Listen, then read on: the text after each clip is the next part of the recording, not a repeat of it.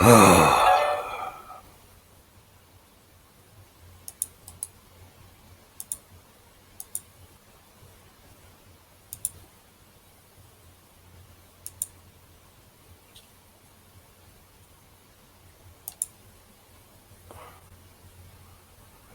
we go.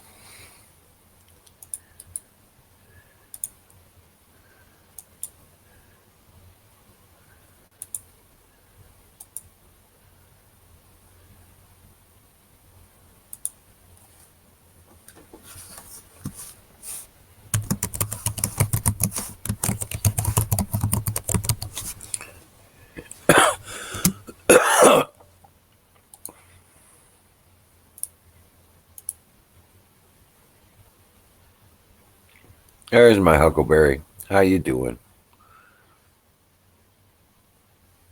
Oh,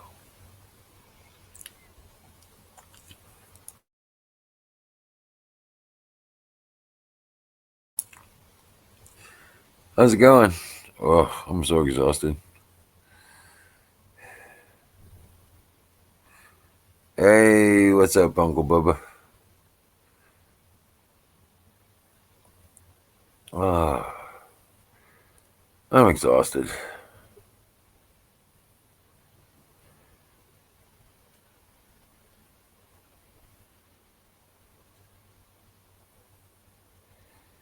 Yeah, I got all the area prepped to do the tilling. I went and got the tillers. Well, one of the tillers, both the tires were screwed up on it. It was stuck in neutral. So we took that and the old log splitter up to the shop, get them looked at and fixed. Yeah, yeah, moving pallets again. Yeah, and so I got a bunch of stuff done. Moving closer to the goal. Got a bunch of the little trees cut out of the garden area, so I don't have to deal with those. And yeah, I got one of the tillers and got it out to the shop.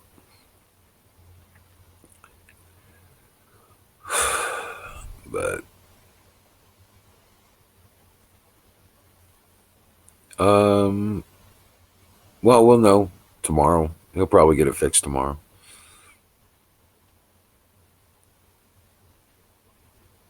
It's a 6 horse tiller, rear tine tiller. It's got the 3 blades on each side or 4 blades on each side. It's a big boy. So we just dropped him off at the shop and he'll fix him tomorrow.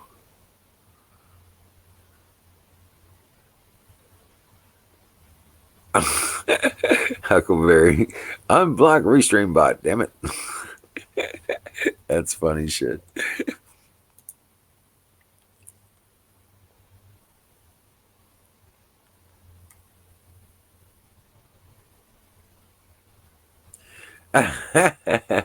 He didn't block.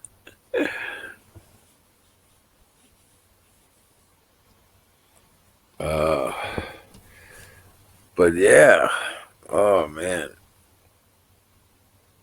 So, but Ranger was all with me today. He was running around. I was going around cleaning up stuff and fixing stuff, and he was always right there by my side. In fact, he's right there right now. He's just a really good dog. There he is. Yeah, he's such a good puppy. He's gonna be my bestest friend. So yeah, he's doing really good. I'm really happy with that. Tow truck, what's up? Tow truck. Hey, come on, get online. Grab a link and come up here and talk to me, bro. Oh hell yeah.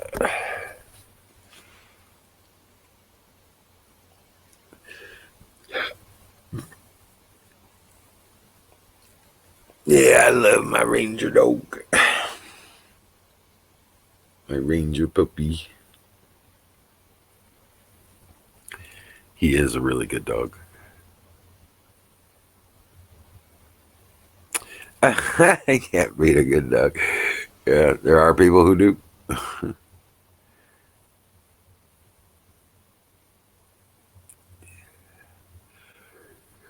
Nope, I'm not beating a dog. Ah, my brother's little Dutch hounds came up, and Ranger started playing with them. Next thing you know, they started yelping and then ran away. It's funny. Hey guys, hit the thumbs up. Somebody already hit a thumbs down.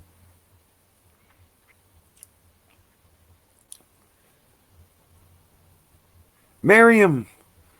Hello, everyone. She's talking Chinese again.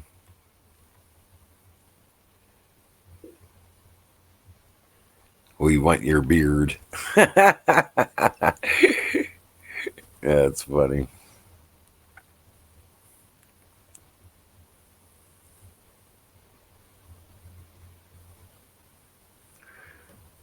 Yeah.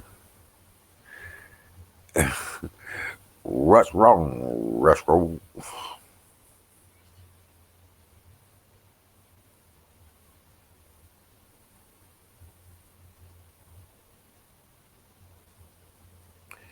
Aaron shaved. I didn't get to see that. He's still up on his channel. Let's go see this.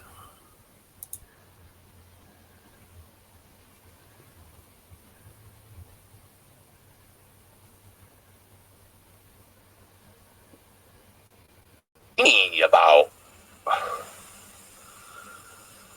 I think about 4 more shots. Rain. You know, he reminds me of without his beard. We'll figure that out in chat at Emeralds. Soapy Sales. I'm going to Emeralds. Thank you all for showing up. Cheers, everybody. Oh, he just brought a stream down so he could come on over.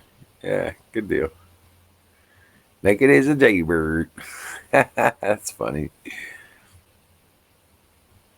Oh, good lord. Why am I not? Why is there no? There it is. All right. Hey, tow truck, come on up. Grab a link.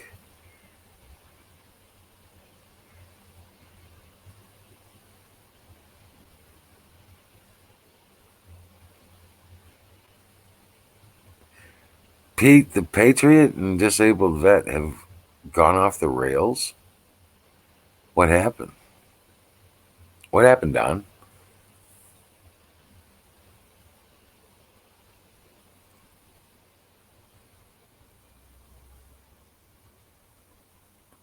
Hey, Don Martineau, how you doing?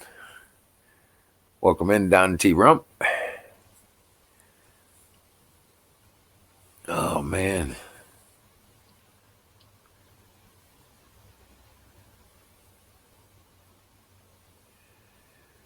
Well, damn.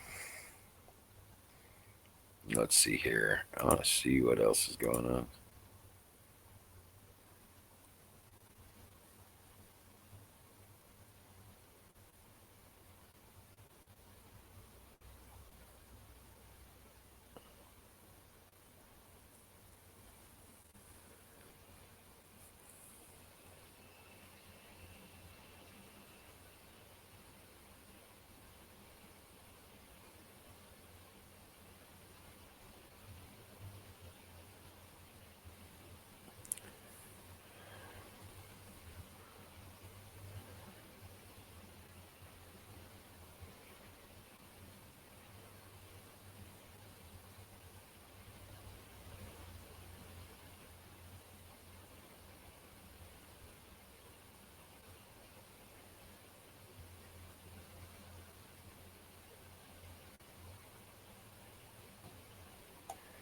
Well, what the hell? Hold on a second. Come on, guys. Don't leave me up here. Hey, Zoom, what's going on, dude? How you doing? This is not the Emerald Show.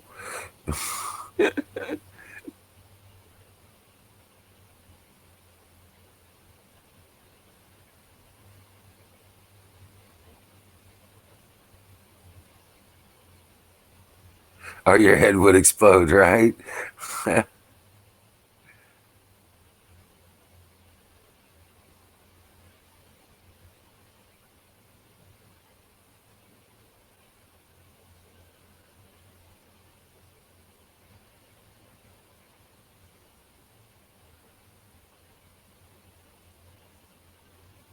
Hey, Buffalo Bill, making fixing wax right now. Hey, Zoom, that's up stuff. Yep.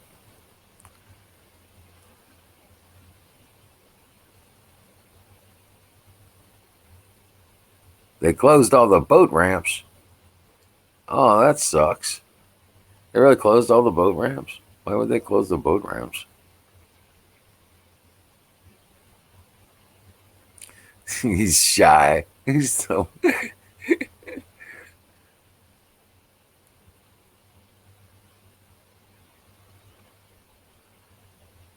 There you go.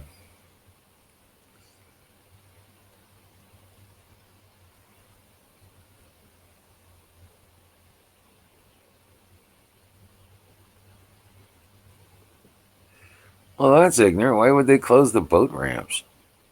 That would be stupid.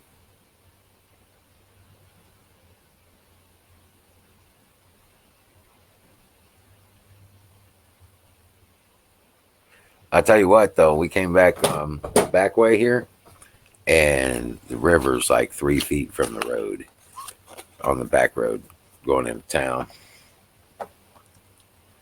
So yeah, it's gonna be. We get much more rain. It's gonna be underwater. Well, we still have the main road, but yeah, that's just kind of crazy. Oh, but yeah, let me go see if I can find some video here for you guys. And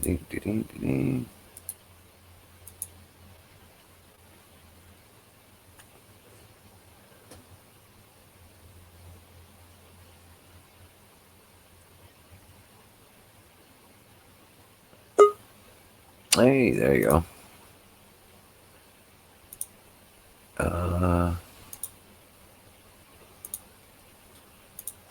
hey, Tato, Hey, hey, what's good? What's good, man? did you shave again? Yeah, the clipper. No razor, just a clipper. Oh yeah, Yeah, Aaron shaved too. I saw that. Did you? Yeah, I Yeah, was that like, was he reminds me of Soapy Sales. Soupy Sales. Yeah. Ha, that's funny. All right, you remember him? Oh, yeah, Tippy the turtle or something. Right. It's either him. I can't remember. Maybe Soapy Sales or uh, Burn. What's up, Burn? You remember that? Aaron What was that guy's name? Summer Ernest. Ernest. Yeah. Ernest goes to camp and all that stuff.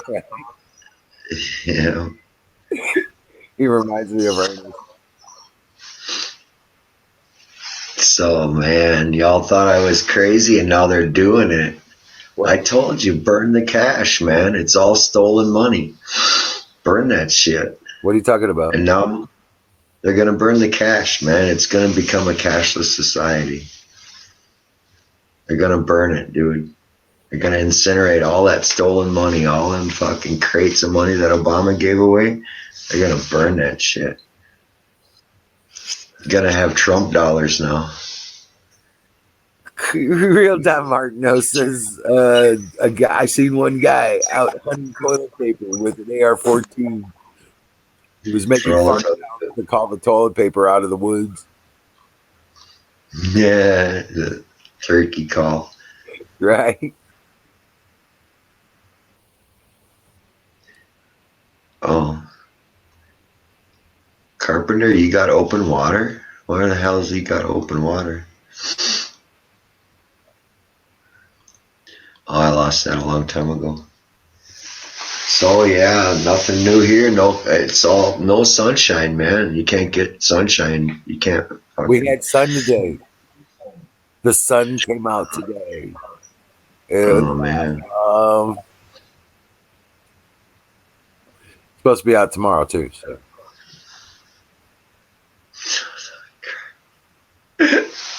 one's back. yeah, that was on crack. You gotta Carpenter, burn thank that. you. God bless you. Welcome in. Trump dollars are like Obama dollars, just Republican. Yeah. Hey, Carpenter, come on up on the screen, brother. Yeah, get a party started. Oh man, I tell you what, I am exhausted. This dog got me up at like 6:30 this morning. I thought you had its drinking habits all figured out. Well, Oh, yeah. Well, 6:30 ain't bad. That's playtime, man. Come on. it's potty time, and then come back and go back to bed. Right. Yeah, when there's no sun. When there's no sun to greet you, man, it's like I don't feel like greeting the day. There it is. Aaron the tires. What the fuck is going on here? What is this sun of which you speak? Yes. What is this sun? The ball of fire in the sky sounds ominous. The sun says to the earth, "What do you mean coronavirus? You don't even have a corona. You don't even like Corona beer. What the fuck? You don't even have a corona." Right. What Right. are you talking about, coronavirus? That's funny. Oh man. Oh, but we picked up some patty soil. Oh, excuse me. Shit. Yeah, you We getting picked up. some air. And vitamin D helps you oxygenate your brain. Oh, I Yeah. take vitamin D and K and B, C, D, and E, as well as these multivitamins and supplements. I'm trying to find a sad lamp, man. But Without your beard, you can't even see I it. don't know, is it? It's so bright. Yeah, there you Uh, go. Aaron the tires. Yeah, see, but it's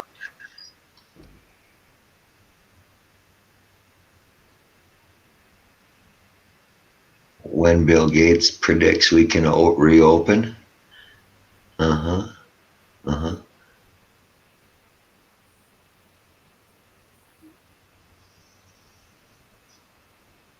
Smaller, more powerful brain machine interface. Oh, yeah. Okay.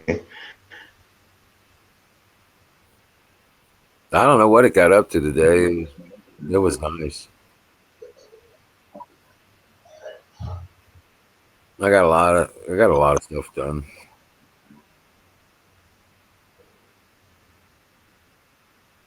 No, I just couldn't get it. Can't get in the swing. Everybody else is cold, but yeah, I can. Oh, I got some sun the other day. That's what I'm saying. I Yeah. was out, man. I pulled my shirt up, show my man. You get white up here after 6 months without sun. I'm telling you, I get transparent. I don't even get. If I get sun, I turn red. Where do you go? Right, I go transparent without sun. I don't even turn white. I turn transparent.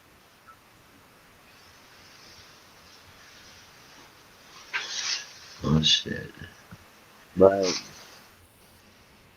So we stopped in order to drive through Pizza Hut.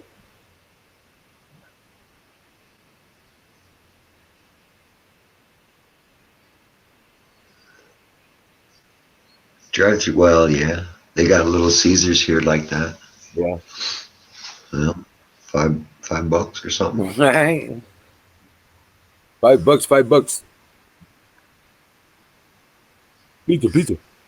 Bill, Bill Gates pushes for digital certificates to be issued to those who've been tested for COVID-19. Yeah, they're starting to hand out getting around papers, permission slips like a hall pass in high school. What the fuck? Yeah. Oh my god. Yeah, get out of the cities. Okay, that's all I got to say. We went today and Yeah. everything was fairly normal. I mean, there wasn't a whole lot of crazy. Yeah. Yeah, Get out of the city. get Time out to, of the cities. Yep.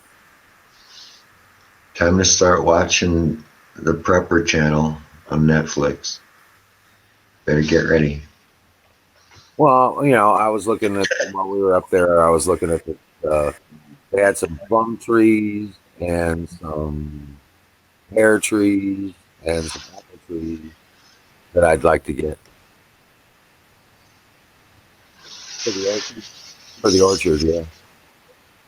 Hell yeah.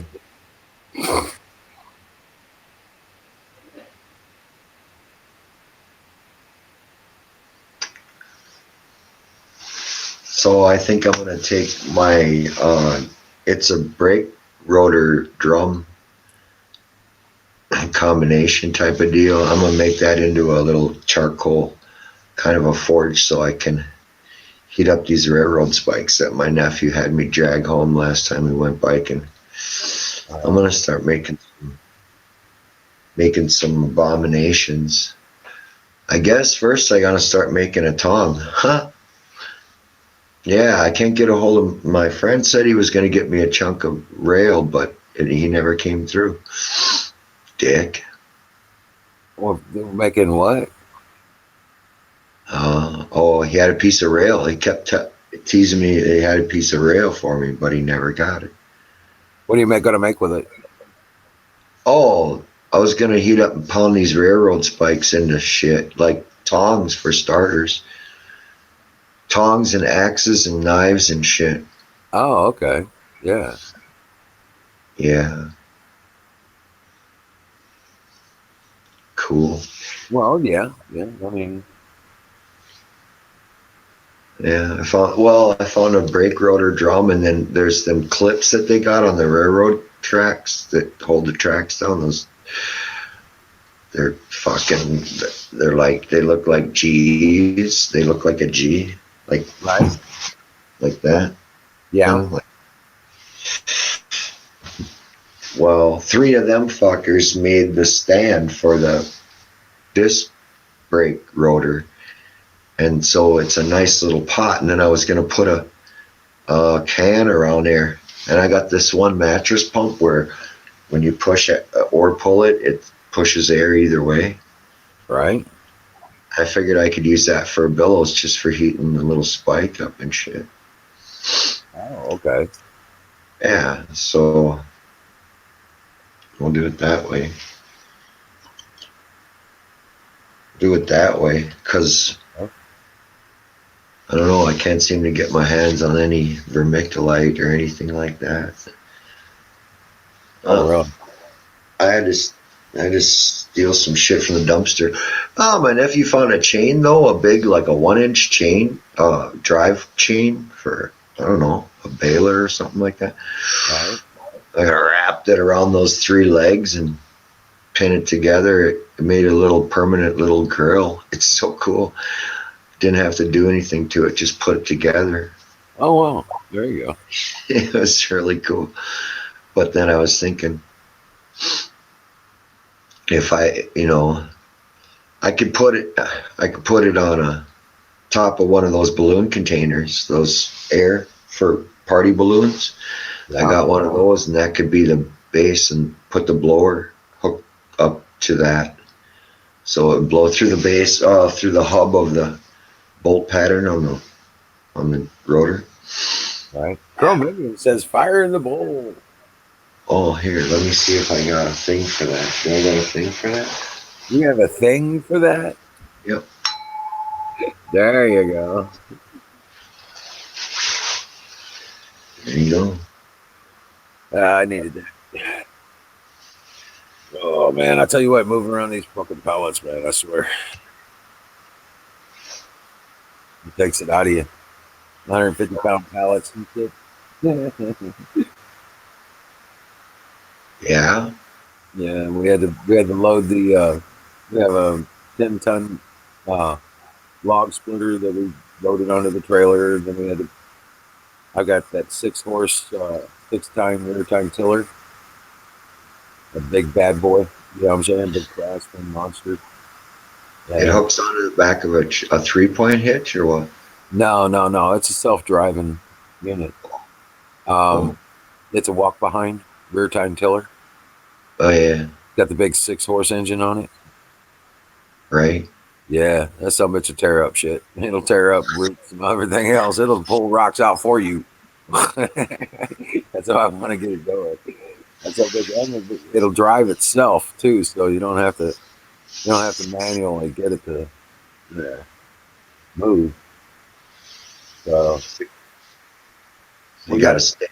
You got a stake in the ground on the backside to slow it down if you need to dig in. oh yeah, yeah, yeah. But that usually isn't the problem. I can usually hold it back enough to get it deep enough. Sure. Um, but yeah, I used to have a front tine tiller, but it was my neighbor's. I get the rear tine to tear out all the roots and all the rocks and stuff like that, and then I get the front tine tiller out, and I could get it below ground level, so I could actually get down 20, 30 inches. Loosen up the soil way low, and then I'd use a post hole digger to drain that, to dig it in.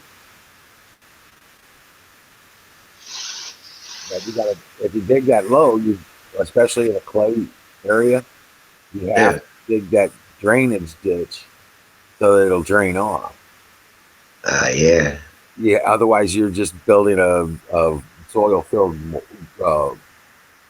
pool. Nice, nice swamp. Right, right. It'll swamp up on you. Yeah, and all the roots will rot. So you gotta dig just as deep to get that to That get the drain up. that one old dude had me convinced I was supposed to make him a trencher so he could lay pipe for his thermal heating system. He wanted to lay like 2-inch pecks all across this fucking grid in his backyard. He wanted a digger that would dig it and bury it for him. Man, that dude was crazy though. But he had me figure out the dirt bike one. That was pretty fucking cool, dude. The Just dirt put a bike. saw blade in a dirt bike. Put a saw blade in a Oh, you put a saw blade on a dirt bike? yeah, a That's a woodmill bad idea. blade, That But he talking about one of those digger tines, you poke it through. I don't know. He wanted to just poke it through and bury. But so there's a guy down what logging truck make it into a digger like a backhoe, but with different attachable heads and shit. oh yeah. And then he was gonna have it as a crane. He was gonna ram earth these tires with this clay and ram them tires full and then use the crane to set them up on the structure. Right. But I told him fucking ram them in the air, make scaffold up there and do it up there. Then all you got to do is bring the clay up there. Right. Right. You roll the tires. You could have your vibrator hanging from the crane. Right. You Sounds could. dirty, but yeah, I know what you mean. This really slick gal was at the mall the other day, man. Man, in the arcade, she was sitting there staring at some racing game or whatever. I was walking by it, fucking stopped by, looked over at the crane machine, and I looked at her and I said, "Oh, I was just checking to see if they had put hand sanitizer or toilet paper in there yet." God, she bust out laughing, dude. That was funny shit. Like she hadn't had a laugh in her lifetime. That was funny. Fuck. That's funny as shit. But no, this has been the I don't know. I mean, nothing's changed around here. Sun came out today. Other than that, but You're gonna get threats of fucking rain and a lot of rain and some more rain and some um, tornado. we've had plenty of yeah. Oh man, Tanya, what's up, Tanya? How you doing, Yes, Tanya? hello. I have had a wonderful couple of weeks so far, and Yeah. I would like to share what happened to me at work today. Oh, sure. First of all, I had to work until 9 p.m. last night, and then they scheduled me at 9 a.m. this morning. So I Yeah. was not able to go to bed very early. And can I Obviously, turn? the wrong Am way. I on? Okay, good. You're also Then I was scheduled for 8 hours of straightening shelves, which is very boring, and I didn't care because, hello, I'm really tired. Then this customer was invading my personal space several times, asking me questions about the cough syrup while standing in front, asking about the cough candies, pardon, while standing in front of the cough candies. I said, "Yes, yes, these are the throat lozenges." And he kept coming up to me because I don't know if he was deaf or sick or what.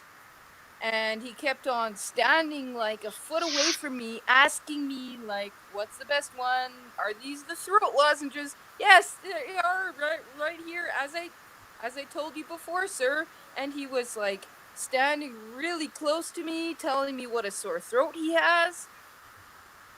And, Yeah. I'm pretty sure I've been exposed to the coronavirus. oh wow, yeah. So, you know, on top of being asked for hand sanitizer every fucking 2 minutes, Bro. people need. Okay, people need to fuck right off with that, okay? That's enough now. I swear that's That's enough now. enough. I saw your That's show been the other 2 weeks day. straight now. Right, That's that's enough now. right, So, right.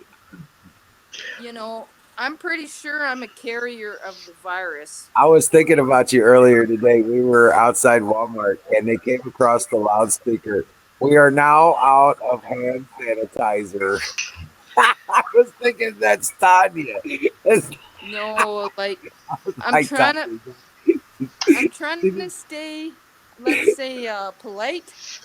The people Right, need to fuck right off with the hand sanitizer. I'm fucking fucking steel toes. I'm lifting shit. I'm straightening shelves all day. I'm right, exhausted. right. So people are Turn really that frown upside surprised down. at the look on my face when I tell them no. No, we don't have masks. We don't have the pharmacy masks. And the day after we sold out of the hand sanitizer, we sold out of the aloe vera and the rubbing alcohol for people to make their own. Right, No, we don't have it. Sorry. I'm sorry, we don't have that.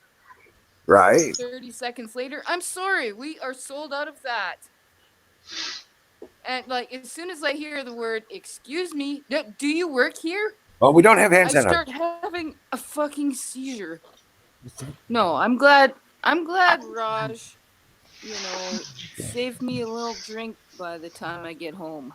Right. Tanya, can I interest you in one of my coronavirus remembrance posters? $5. See my puppy?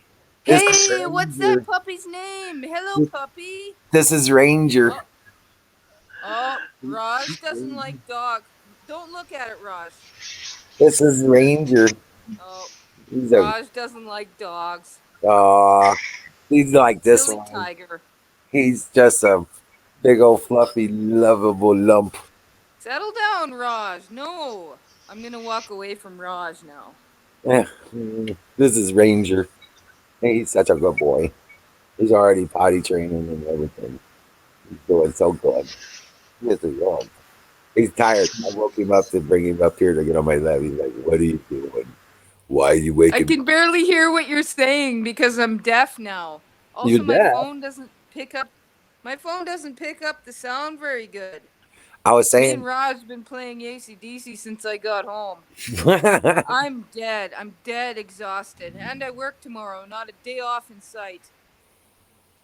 oh wow, I yeah. don't care. I came home from lunch after that incident and I took two frickin' handfuls of vitamins. I took a painkiller. What can I do? It's too late. Like, once you're exposed to someone who's sick, it's too late. Like, I came home and hyperventilated for half an hour or longer while drinking beer. While drinking beer, it's not. It's not good to No, hyperventilate while you drink a I beer. even coughed a little bit. I don't know if it's from chain smoking because of the stress or if I really am a carrier of the virus. I don't have a clue. Oh wow. I'm Well, as long as you're serious. doing your Like, silver. I'm starting to tell like my new boyfriend, please don't come and visit me. I hate to put your family at risk. This is Right. fucking stressful. Yeah, it is. Yeah, it is. But Ranger keeps me stressed free. Yep. Ranger, where did you get him? Sleepy Hollow. I got him from the goods guy in Sleepy Hollow. He's a Anatolian Shepherd, and he's just a baby. He's already, Oh, he's he's only so cute. yes, But he's gonna yeah, if I get this corona thing, like, I'm pretty sure I'm fighting it off. yeah. So, with all the supplements I took as many supplements as I could on my lunch break. What do you do when you are in direct contact with somebody that's telling you how what a sore throat they have and all this shit? That's fucking scary. I'm tired. I had to work since 9 p.m. and they put me in at 9 a.m. I can't go to bed right after I get off work. Screw this shit. Like, I'm so over this crap. Well, you got all the hours you can handle now. Remember, you were hoping you could get more hours or something. Remember, That's right. right? So, Now you should be grateful you got what you asked for. even if I'm tired and a little bit sick, hey, people need to practice their social distancing. Like, this guy was all over me, like, settle down, buddy. I think he felt bad because after the second time he was talking in my face, I stepped back about 4 feet. I said, look, I don't want to get a sore throat like what you got. Here's the cough candies I suggest, and here's the other ones I suggest. But it's Right. too late. I've been exposed to the masses of people, and I'm fighting off this illness. Well, you still you'll have the colloidal silver. You got the silver bullet, right?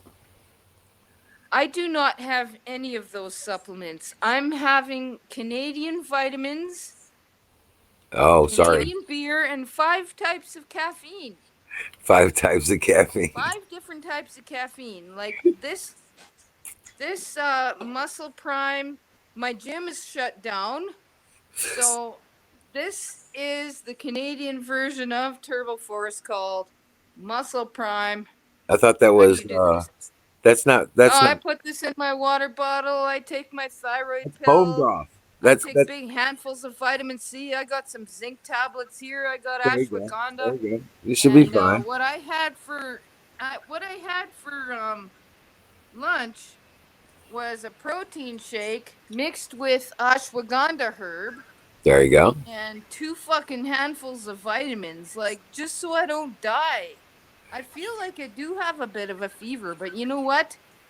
Lots of fluids. I'm not Lots of gonna stay clear home from fluids. work when I can finally fucking pay my rent on not being on overdraft. Draft, right. I know. That's what we were talking about the other day, remember? Yeah.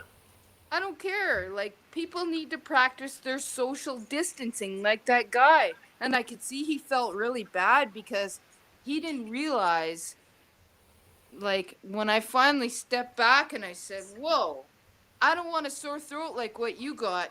And then I could see he felt really bad, and then I felt bad. Like, we're Canadian, we feel bad when people feel bad, so then I Right. held up the thing he was asking for, and he felt so bad he didn't want to take it from my hand, so I threw it in his cart and he thanked me and he went away, thankfully. Then 30 seconds later, another person asked me for hand sanitizer. And that's when I knew I needed a coffee break. And I thought to myself, Raj better save me a beer when I get home, and I mean it. Yeah. There's no two ways about that. You tired? He's tired. He's been running around. I've had him running around outside all day long. He's so tired. Oh, are you training him? Are you going to keep Yeah. him? Oh yeah, this is my buddy. This is my guardian. Yeah, Ranger. He's. I know he's a baby puppy right now, but he's when fully grown. His daddy is 190 pounds. Oh, are you He's a training him to monster. shake a paw and play fetch and all that? I will. Yes, I'm also going to be. He's already been. He's been learning potty training and the basics. Sit, lay down, Oh, stuff like that.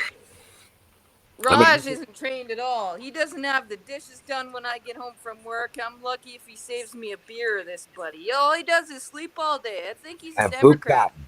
He sleeps all day and poops cotton. Huh? He lives off of handouts. Like, I don't know, bud. He's a But Democrat. we're training him. All I'm right. trying to train him.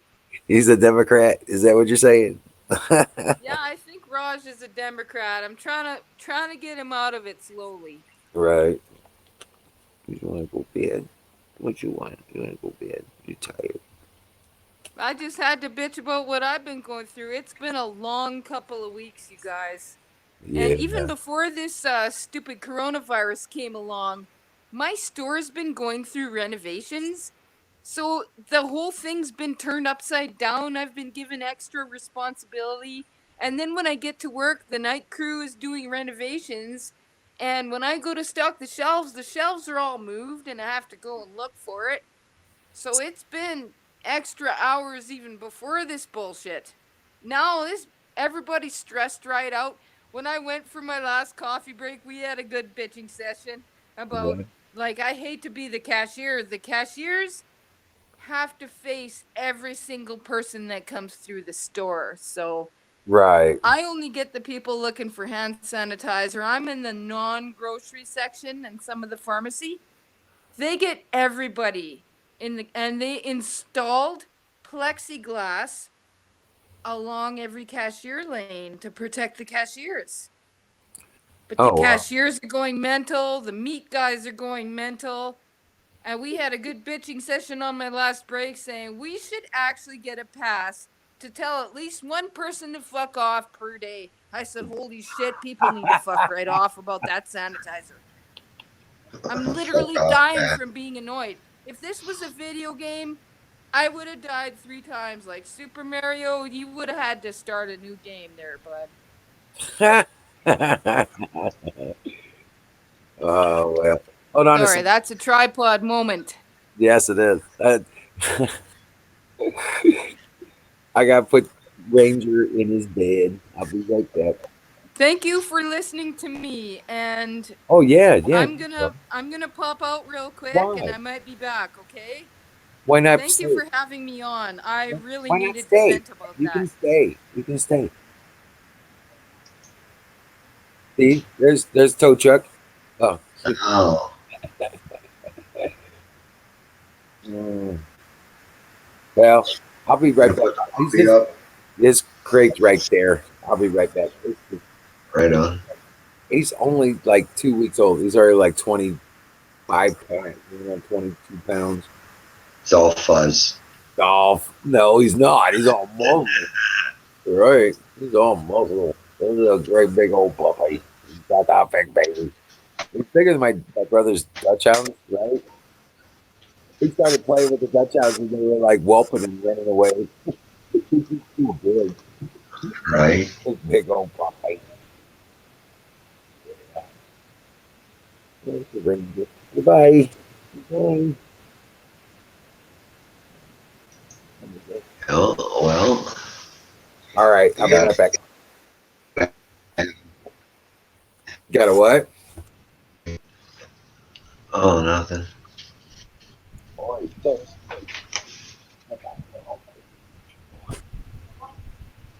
Bill Gates was available to answer questions about the corona disease. Eventually, we will have certificates to show who has recovered or been tested recently, or Yeah. when we have a vaccine who has received it. Digital certificates are causing concern.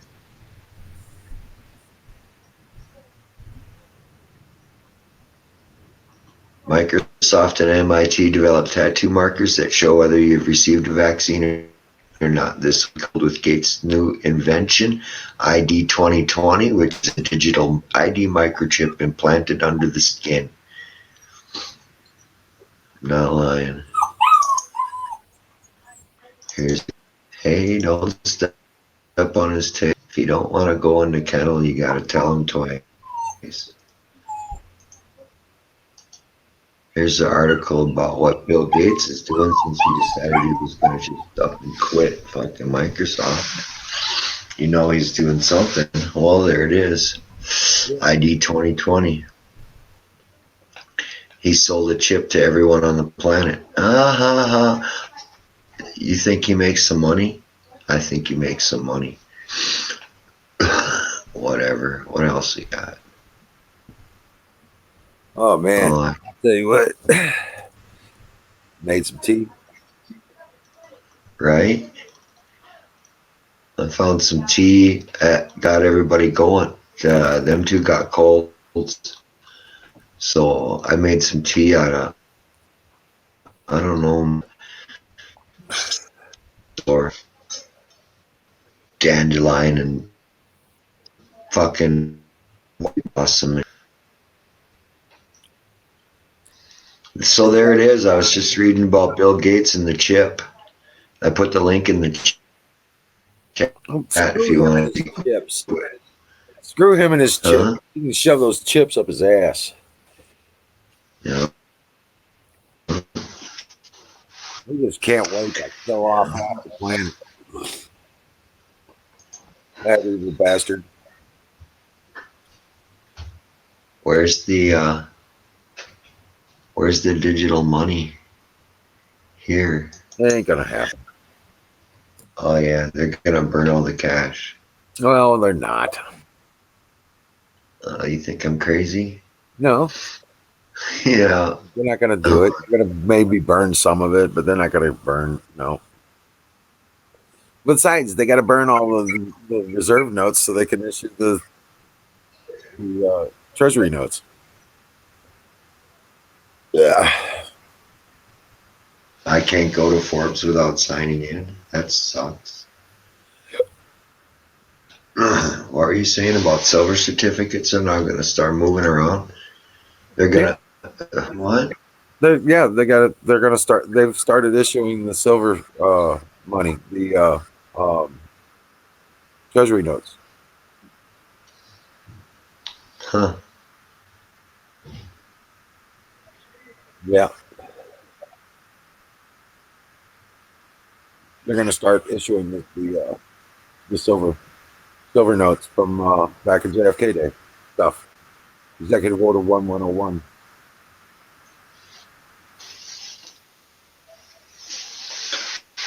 I gotta fix my flashlight. Tanya's like, please unblock the Tanya. Oh, but yeah, no shit, man. So we got. I mean, it was hardly anybody on the roads. But Trump says we're gonna be done with this by Easter.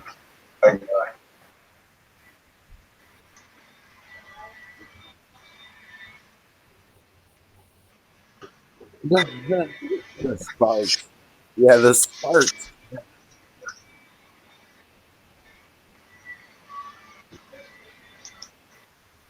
Right?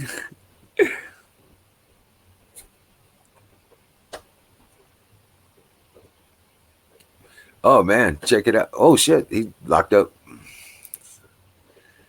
Let's see here.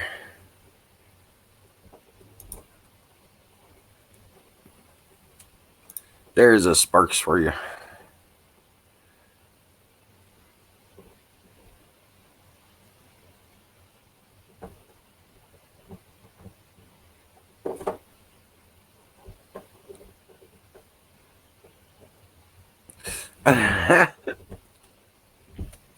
I threw 10,000 sparks.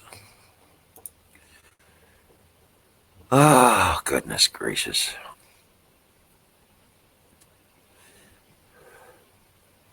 Miriam's like typing, like she's trying to talk English from Chinese.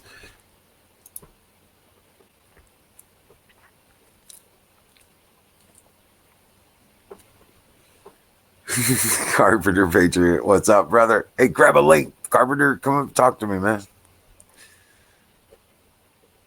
We need some of that carpentry wisdom.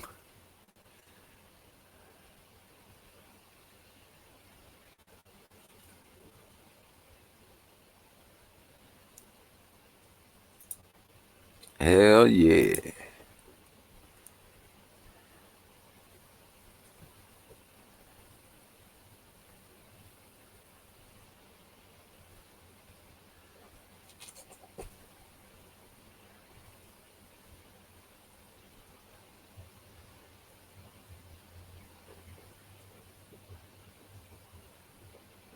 Chicago mayor warns those who go outside to exercise that they risk arrest.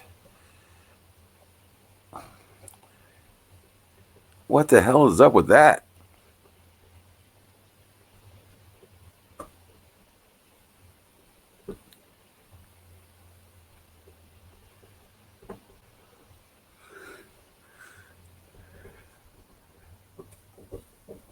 Oh, man.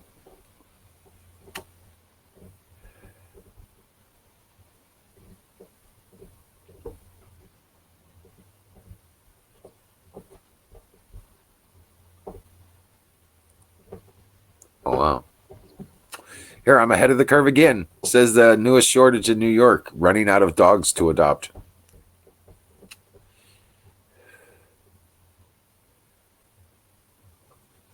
That's funny.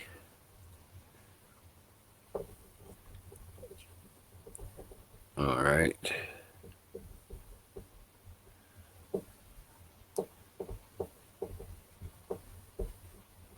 Oh, wow. Here we go. Let's see here. And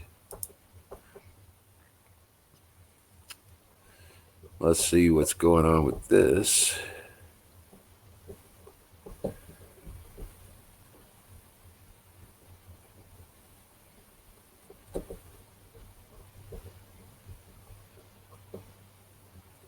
Let's see.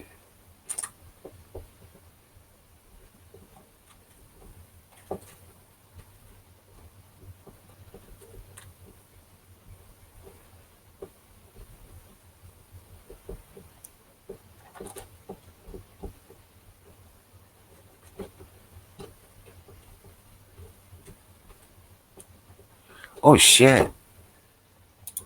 There we go. Tommy Robinson. Oh, wow. Hey, check this out, guys. Yep, there's a puppy shortage in New York. Everybody's adopting puppies or something. I started the trend.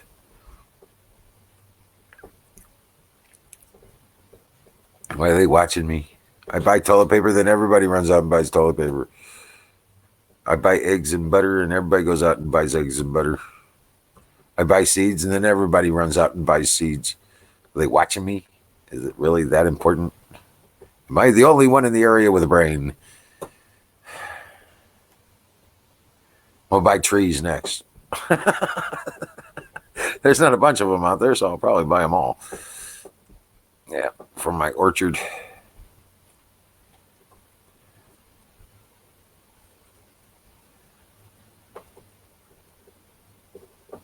Real Don, what are you in for? I don't know, really. I stepped onto the front porch and reached down to get the paper and got arrested for, got taken into custody.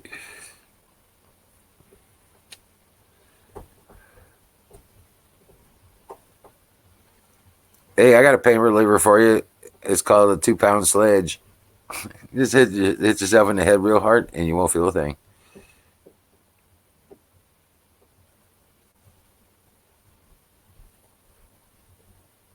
Oh, wow, Miriam. Wow. Check this out. I don't know what this is, but it's the Tommy Robinson thing.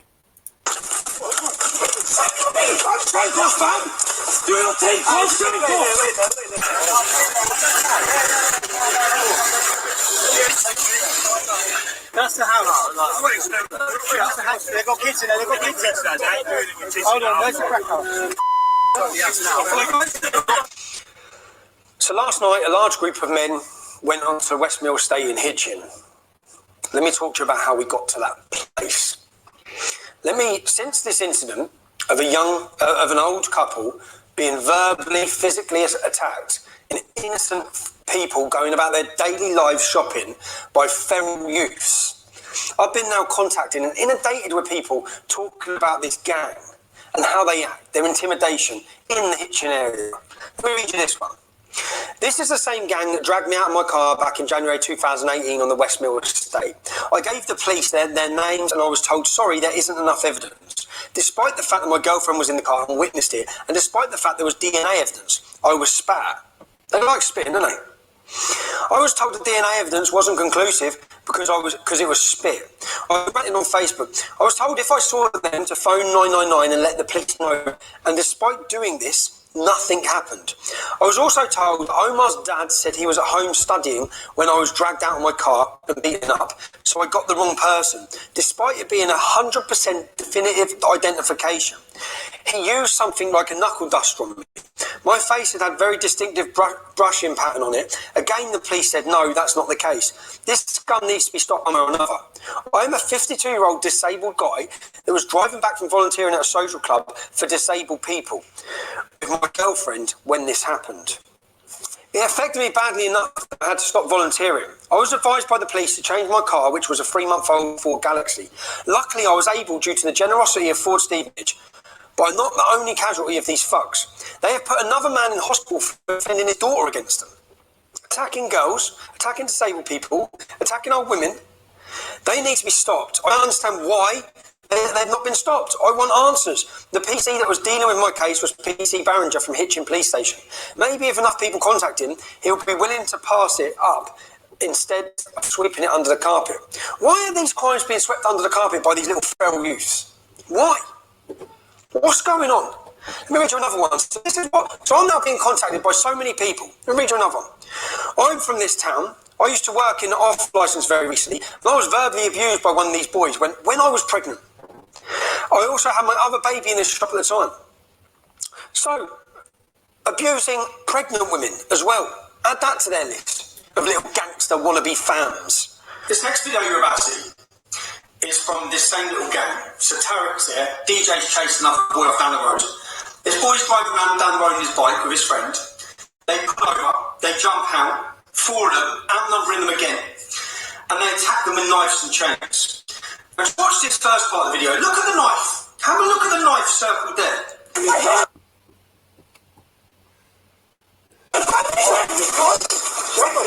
And share this everywhere in Hitchin, because if this is your daughter, listen to this. Listen to the girl. Go get one of them. Go get him. The girl instigated. Go get him. What sort of children are these? Go get him as they're attacking him with a knife, trying to stab him. Now watch. When this now you can see circled. This is Tarek. What have you done? What have you done? Shake off, fam! Do your thing, what's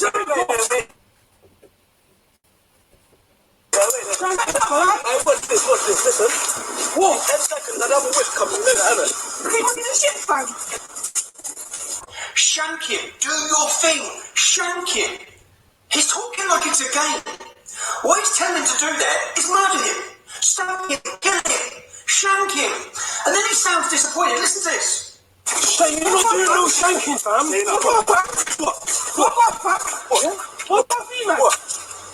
What?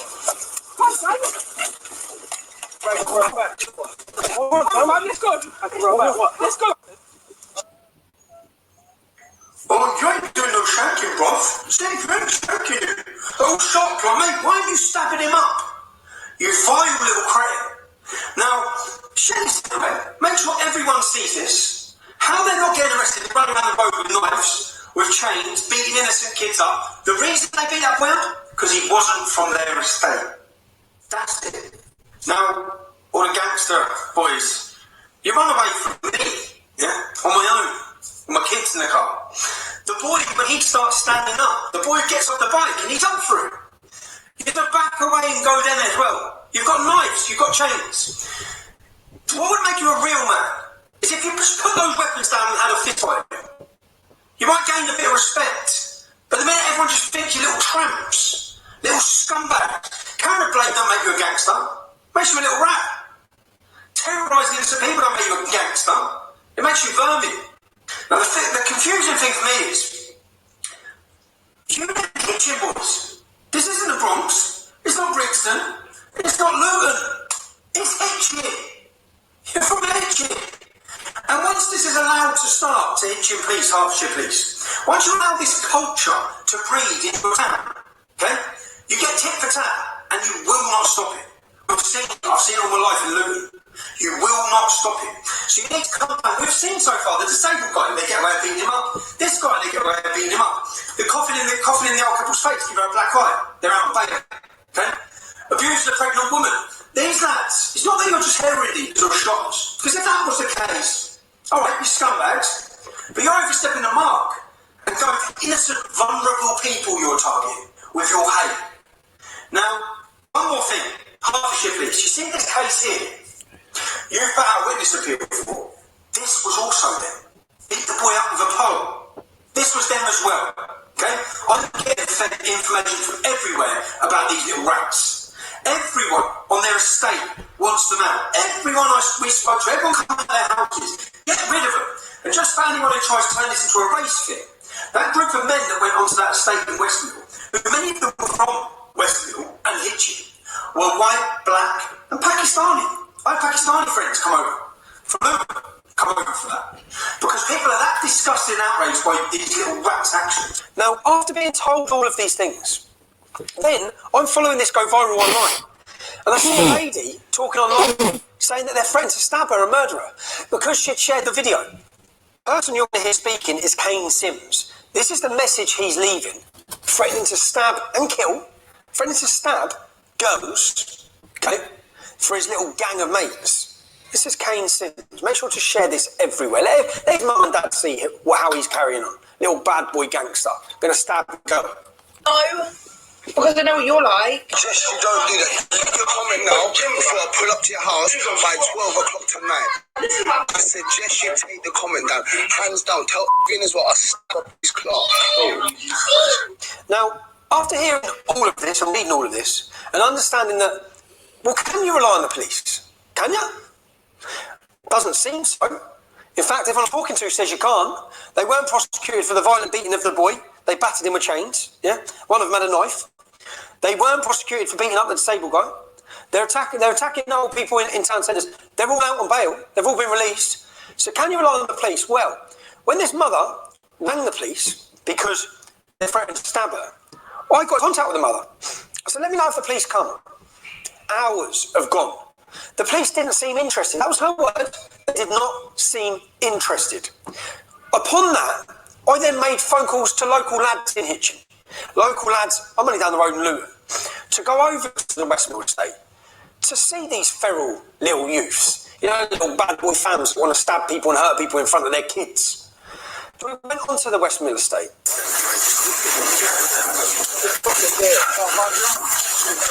Give a fuck, no, that's a work van, isn't it?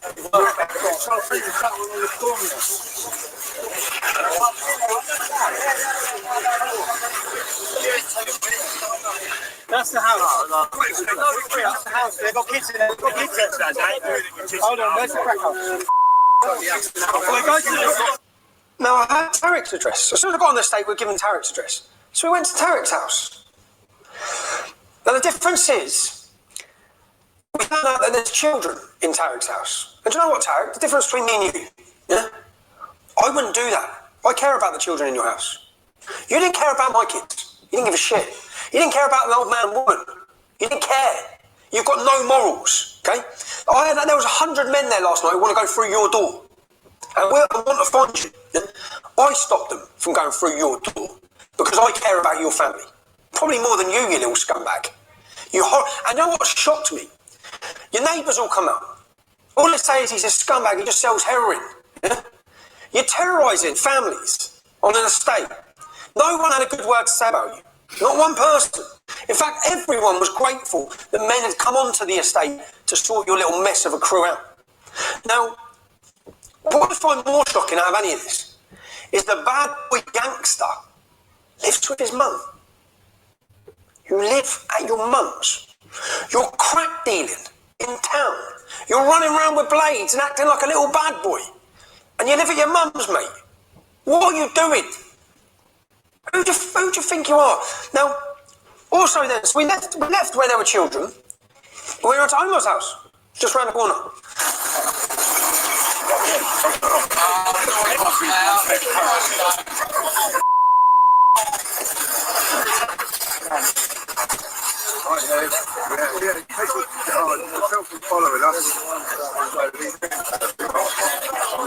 And the police come from everywhere. Now, you'll now hear a recording. You'll now see the video of where I'm talking with the police. It's just get this large group of people dispersed. This is causing even more community tensions. Exactly how you're this bullshit. Community tensions. We spoke to a family. We're spoke to a family there. Heroin and crack. The crack house is round the corner. That's right. 21. We're going to walk you now to the crack den. We're getting more and more calls about a large group of people. Okay, we'll show you where the crack den is. But no calls about a crack den. These little scumbags are showing crack from a house in that corner. So if you want to shut it down, you're going to have men come and shut it down. That's what you're being twisted. I suggest you take the comment down. Hands down, top everything is what I stab his claw. I'll stab them up. Now, this lady and her daughter rang your officers. They haven't turned up. They're going to kill them, right? This is a gang who have been caught with a gun, caught with knives already, yeah? You've let them back out on bail. It's like, I know it's not your officer, but it's like you're waiting until they kill someone. And we've turned up, and all the families come out saying they sell heroin, they sell this. They're destroying this area. It's like a local area, mate. Everyone's It's took this to get the response half these people are local. Half these people live on this estate. I will go now. You've got the number. What I'm saying is, if you let a Gambian elite immigrant out of the bait, yeah, already on a charge, to pick up a woman and then back out onto this estate, to terrorise more people, you'll have 1,000 men in. We don't want so if you bring me tomorrow, I'll meet you tomorrow, right, and go for everything. I'll give you all of these statements from. I've got 5 families who've been terrorised. People have been beat up with pipe box with chains. Yeah. So what I need to do then is set a meeting with you. That's fine. One of the detectives from yes, please. Hitchin, who organises the crime unit, who can try and get Who can try and say what he's doing. How can you bail him? I'm more than happy to set that I up. know it's not down to you, but I'm saying, how can a legal immigrant with a knife be bailed? So let's get that set up. Okay. Let's try and get everything tonight. We're going, yeah? Let's try and get everything tonight. Right? I'll give you a call later on this evening and we'll sort out what we're going to do. Right? I'm all right. Now, let me show you a video now of how many police actually ended up coming. There's been no arrests tonight, no one antisocial behaviour, but yet they're out in force. Why? Outside the swimming pool, look how many there is.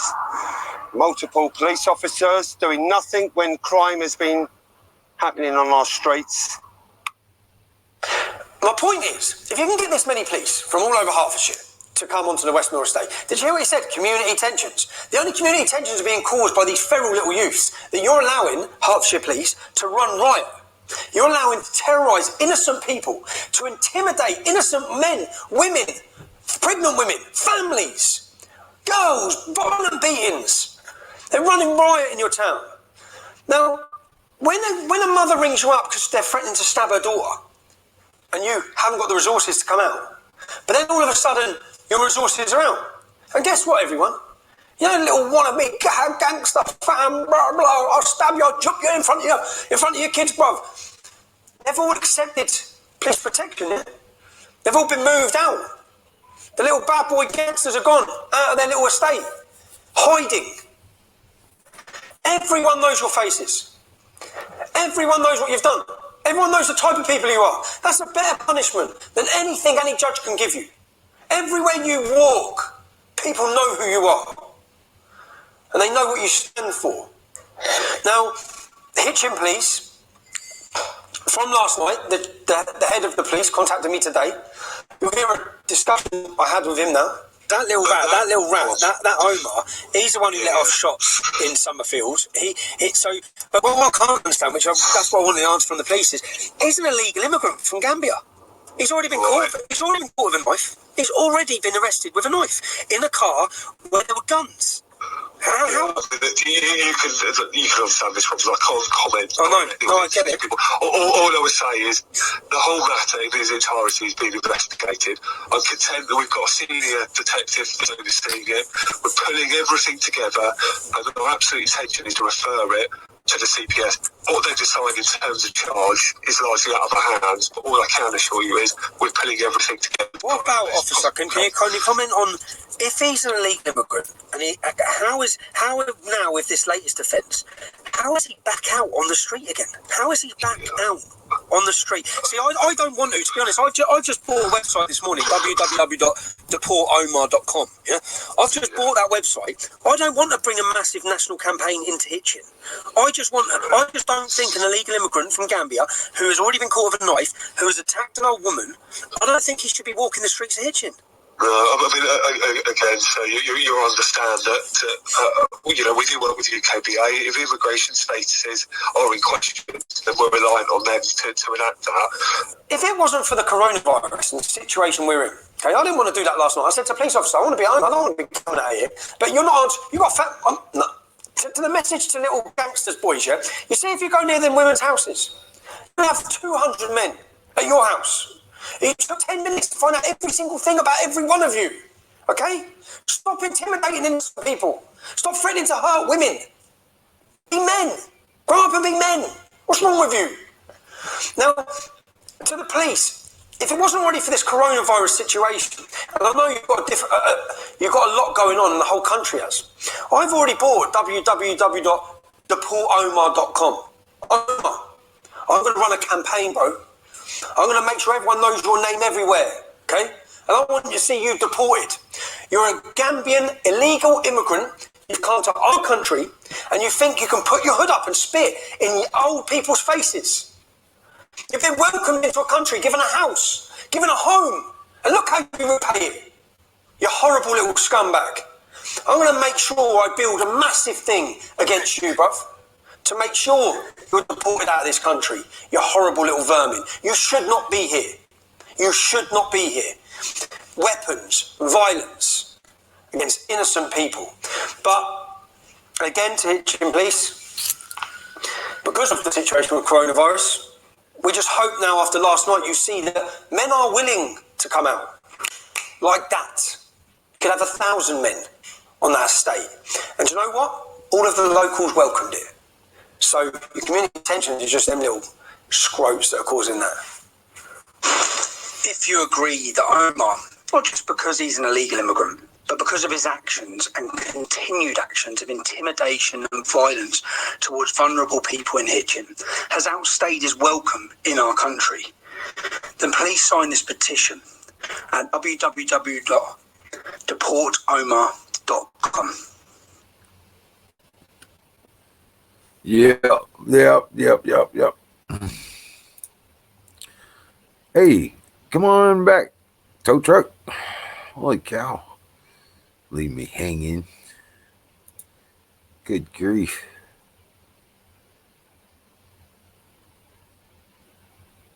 Let's see here.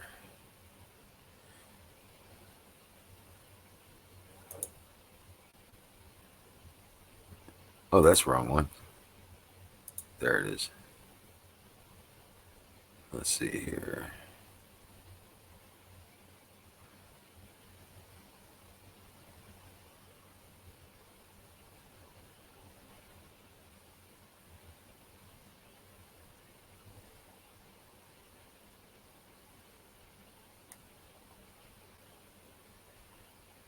Uh, You need to eat healthier. Instead of telling people to do that, all the doctors across America. oh man. Everybody was kung flu fighting. That TP was gone like lightning. And it was a little bit frightening when someone asked Tanya for hand sanitizing.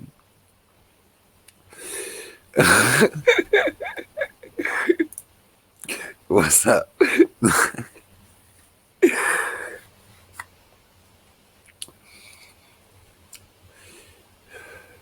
That's what we're going to do. If we get trolls in here, we'll tell them to ask Tanya about hand sanitizing. She'll take care of it.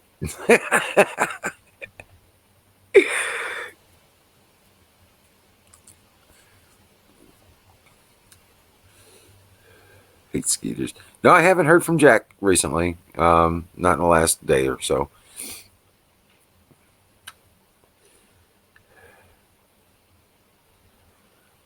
What's up, Crow Minion?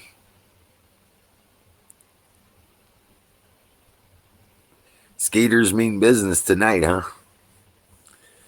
B12.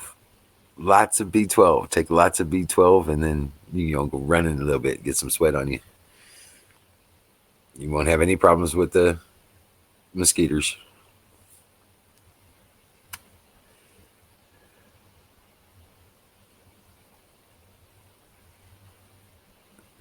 You're going to go to work tomorrow, hell of high water.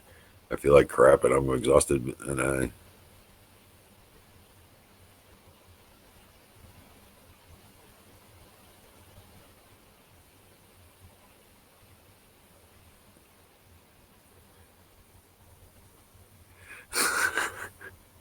hey, 5 different types of caffeine. That's funny shit, dude. But hell no.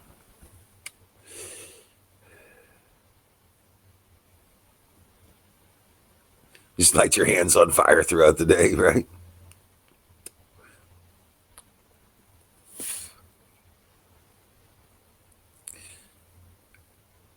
She's got the turbo force. The turbo force. She's got the turbo force. Yeah. Come on up. Buffalo Bill, come on in. Say howdy.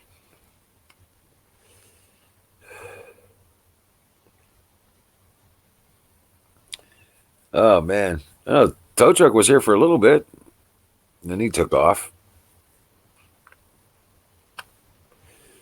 They need to make beer with caffeine in it. Something that will get you up while you're depressed. There you go. Hey, Wild Bill, how you doing? Good. Damn, dude. So what'd you do? Did you build anything today? No, working on some other projects. Oh, yeah? Yeah. Yeah, it's blustery and rainy out right now. Is it? Oh, shit. What's the weather? Hey, Carpenter, how's the weather up there, brother? Rainy and miserable. Rainy and miserable? Yeah, it's all dreary and shitty, and the ice is out, and it sucks. So I'm blessed. Yeah. We had some sun. I actually had some sun today. My Well, I got up this morning, and I tried to get, I kind of started getting a little worried and panicky a little bit. Then I went to the bathroom, and it went away, so I failed again. I just can't take any of this shit serious, you guys. It's fucking nonsense. Right. You got rid of that shit, huh? You got people running around here with masks and fucking gloves, and there's like 321 cases. 86 of them have recuperated in one death. You would think you only had 1,000 people in your state the way they're acting. Yeah, it's what that. I can't take it serious. I'm sorry. I'm sorry. I'm gonna worry. I'm just gonna worry about my fishing poles and minnows and worms and shit. Yeah. Zoom said they closed down all the boat ramps, so you can't get on the lake. I thought that was because the water was high. That's different. Well, I tell you what, the Merrimack River's up way high. It's Okay, maybe I was hearing two parts of the conversation. Reading what he was saying and then listening. I have a little bit of an attention deficit disorder. it's okay. I can help with that. Fire in the bowl. Yep. Now pay attention and stay on target. Fire up that bolt. Oh, good Lord. Oh, I know, right? It just blows me away. These people are just crazy. So what's that, Bill? That's my fix and wax right there. Oh yeah. This one right here is fire starter. This one right here is fix and wax. This is actually fix and wax too. I can use it for both. Yeah. And then so's this one here. So what it is? It's a combination of beeswax, and some fats and oils and stuff in there. Oh wow. Basically to waterproof your stuff. Nice. Awesome. Or light it on fire real easy. Yeah, that's gives you instant fuel. All right. So the one that looked lumpy, that's got cotton in it. Oh, and really? yeah, so when you take it out, you take out little strands of it and can use it as a fire starter when it's cold or wet, Right. Or you can just light the whole thing on fire and just have a big roaring fire coming out of that little tin. Those are those little camouflage tins that I made. So. Right. There you go. Full of fire starters. So yeah. Yeah. That's cool shit. See? There you go. Yep. Kind of a snake skin kind of thing, huh? Yeah. They're real small. They fit in you fit them right in your shirt pocket or whatever. Uncle Bubby, you've been, 3 days maybe? And you're starting to get cabin fever already? You gotta have a cabin for that, don't you? Getting stir crazy. Right. You can't have cabin fever in a house.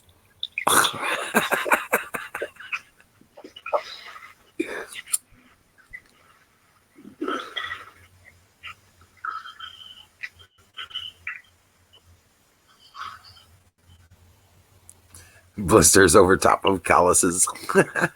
Oh my gosh, Tanya. That poor girl. So, now, Carpenter, you live out in the sticks, right? Yeah, well, kind of out in the rural, yeah. Is it like a neighborhood, or is it just you were out in the sticks? Well, it's more like a little town. I think there's like one stoplight. There's two, but one don't count because it's not inside the city limits.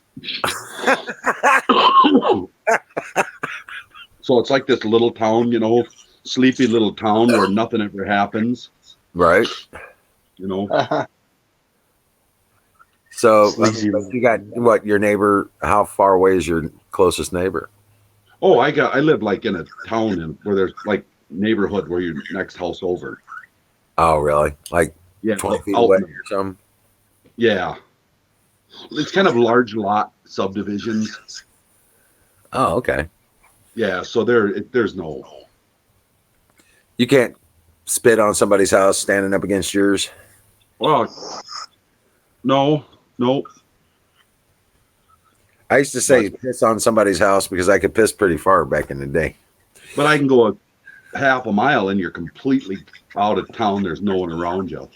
Right. Yeah, there's a gas station and one little place that you can go have breakfast in the morning. And is that the Casey that you won't go to anymore? Yeah, Quick Trip, but I know I won't go to Casey's no more, so I have to go to Quick Trip. Right. I remember you telling us about that. Yeah. Stupid bastards. They was just pissing you off, man. Yeah, the whole thing's pissing me off. All the nonsense is pissing me off. It's just I saw you guys, gas yeah, on. I'm kind of lucky though, you guys, because I don't. Everything I do isn't like in towns and in places. So Right. all my hobbies are away out in the boom. So Yeah. so I it saw don't. It don't. I don't care. I saw gas for $1.45. Oh wow. Yeah. Yeah, I think it's still like $1.90 here. It's still 233 here. Oh wow. Yeah, we're getting gouged. Here, let me see something here real quick. I'm gonna open it up in a window so I can bring it up for you guys. Da-da-da. Cost me about $74 to fill up my gas tank Oh wow. on my truck. Yeah.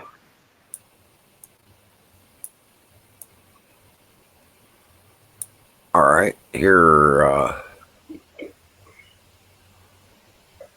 This is Potosi. Here, let me bring this up real quick.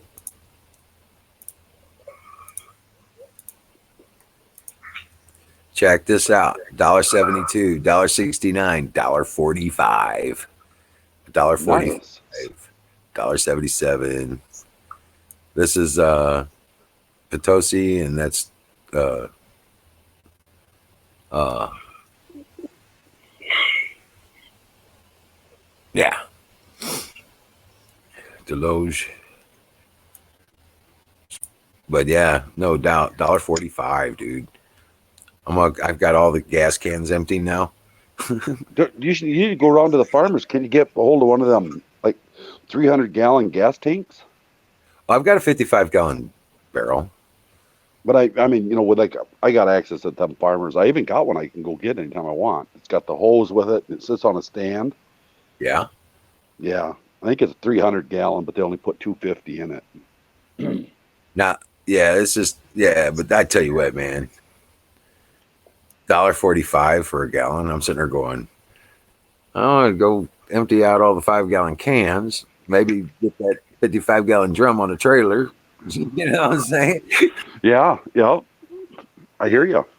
And just go fill up everything, including the car. Hell yeah. Well, they're talking maybe below $1 this summer. Are they really? Mm-hmm. Damn. Wouldn't Well, that be something? yeah, I know. It went down to 30. Now they're talking about $20 a barrel. I wonder what what That's the if price it's for at $100 a barrel. If it's like 275 or 310, at $20 a barrel, shouldn't it be like 69 cents? That's what I'm thinking. I'm thinking like under $1. That's Yeah. like, what the hell? Those are 30-gallon barrels. Those are 32-gallon barrels or something like that. Some kind of big thing. But yeah, they're like, yeah. So it's like, what the hell's the deal here? Right. It's $20 a gallon. So it should be less than $1 a gallon. Yeah. I think my truck from like about 1/8 of a tank was about $36 to fill it. 40-gallon tank? Yeah, I don't know for sure. Oh, wow. Never ran it down that low.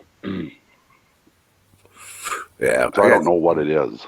On my Equinox, I got a 16-gallon tank. So, yeah. I got a 40-gallon tank on my van, my big van. There you go. Fill that too. Right. It don't run. Oh. It would be a repository, I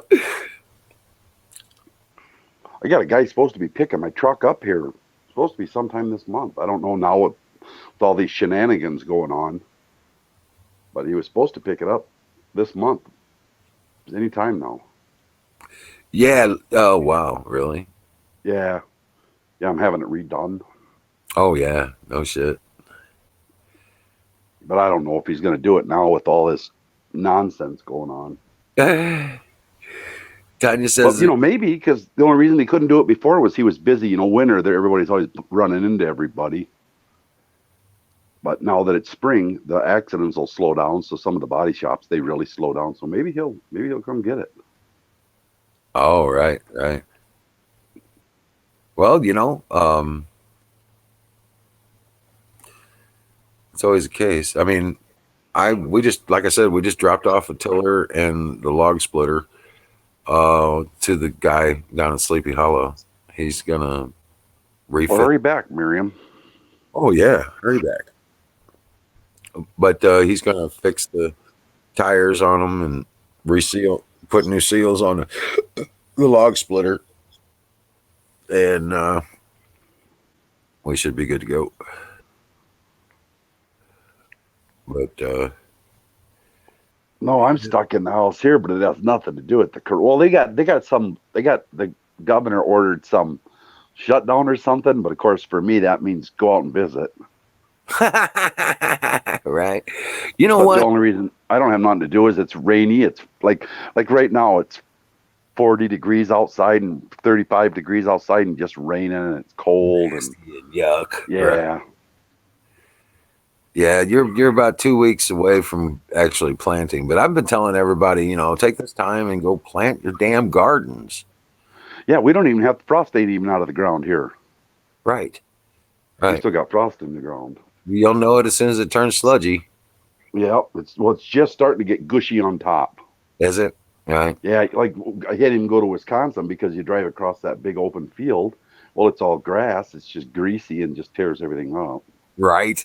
Right. You can't get nowhere. Yeah, so I don't go over there to wreck it. So I'm just, it's like this. It has nothing to do with what's going on. It's just like this every year around here. Right. Oh yeah. Right. Right. Gas is $1.40 a gallon and weed is $40 an ounce. Right. Next thing you know, cats and dogs will be sleeping together. End of days, I'm telling you. Don T. Rump. God bless you. Hey, a fire in the bowl brought to you by Sausage Gravy Biscuit Farms. .com.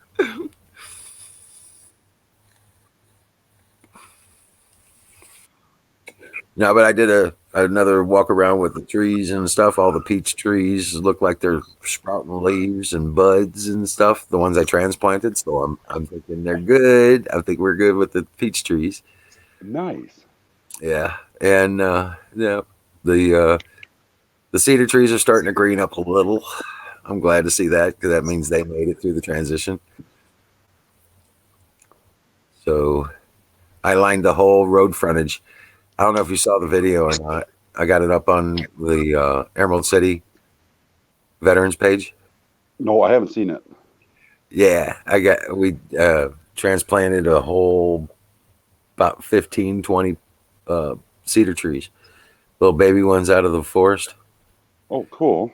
Yeah, and planted them every 3 feet going along the road frontage out front.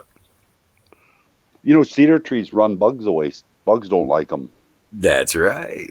That's right. Yeah. Yeah. That's an old deer hunter's trick. When you're hunting early in the season and the mosquitoes are still out, you always put your stands in cedar trees. Yep, or you rub them. Yeah. You rub up against them so you get the bark on you. Yep. They can't stand, those bugs can't stand cedar. That's why they make cedar chests and dressers and stuff out of cedar. Okay, later, Don. Have a good night. What? He's taking off? What? Yeah, he's got to work in the morning. Oh, shit. All right, Don. God bless you, brother. Have a great night. Dream well, Patriot. We got to talk. Right? Yeah, $40 an ounce. We got to talk. No shit. But Don Bear was saying that too. He was like saying it was like $90 an ounce out there, and I was like, really? Out in Washington State. Was he still having internet trouble? Yeah, he's not. Yeah, he's not gonna be able to get online. I Oh don't wow. know. He was talking about, you know, he had to sell off one of his paintings or something, or traded it off to the landowner for rent, Oh uh, wow. to pay up his rent for the year or something like that, so he didn't have to worry about that. I don't know how that's going to work for him. I don't know. Oh no. Yeah, Is he gonna think he's gonna get sucked up in the? Because there's some. That's one of the things that really pisses me off about this fucking nonsense. Excuse my language, everybody. Is the innocent people that are hurt. right. These poor people that like, oh, they're gonna give 1,200. What the fuck? 12? Are you serious? $1,200 a month? So what? Keep it. That ain't gonna do now. Most people's fucking house payments are 700 or 800. Right. What are you gonna do with $1,200 a month? It ain't gonna make any difference. They're still taking your house. Yeah. Yeah. They're still taking your car, especially if you got any kids. You're looking at 400 or 500 a month just for food in the home. You know, Right. that's what I don't like is this nonsense that this is a political fucking game to shut this country down to play games with it. And these are good, honest, hard-working people that are getting destroyed by this. I know a guy here in town who runs the local cafe. Or cafe, it ain't a cafe. It's one of the nicer places to eat. It's a really nice place actually. And he's just beside Right. himself. The guy's distraught. He doesn't know what he's going to do. He says, I don't know what I'm going to do. They're talking. He said, and low interest loans. He said, what good does a loan do? Right. That's what I was thinking. What the hell is this? Oh, we're going to give low interest loans to the business owners. What the hell are you talking about? You're going to loan. If it's a no interest loan, it's irrelevant. You're putting them farther in debt. Yeah. That's that's the kind of stuff that's really getting me annoyed. That's why I'm going on with this stuff around here about just enough of this shit, you guys. We all need to refuse to comply. Look at your state numbers. Unless you're sitting down on one of these hot spots in New York or whatever, get the hell out, go live your life. Tell these people we ain't listening to you. Right. Because everybody does, oh, well, the coronavirus is spreading. Bullshit.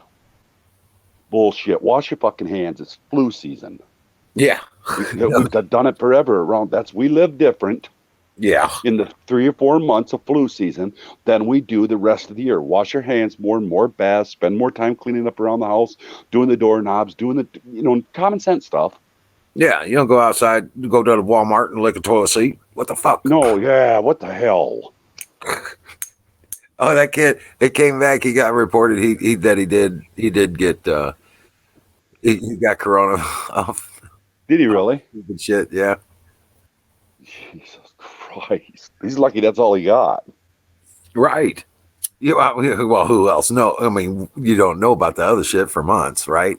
Oh, wow. That's Man. bad.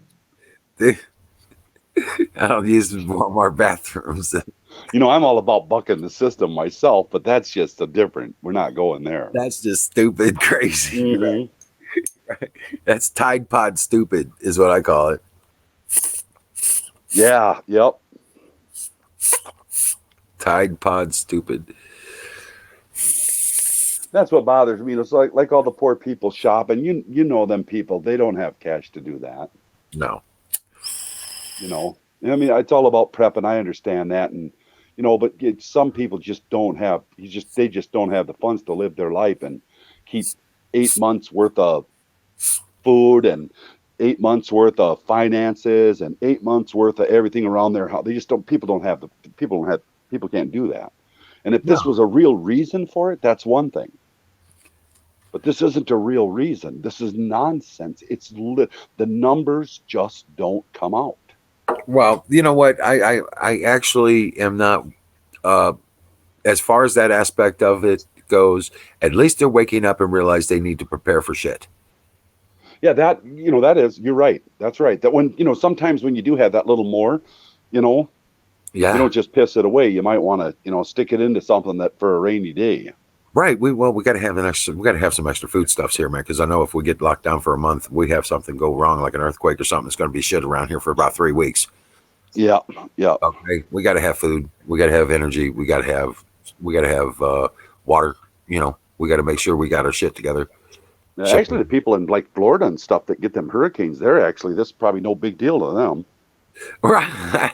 Well, for what Florida was saying, it was like about like what they do when they see a storm coming. They say that one's 3 days out. That's about what happens. Yeah, yeah. Yeah, like our storage shelves around here are pretty much all stocked. You can get anything. You can decide what you want for supper. You just go get it. That just says update. Trudeau is still a dumbass. I don't see that changing. Right. God bless her. Did you see her show the other night? Yeah, that's got to drive you nuts. Do you have hand sanitizer? Do you have? I've had to test anybody's patience. God love her, and I know she was frustrated and upset and stuff. But boy, I tell you what, that was some funny shit, Tanya. That was awesome content, man. That was just funny as shit. I was laughing my ass off. It was just great. Yeah, I know. It's just kind of serious about it right now, but in the future, you're gonna find that funny. And no, I'm not knocking you at all. Boy, I tell you what, cancel. Yeah, it was funny. Right. She had me laughing really hard. I know, right? I didn't know if I should bring it up or not because she's still kind of like razzed off about it, man. God love you. Yeah. Yeah. They canceled hockey. Okay. Well, why wouldn't you just do that and then broadcast it? Why would you just test the players before the game and then go for it, right? And televise everything, right? I don't know why I just don't get it. See, that's why it's not what we're thinking. It's absolutely not what we think. I mean, it's not even close to what we think. Because it can't be. There's no sense in it. Well, you do this every year. Why aren't we doing this every year? Why do they even have a hockey season and a basketball season? Because they run during the flu season. So why would you have them? Right. Indoor sports. Yeah, you should maybe if that's their big worry, then don't even. How did them ever come about? Right. Because it's just not. Then they say about it's to the older people and stuff. Well, newsflash. But when you're sick and you got the flu in the winter, you don't go visiting grandma in the nursing home. Right. Exactly. Yeah, I mean it's been like that long as I remember when I was just a kid going. I remember one time going into a cousin of mine had a kidney transplant. You had to go in there and wear a mask. Yeah. Yeah. You couldn't go on that floor without a mask. So, I don't know. None of it fucking makes any sense. I'm so annoyed. I think I'm just getting the end of season blahs where you can't go outside and do nothing. You're stuck in the house all day. There's nothing to do. TV sucks. Right. And then when you do turn it on, it's all this nonsense. Oh yeah, yeah. Cuomo and dust masks. Well, I just I get outside. I go outside and I start building. I start working, cleaning, doing whatever's needs to be done, fixing on whatever I run into that needs to be fixed. And start doing.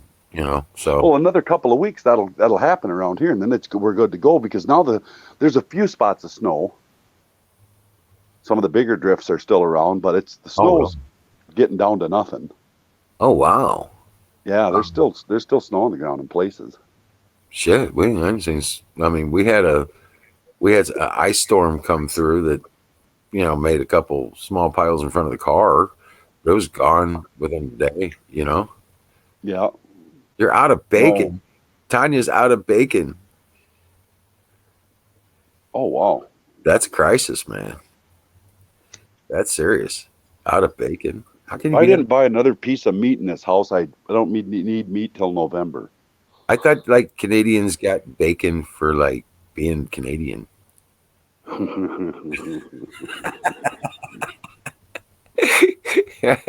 Right, eh? Yeah.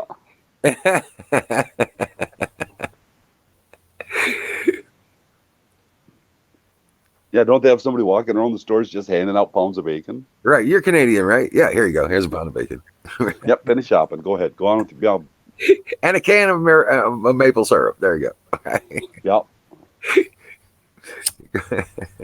You'll find the pancakes in aisle 4.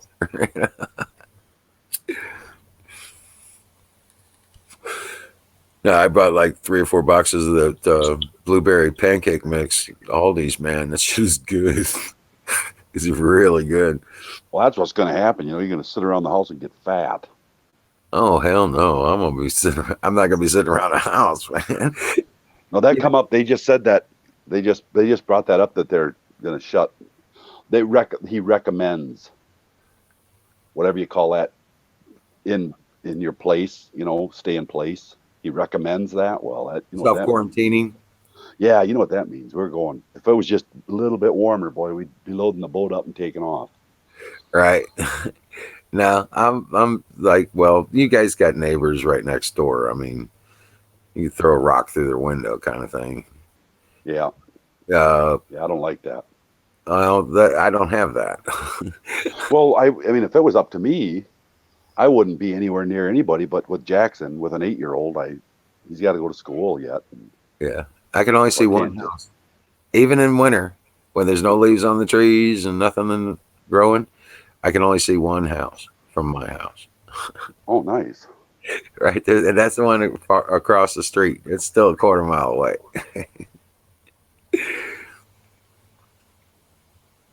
But yeah, otherwise I can't see nobody's house from this one.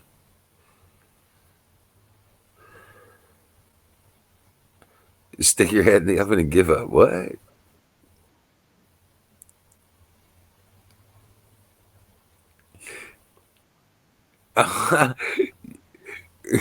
Tanya's still, she's still that poor girl. Well, Mal's the same way. She goes down there, and the people grab the little, when you ring stuff up, you have this little handheld unit, right? So they use that all the time because it's easier when they just splash their stuff out on the counter. So she had some lady today or yesterday or a day or two ago grabbed it from her. She's like, well, now you are contaminated all over this, because she didn't want Mallory touching her cans and stuff when she rung it up. Oh wow. Yeah. So then Mal told her, you can't, this isn't self-serve here. Right. Right. So all the retailers, the people like that are starting to get. I just noticed one thing. The only good thing about it's only been a week or 10 days, and people are already starting to get really annoyed with it. Yeah. Well, the board, Yeah, and they're going to come a point where everybody's just going to say, "Oh, fuck this," and I'm going. Right.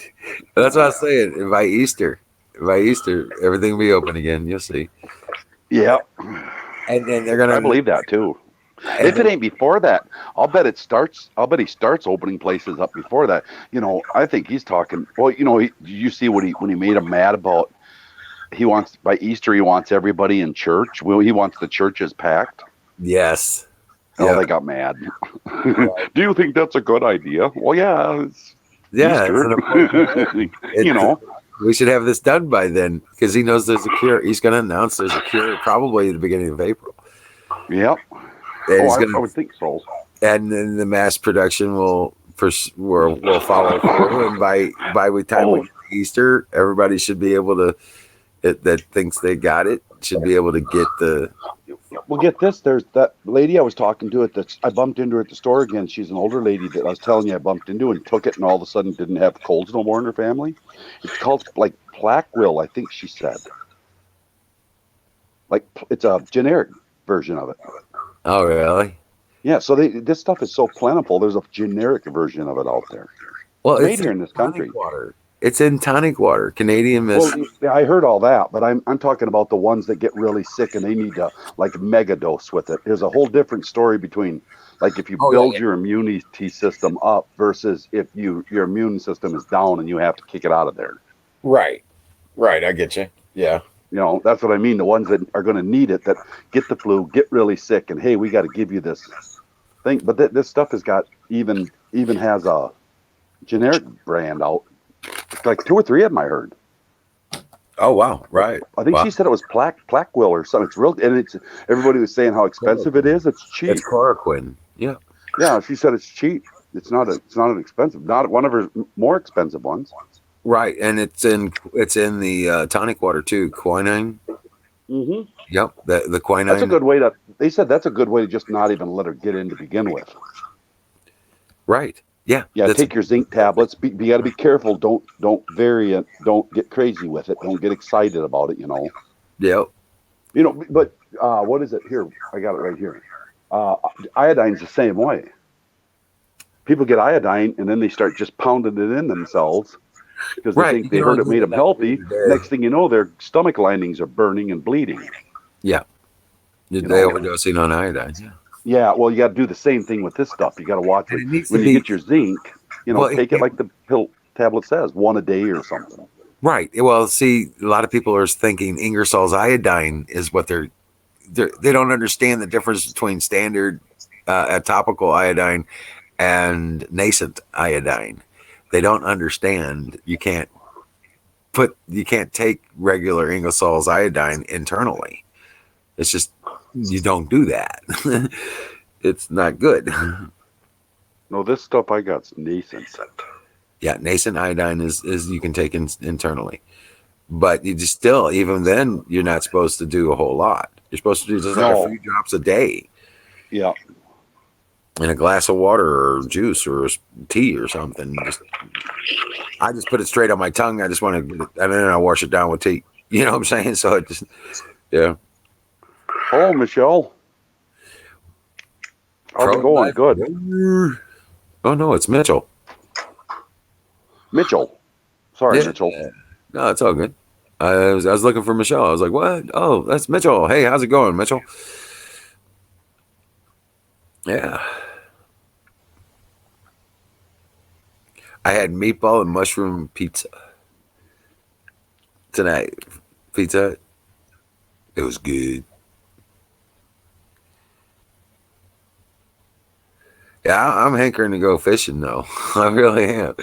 Yeah, me too. Yeah. Hey, that river that's pretty. Go ahead. That's nice, ain't it? That's a good thing to do. Yeah, just to go out and just, Yeah. Get away from Listen to the breeze and the trees. And the river. We can. Yeah, that's water and just. You want to talk about grounding yourself, man. Mm-hmm. Yeah. No. Yeah. So, but the river's so high around here now. Yeah, it's a little dangerous to get out there. Yeah, well, that's the Mississippi River's open. You can go out and fish there, but that's the problem with the spring melt, the thaw going on. You don't, it'll be up for another 6 weeks. You just kind of, it gets sketchy, You don't go out on the Mississippi unless you got yourself a good V-haul. Yeah. I mean, that's almost like being out on that damn river is treacherous up here anyway. Yeah, it is here too. You got to watch it. A lot of people go out, with these old boats with all this shit on them, and they don't run right and stuff, and you can get in big trouble doing that. Yeah, next thing you know, you're 40 miles down before you can hit the side. Yeah. I see that a lot.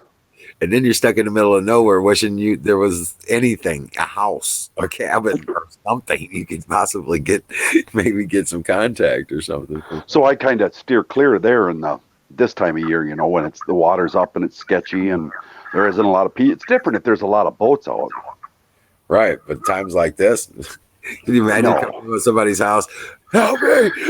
I think I'm going to die. Fuck you! Get away! Oh yeah, they'd let you die. They'd let you die right out there in their yard of hypothermia because you swam to shore. They were afraid of the fucking coronavirus. You fucking end up dead on their porch. You crazy bastard! Get off my porch!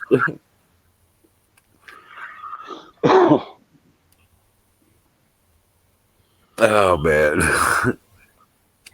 Welcome back, Marion. Hey, she's back. That's good. I think Tanya needs some of that sausage gravy farm biscuit product.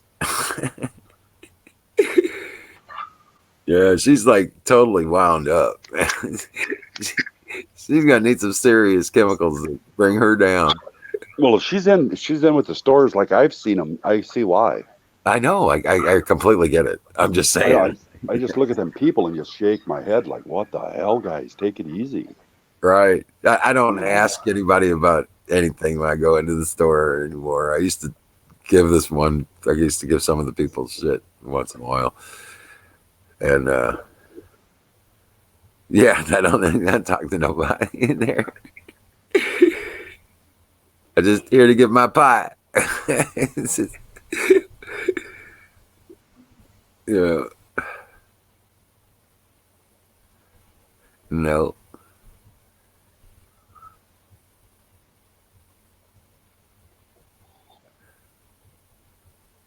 I'm playing poker. Oh wow. But no, this is gonna pass, and once this does, yeah, things will be awesome. I can't wait for them to make the announcement. They've got a cure. Right. Or fill up them. I'm hoping they fill up them. What are them? Red Cross, or not Red Cross, but hospital barges. I'm looking forward to them filling those. Oh, why? Because I don't think it has anything to do with the coronavirus. Oh, you think it's actually something else?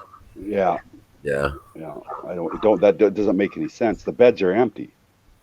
Mm-hmm. The beds in the hospitals around here are all empty. These people aren't going. Even the ones that are sick aren't going to the hospital. They aren't hospitalized. Right. Nobody wants to go to the hospital because they know that's where the shit. They're sick. They go home. Yep. They're losing faith in the pharmacology. Yep. But you know that one good thing is it is like waking everybody's eyes up to more holistic, more preventative. Not so much relying on over-the-counter medications and big pharma and all that kind of crap. Oh yeah, I mean, so there is a pretty big shift going on. Could you imagine apothecaries coming back? Uh-huh. I've had several people ask me, what's an apothecary? I was like, are you kidding me? It's a natural. Yeah, I didn't know what it was either when you said it at first. I didn't realize it was an old-time doc hospital. Yeah, it was an natural. Yeah, that's where you went to get your your cold medicine. They turned into it turned into the soda shops, and then that became the pharmacies.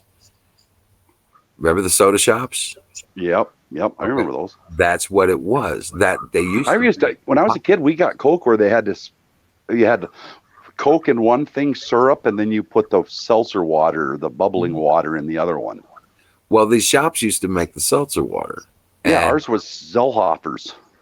Right. Well, that used to be an apothecary. If you look in the history of that it probably was an apothecary situation to where they were making the natural remedy stuff. And that's what the thing was. Even then, it was like that's when cocaine came out and Coca-Cola came out. If somebody got a hold of a batch of the cocaine, a coca plant, and turned around and started making using it in the drink to make it healthier, because it gave you energy. It helped you, had you going. Well, even coca, where it comes from, what they do with that, it's like we drink coffee or tea or whatever. They just chew on the leaf, the coca leaf. Right, or make a tea out of it. Yeah, it's not broken down or they don't do anything to it, Right. Get it out to pure cocaine. So they just chew on it while they work, and it's a good stimulant, and it, like caffeine, I suppose. Well, the big thing that they used it for a lot was in the mines. These people would work the mines, and you get low oxygen situations. You don't have the energy to do this, to breathe. Yeah. Yeah. Hold on just a second. Let me. Hey, can you make it quick? Can you make it quick?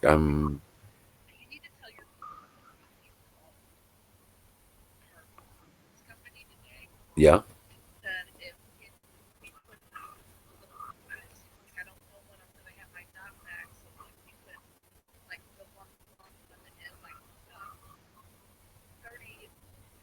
Canada will be fine.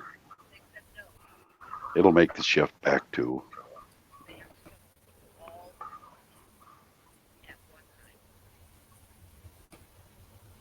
Oh. No, I didn't. I didn't know anything about that. So if you miss a payment on your house, they'll they'll give you forgiveness on that payment, but you got to pay for it after the virus shutdown is over. Yeah, none of that. There's a good example. None of what I've heard is really going to help anybody. I mean, the $1,200. Don't get me wrong. That if you don't have nothing, $1,200 is a lot. But I'm just saying, people that have families and Oh shit. Okay. mortgages All and right. car Back payments. to the show. I'll tell everybody. Bye. Yeah. Oh, doggone it. Hold on a second. Yeah, that was a phone call. They were telling me that they just found out about this payment forgiveness by the mortgage companies is bullshit. They just got told by their mortgage company. They called up there and said, "Oh yeah, you don't have to make your payments this month, but as soon as this coronavirus stuff is over, you have to come up with all that money immediately." Huh? Yeah. That just, I don't know. The way I came up, that wouldn't have done me any good at all. Right. That would have done nothing. Yeah, because what? I gotta get back to work and get a couple paychecks coming in. What are you talking about? Well, I see that happening. I see that's what's going to happen. People are just going to blow past this order, and they're going to start telling these governors, you know what? Then throw me in jail, and we'll fight you in court. But I'm open for business again because I'm starving. Yeah. None of this sounds like it's anything that works. Forgive these payments and don't make people, like, for however long this national shutdown goes on, for a month or 6 weeks or 8 weeks. Let's say we don't make any payments until we go back to work, and then those payments are just forgiven, and you just start from the day you go back to work. You'll see them open the doors quick. Oh yeah. Then people would see what a line of bullshit being thrown at us right now. Because if you started telling these big mortgage companies, well, we're just going to forgive the mortgages completely, and we'll just, whenever this is over, we'll go back to start from square one right there, and we'll just forgive all that. Right, but here's the thing. You'll see her open up quick. Oh yeah. As far as that goes, I think you're right. But the whole thing is it's just not about the COVID-19, whatever the fuck that is. This is going to end up being a cure for all colds and flus. Yeah, they're coronas. They're all coronaviruses. Yeah, because really, what is it? COVID is coronavirus. It's an acronym for coronavirus, and 19 is the strain. Yeah, it's the whether, and actually I think it was a man-made strain too, but it's the strain of the coronavirus. Correct. Is its base core is the coronavirus. And that's the same way with the malaria, the Spanish flu, the H1N1, the bird flu, MERS, SARS. All of them are corona-based viruses. Wouldn't that be something? They got a cure for the friggin' flu.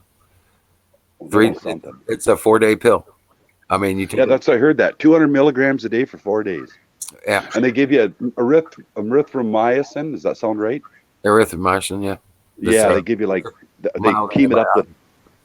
Yeah, but they team it up with that, a low dose of that, and one other thing sometimes.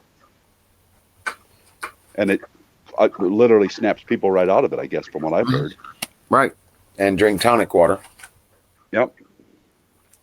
Yeah. Well, I think if you once people catch on, once the things start really coming out, like the zinc and the tonic, or the zinc and the tonic water and zinc supplements and the different things that just naturally have it, people Yep. will move to taking that. Well, then their immune systems get super fortified, and these things won't be a.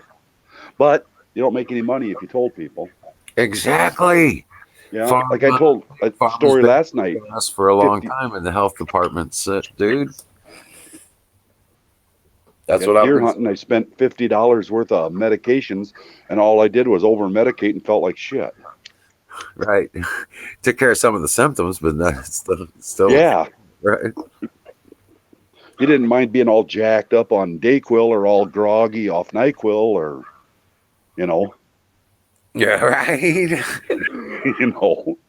Right. But all those places would go out of business. All that kind of shit's going to be, there. I suppose there'll still be a market for it, but sure won't be the market that there's out there. Like I gotta believe cold and flu seasons every year is big Yeah. money. Oh my god, dude. People spend billions every cold and flu season on stupid shit. Yeah, that's what it is. It's like I said when I went over deer hunting and I spent $50 because you Yeah. just grab off the shelf. I was just trying to stay hunting, and I felt like Right. shit. So I Robitussin. just grabbed off the shelf, and when I went up there, it was $45, $50. Yeah. Easy, quick. Quick. And I did it for Jackson. I do it for everyone else around the house. My daughter, you know, the flu season is big money.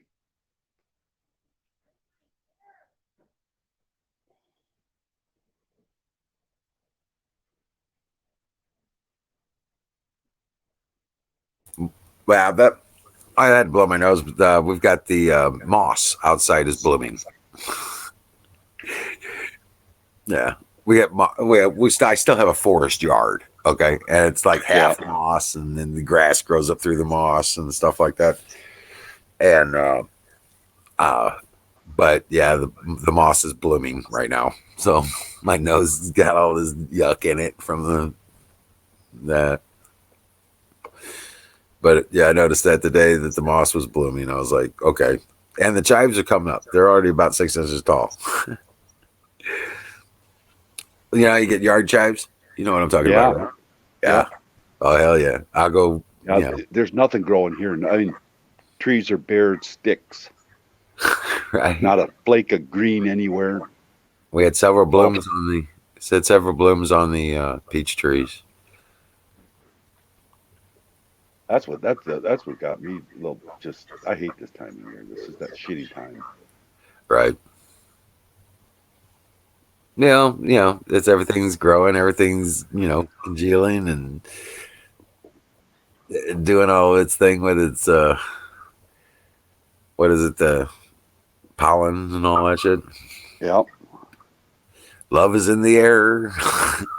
Just can't. I'll tell you what, planting season's gonna just around the corner too. They're not gonna stop that. Them farmers ain't gonna. Those cats ain't gonna hang around and wait.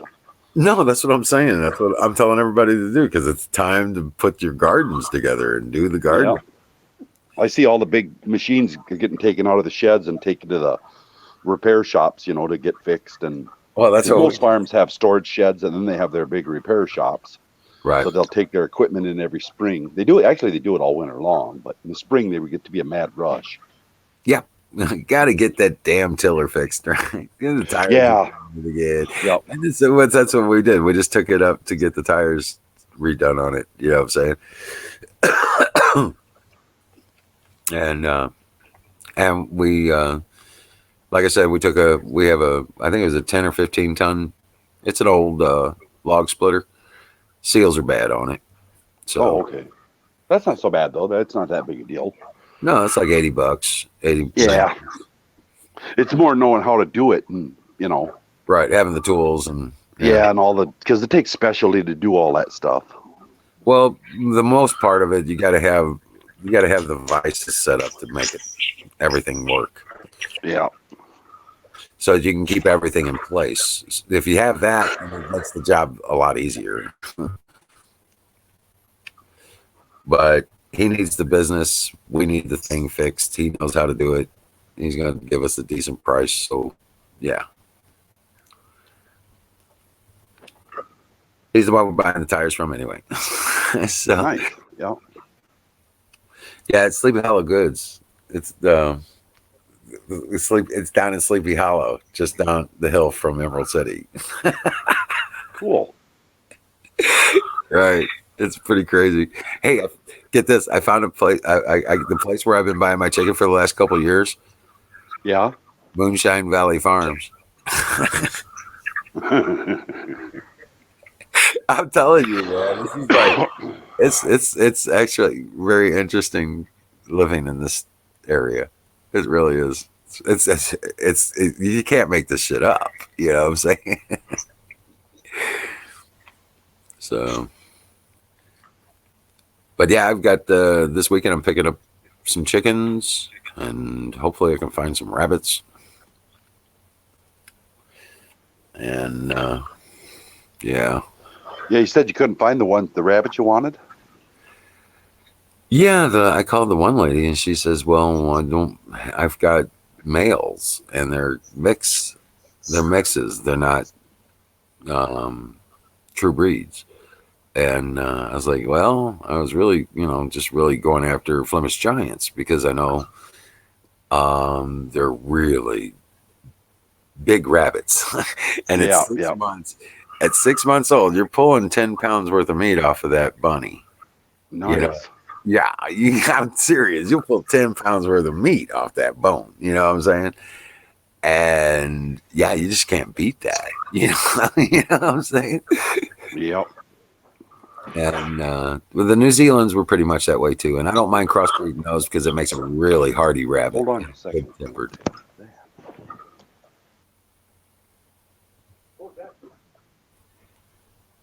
Yeah, California Giants are pretty good too. I had a couple Californians.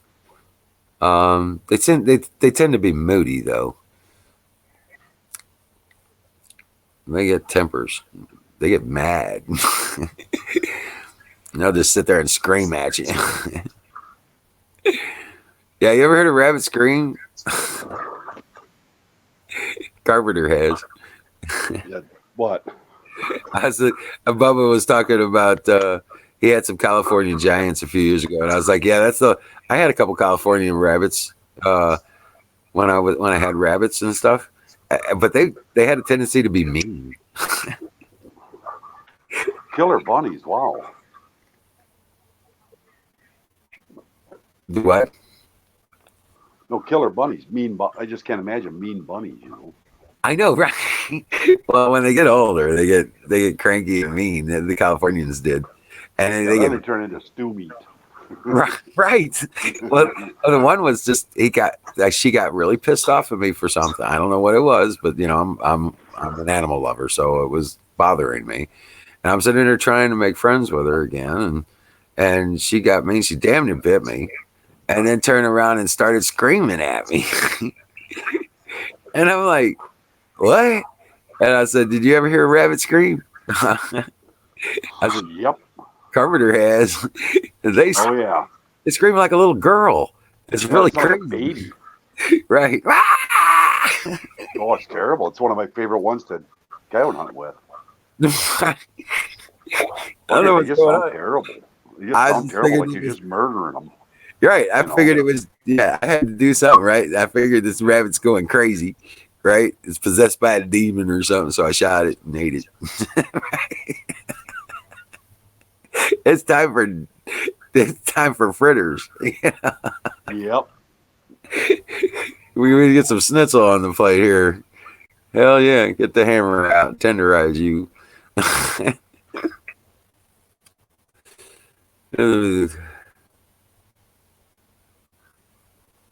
They peach when you pick their eggs. They pick at you when you pick. Oh yeah. Well, some of the chickens will. You just you gotta push it back off. But then again, I've only dealt with Jersey Black Giants and Americanas and Plymouth Rocks. I like the Plymouth Rocks. Great chicken. Jersey Black Giants, great chicken. Big brown eggs. both of them, and they're hardy. They don't care about cold or whatever. Keep them in the shade, they're fine. Keep them with water in the summer.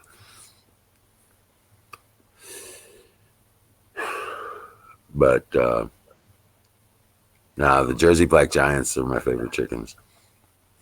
Yeah, big, beautiful chicken. I tell you what, you get one of those, you got a roasting chicken. I mean, it's like a small turkey. You know what I'm saying?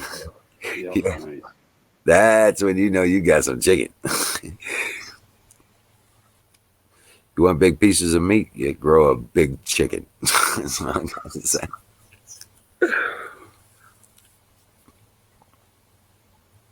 Buff Orpingtons, I've never really had them because I get so many of them that are the Buff Orpingtons that are around here are genetically mixed, and I don't trust them.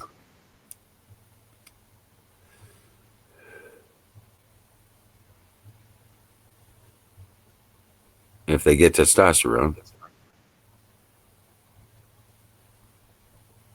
Yeah, you really can't. Yeah, you have your breeding chickens and then you have your laying hens. Okay.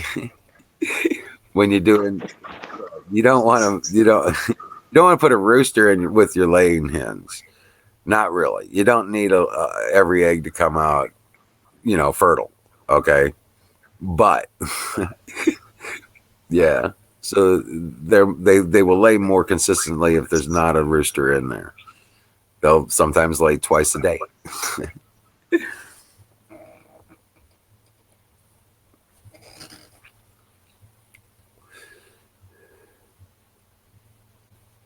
But your breeding hens, yeah, they're going to get beat up.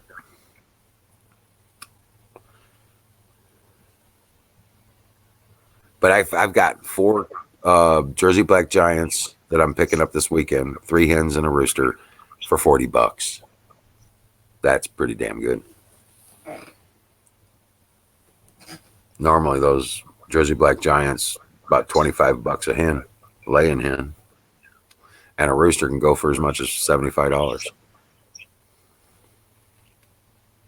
Oh wow. Oh yeah, Jersey Black Giants are a rare breed.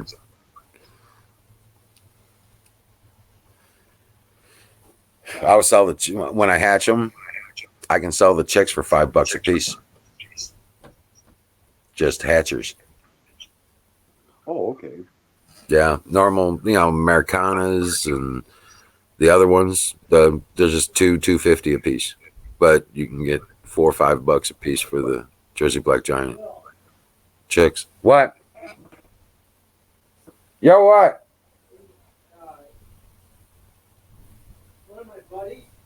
Hold on a second. Let me see what's going on. Sorry, one of my Okay. asked me, which fast food restaurant has the softest napkins? Yeah. I told Jack in the Box.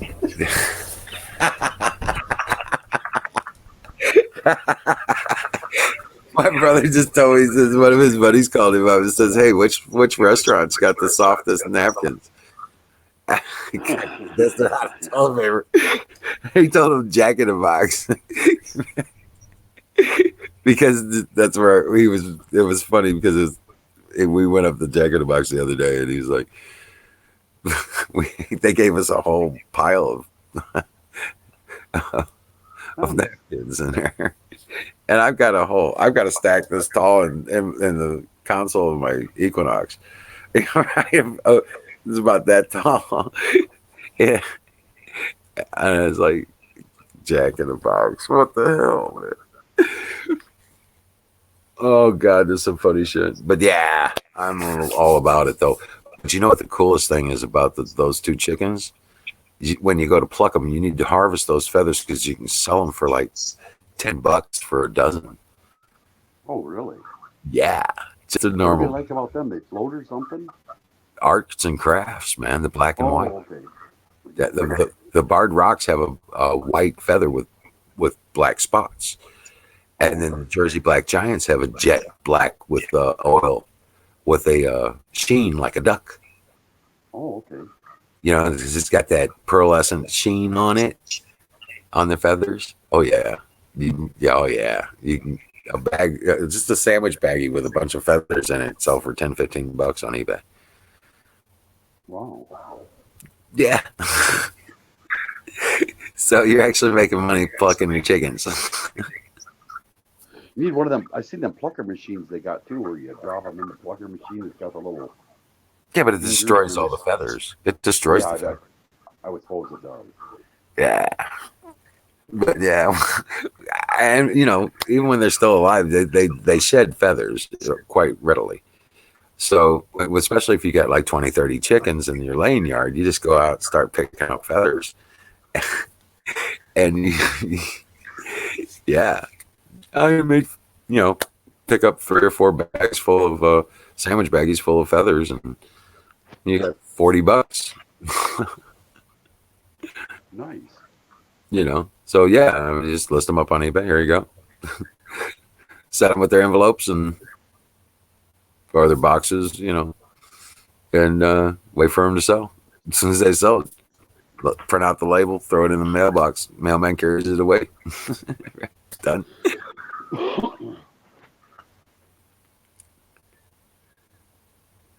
So, I mean, it's just stuff like that. You know what I'm saying? Not to mention the bartering with the eggs and rabbit manure, chicken manure, like that goes for yeah, the 50. I used to buy the 50-pound bags of feed for the rabbits and the chickens, right? Yeah. You fill up a bag with their manure, you sell it for $10. Nice. Easy. Organic fertilizer. Because rabbits, you don't have to ferment it at all. You just scoop it up with a shovel, put it in the bag, and let your customers know you got rabbit manure for their gardens. You know, that old lady I till for, she has seed sacks full of, I don't know what kind of manure it is, but all kinds.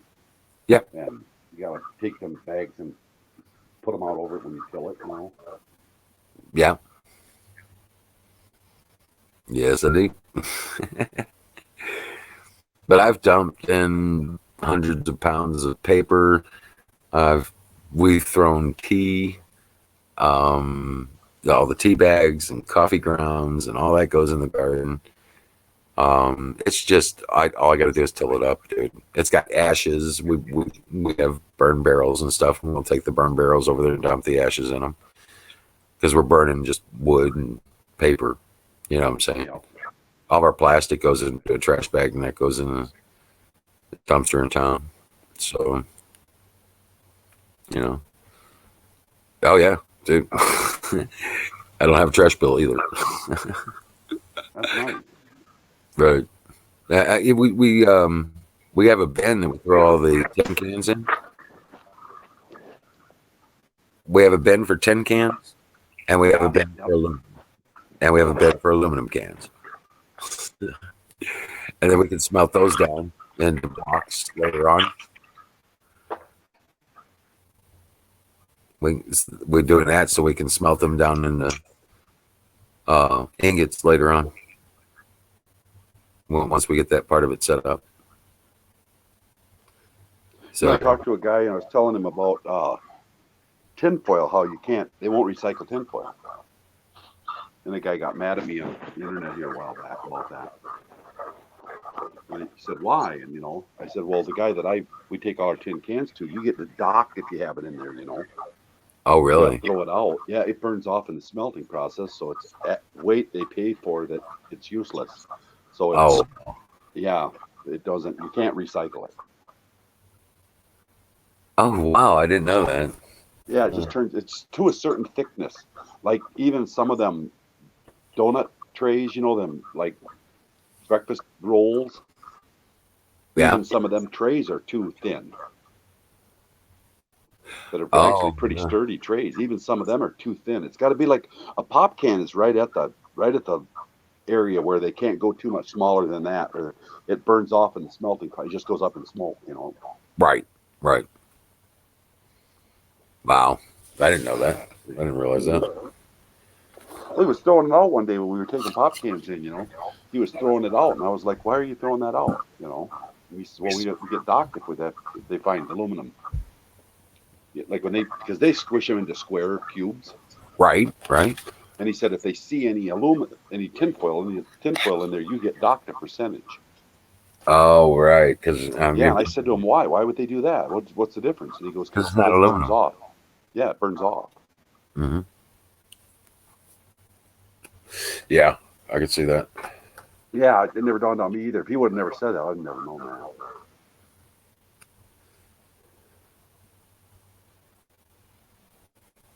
Yeah, that's interesting. Because I thought about that because I got all the silver I got to smelt.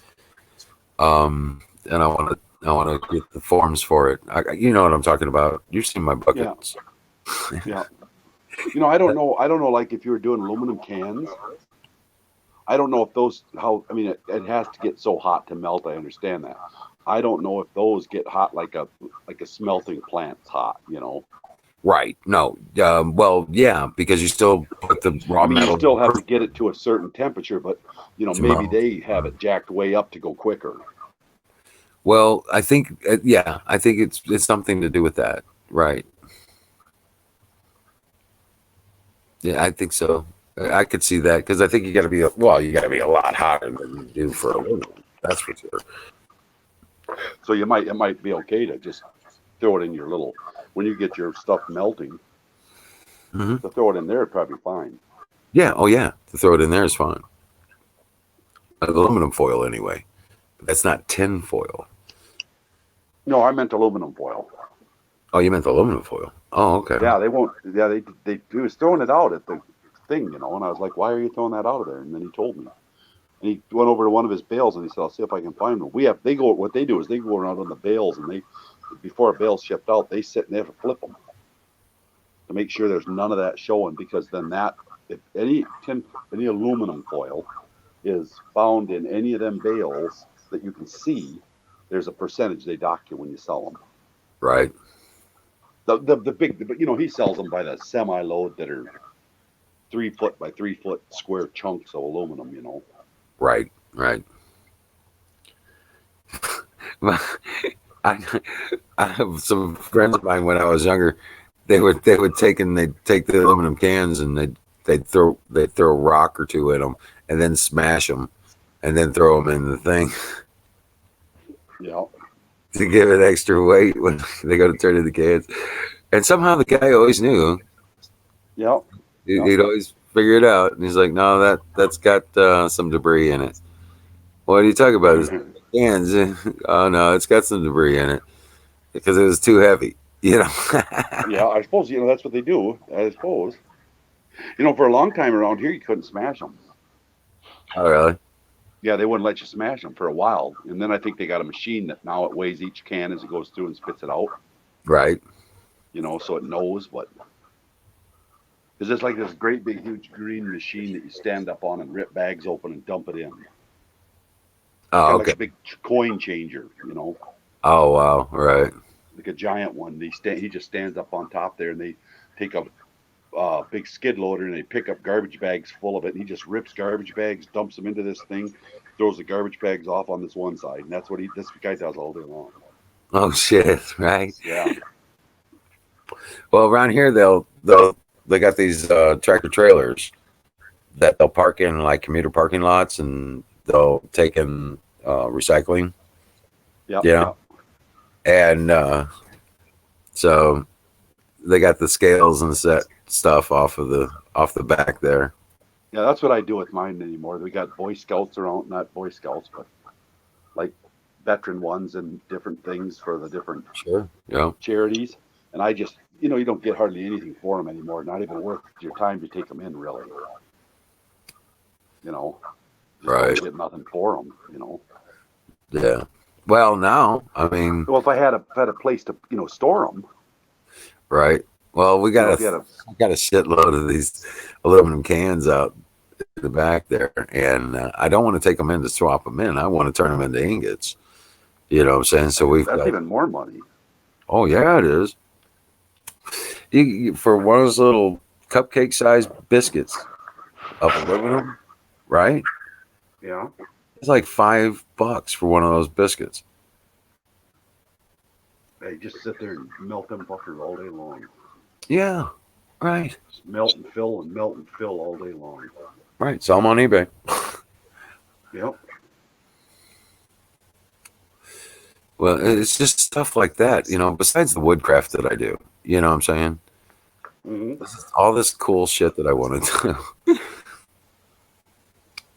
And, I'm getting there a little at a time. A little bit every day, I guess. Hey, AZ, what's up? What the hell's going on here? What on earth is going on here? Well, you're not on the screen. Come up and tell us what's going on. Yeah, actually, I got to go deal with Jackson for a little bit, you guys. I'll be back in a minute. All right. Rock on. Yeah. AZ, come on. You didn't have to jump off the screen. But yeah. AZ. Buffalo Bill. Thank you for buying all the bacon. I didn't need to eat anymore anyway. Right. Right. Oh my God. So, yeah.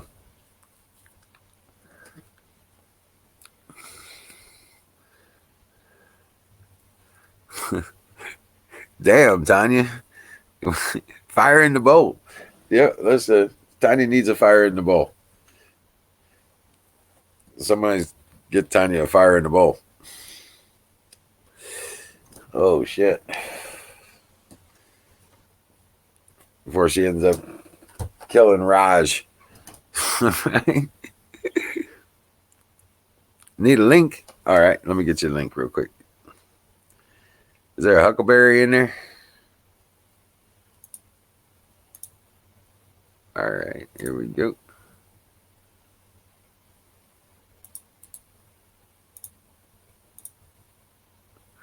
There we go. There you go.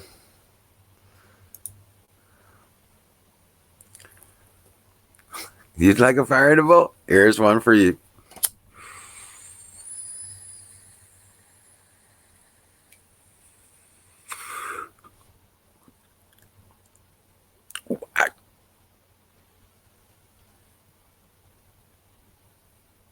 Oh, that was a good one.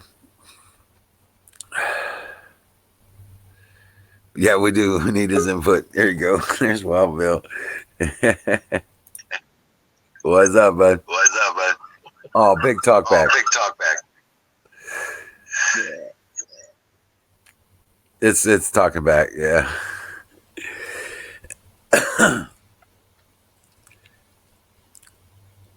The Mariam send her a burrito.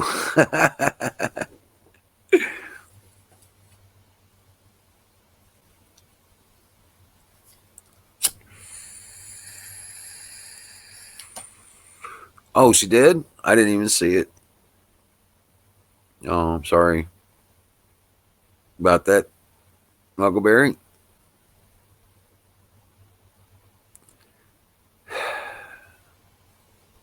She's ill. I don't know, guys. There's AZ. Hey, what's up, buddy? Rock on, dude. Going on? No, man, just everything. Nothing. Yeah. I'm bored and busy at the same damn time. Yeah, I'm bored out of my skull too. Right? Yeah, I don't know if I'm. Yeah, it's just I got so much that needs to get done. So Is that any better with? yeah, that's perfect, dude. Good job. Good job. But yeah, no, getting got the tiller in the shop, wood splitter in the shop. We got the tractor running, doing things, getting there, getting that done. Got to hook up the brush hog to it. I go clear the garden. Then I got to work on the mowers and clean up all the leaves and blow them into the garden. And hopefully I'll have the tiller back by that time and then start tilling it in. There you go. Yeah. There you go. So we got no basketball, no hockey, nothing really, not even MMA. And that's a problem. MMA is, it's still hockey. Yeah, I don't see that. People are going to have to be families and talk. Holy Yeah. crap. Yeah. I say we started one of those movements about, be a family, start a garden. Yeah. But families can watch ball games together and hockey. Sure. Sometimes that's a family event. Gets them off their damn cell phones. Mm. Huck's okay. She's just, I don't know what she's sick. I have to, I have to get on her. I thought she was taking her silver and all these vitamins. I don't know. I think it's an excuse, maybe. What? Who? Huckleberry. Oh, I started making silver the other day. What is that? That's purified water. Oh, Or it's colloidal silver. Yep. Nice. Was that one of your anodes? Yeah. Oh, nice. I'm gonna see how long it takes to turn myself blue. You ain't gonna turn blue. I had a buddy of mine. I was telling about that the other day. And he goes, "Yeah, I heard that shit can turn your skin blue and stuff." I was like, "Dude, it's like overdosing on weed. All right, you'd probably have to ingest your body weight to make something like that happen. Something drastic, though. Yeah, you have to take a lot of it. Right? And I'll leave it cooking for about 5 minutes, and I'm drinking like a bottle a day. Yeah, that's not bad. What's your parts per million? You know? I don't give a shit. Well, I'm just saying because it does make a difference. I mean, you want me to make one? Oh, I know. I have I might have a beaker around here. I can pour this so it can be seen on the camera, maybe. Oh, that sounds cool. But I mean, you see it come off the electrode. It looks like smoke, falling into the water. Yep. And you just stir it up, and it has that kind of weird golden bluish color to it. Yeah, a little bit. How many parts per million? I have no idea. Oh, okay. See, I use zero water filters to purify my water. Yeah. Okay. I mean, I got well water here, but I start with it, but I use the zero water stuff filters to get it to absolute zero with the meter. Then I do the silver with it, and I know exactly where my parts per million are. And I do it until it comes up to 30 parts per million or 50 parts per million or whatever I want it to come up to. But I know it's all silver. Yeah. In there. So, but that's how I do it so that my water reads 0 parts per million of anything, and then I have a parts per million thinger. Yeah, that's it. What? That's it. That's what you do. Just put a little bit in the bottom of the glass. Yeah. Well, I haven't used it yet because I don't give a shit. Right. Okay.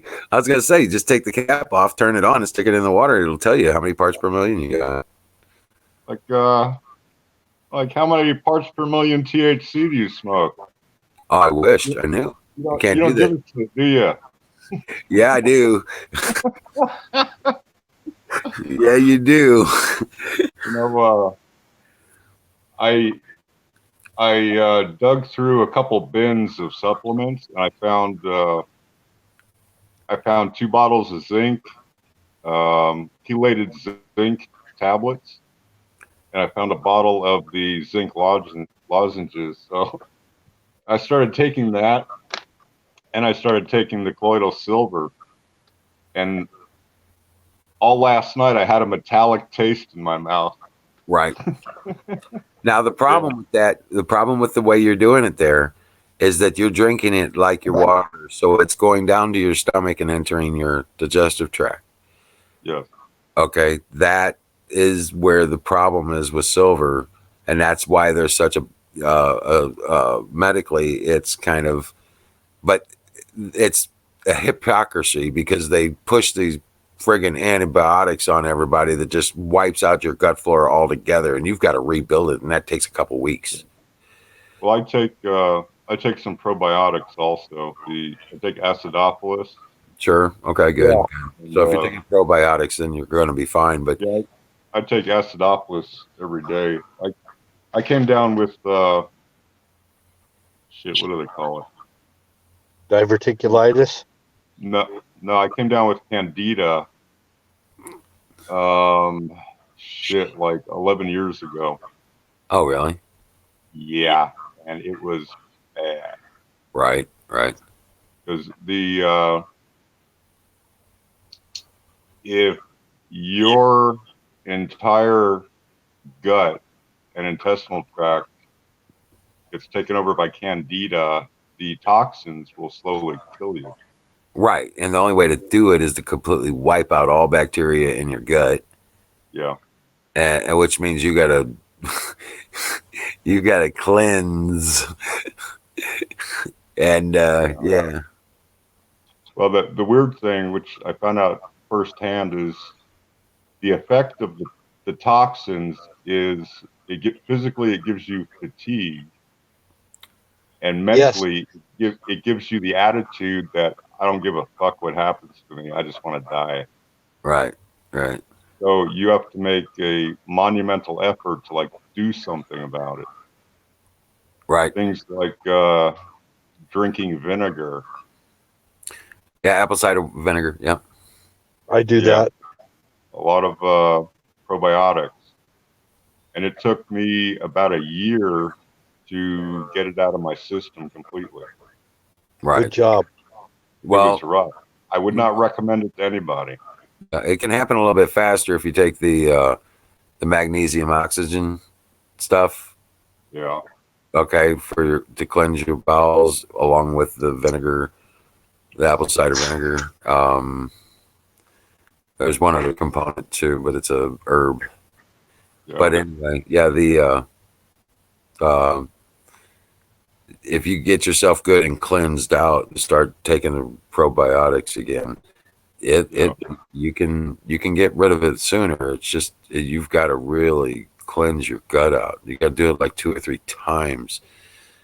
It's hard to get rid of. Yeah, it's hard to get rid of. The doctors won't tell us, about all of this though. That's I'll tell you what. When I was going through this, nobody talked about it. Right. Nope. I mean, you couldn't find much information about it on the internet. I didn't know what was wrong with me until I wound up in the hospital down in Yuma. And I was on the road driving a truck. My company had to come and pick up my truck because they didn't know how long it was going to be before I got out of the hospital. Yeah. And I had to pull the truck over on the side of the road. I called the freaking fire department, man. I was in so much pain. I was doubled over, and come to find out, I had something called diverticulitis. Okay. And it was an inflammation of the intestinal tract. Yeah. So we didn't know what that was, and the doctor just threw a bunch of antibiotics on me to clear it up and sent me back home. And the antibiotics were the problem because years past I had taken antibiotics and it killed all my gut flora, the friendly flora that you're supposed to have in your gut that makes that barrier. And so the diverticuli are those little hairs that are kind of like in your intestines that absorb stuff when you digest. Well, if you don't have that slime layer in the inside of your, I know it sounds gross and everything, but we all, it's every human being is the You don't same have that way. mucus layer, then you don't have. Mucus. Yeah, exactly. So a nurse that had Crohn's disease that had told me about taking acidophilus. Yep. And she said, don't ask any questions. Just take. I took 2 pills. I shit you not, man. And I was out of pain. 2 pills, right there on the spot. Within seconds, I was already feeling better, and I know it wasn't psychosomatic. Other times I had taken colloidal silver. I already got on the colloidal silver thing because it. When I would take the colloidal silver, it would make my stomach. It would make it so I didn't have to go to the hospital. I didn't know what was wrong with me. I didn't know what was wrong with me. And later on, I found out it was about the gut flora and learned how to manage it. And I've had acid reflux since I was 33 years old, and I'm 157 now. But yeah, silver does have that capability in the body to act kind of like charcoal. It has a way of carrying away the dead viral material. Yeah. Yeah. Have viral and bacterial materials that are dead. It has a way of carrying them out of the body with it. But it does. But all joking aside, I was actually while I was driving a truck, I was eating sunflower seeds and pumpkin seeds so I wouldn't smoke. Come to find out, that's what irritated my bowels really bad. And this is how it was just a long journey. So anyway, I got on probiotics. Probiotics restored I haven't had a bout of diverticulitis in years. So to this day, I do eat yogurt and I do take acidophilus every now and then and take that Activia yogurt and Greek yogurt, because Greek yogurt has got a different strains of flora that will help to build that up. Goat cheese. It's goat milk. Yeah.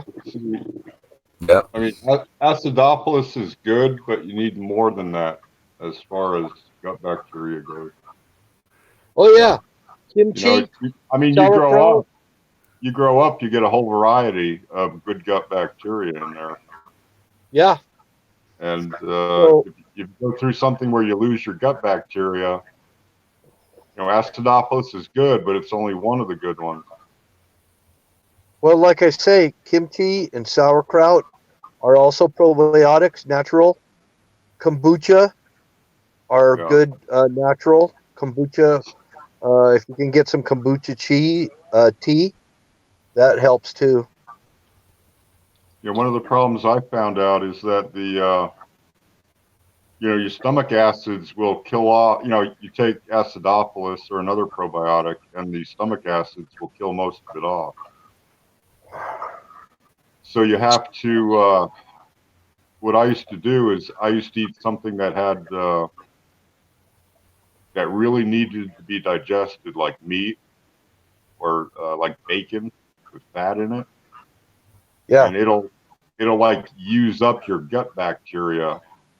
I mean, it'll use up your stomach acids, and then you follow it with the acidophilus and something like a little milk, and that way it would pass through easier without being destroyed by the stomach acids.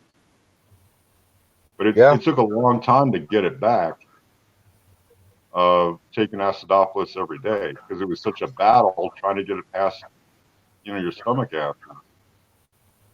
All right. Well, see, most people have a high acid level in their body, and this is where they get arthritis and all this other stuff. When your acid levels in your body, your blood pressure goes up. You start to build up liver fat. Liver fat actually turns into fat around the pancreas. Then you find yourself you're diabetic because when you got fat around your pancreas, for some reason that just causes diabetes, causes insulin resistance. And so, yeah, this is just stuff you learn, man. I had to resort to peasant medicine because I worked construction all those years and never had any kind of medical coverage. Yeah. You know, and it took me years to pay off that bill that cost me down in Yuma, Arizona. I was in the hospital for a week, and it was on my own dime. Now, you said you were driving a truck. Did you come into contact with anything? What do you mean? See, that's what happened in my case. Came in contact with. Well, I worked for a company picking up the movie film out in LA. Yeah. And I bring it back to Phoenix, and it would be distributed. But the cans that the film came in, they were never cleaned, and they would make round trips between the warehouse in LA and various movie theaters, which are like notoriously dirty in the back kitchens. And so they built up this layer of like bacteria and yeast. Now, I did that for like 15 years. The first 10 years, I never had any problems handling the cans that the film came in. And then I like changed the job I did. All I had to do was go pick it up.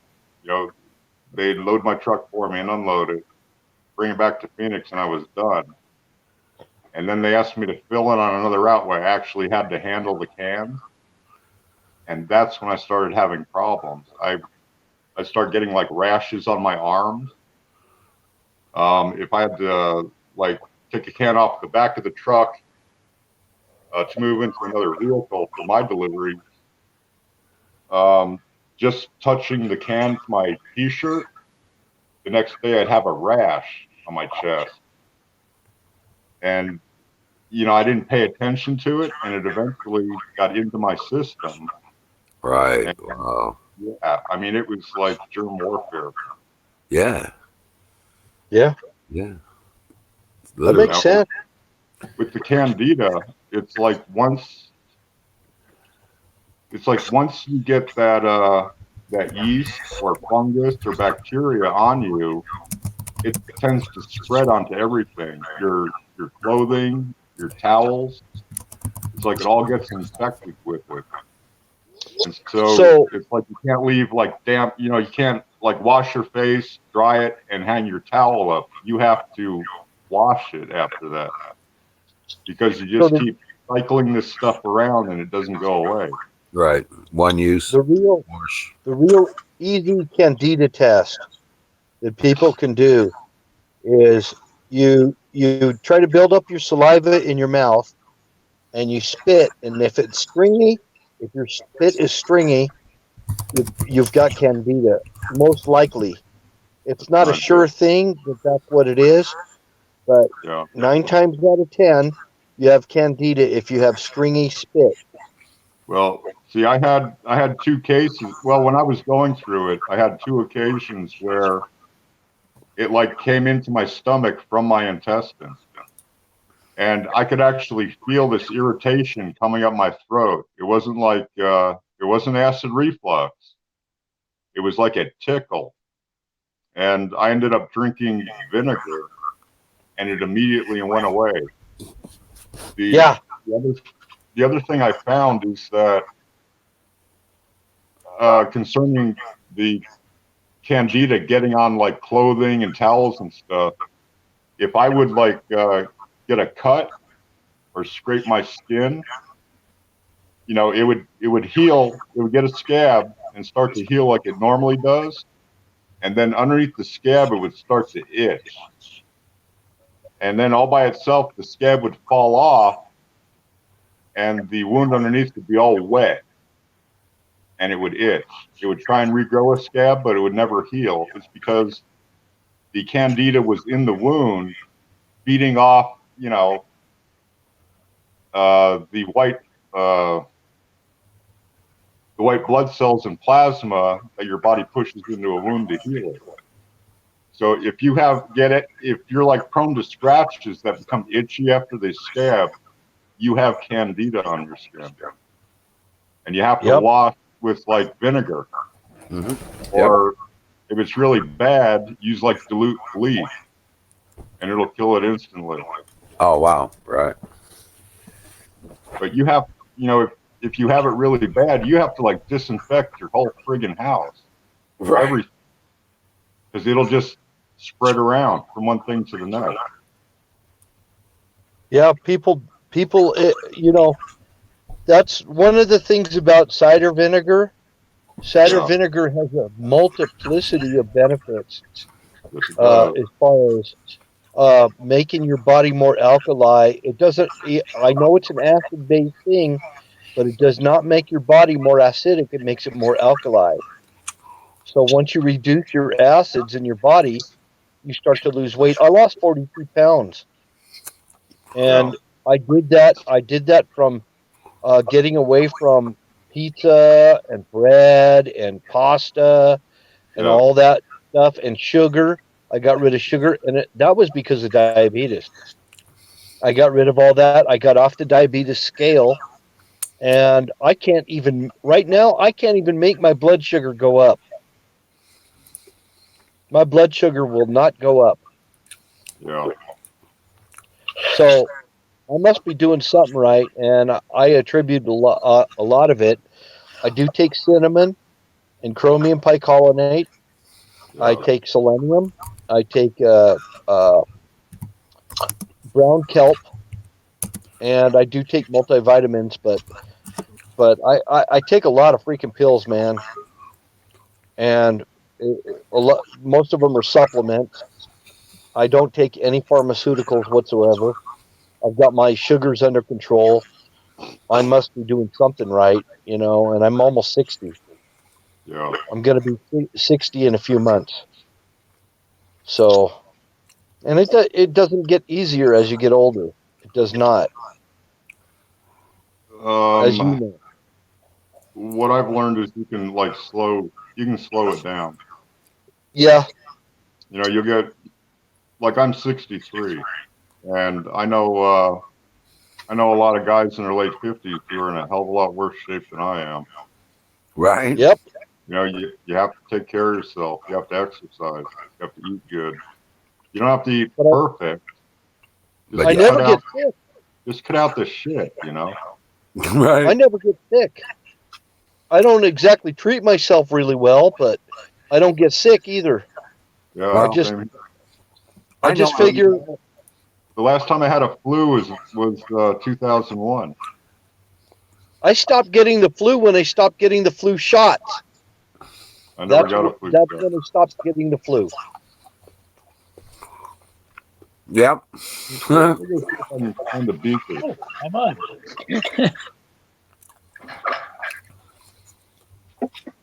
Battery, what's happening?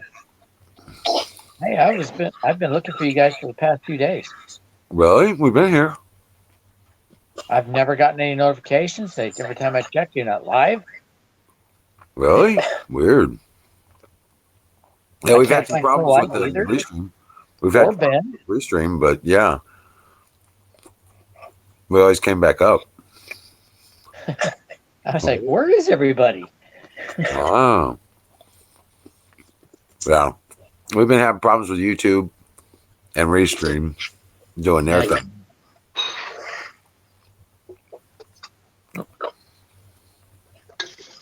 But yeah, stopped on me.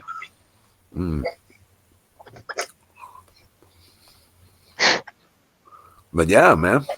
So what's going on, Battery? Well, I was supposed to work today, but I had a court date, so I had to Oh go to yeah. that. How'd that go? Went fine. Nothing major. Oh, okay.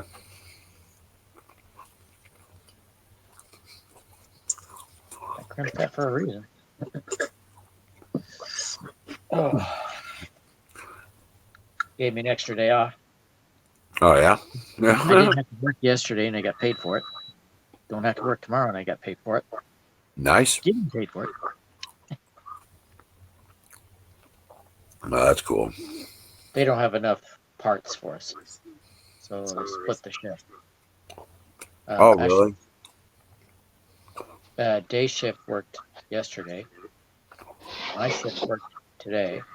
Day shift works tomorrow, and we work Friday. Oh wow. So every other day, huh? Yep. And I finally made my corned beef and cabbage.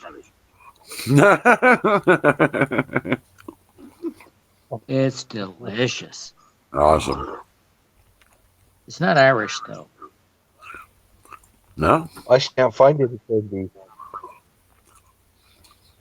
Shepherd's pie is Irish. I can't find any corned beef. I just found. I got it at a grocery outlet. Oh, everything's stalled again. No, you're good. Well, on my screen it has. You got everything there in Portland. Huh? You've got everything in Portland you could ever ask for. Well, not everything. There's a lot of empty shelves. But most people check the big stores. I went to grocery outlet. The big stores were out of toilet paper. Grocery outlet still had some. Costco's got a lot of toilet paper available right now. I recommend if you need toilet paper, order it online through Costco. Yep. We had no problem. You can order it online from Walmart. Fight for it. You can order it online from Walmart. I suppose you could. Yep. As long as you spend over $35, shipping's free. But, oh man, it's so good to see you guys. Oh man. Well, we've been trying to be on. So we've been on. I just don't understand why we didn't let you see us. I see you've been on for 3 hours. I just got the notification on Mixer. Are you kidding me?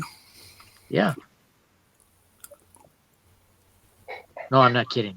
That's messed up. Yeah. All right. Well, I'll have you guys know it's snowing over here. Stupid weather. Hey, you people on crack. Usually our snow comes from Oregon or Washington. Washington. Where are you? No, that would be Washington. I'm in Utah. That would be Seattle, Washington. But Portland, yeah, it's a close second. Do what? There's no snow in Seattle. All I look at Elko, Nevada. And whatever it's doing in Elko, Nevada, it eventually winds up here. Oh, okay. Well, it usually goes to Seattle, or it was in Seattle, already passed us. Yeah, Seattle's, totally gone.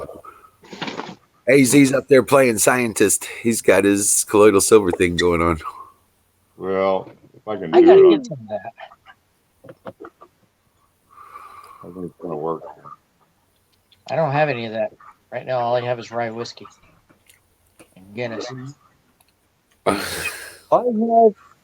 Listen to me, Battery. I got Rainier beer here. Ugh. The only Rainier I like is the Radler. It's pretty decent. used to drink that. I can't stand Rainier anymore. I like Rainier because it's a lager, and I like lager beers. I toured the factory. It's no longer there. I don't know where they make it now, but it's not made in Seattle.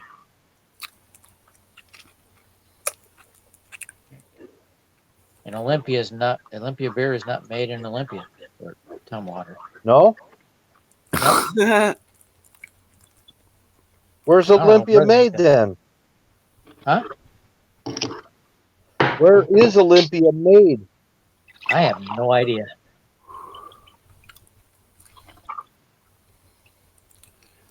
They shut down It's the brewery supposed to a be long made. time. It's supposed to be made in Tumwater, Washington. I thought. Yeah. I toured that one too.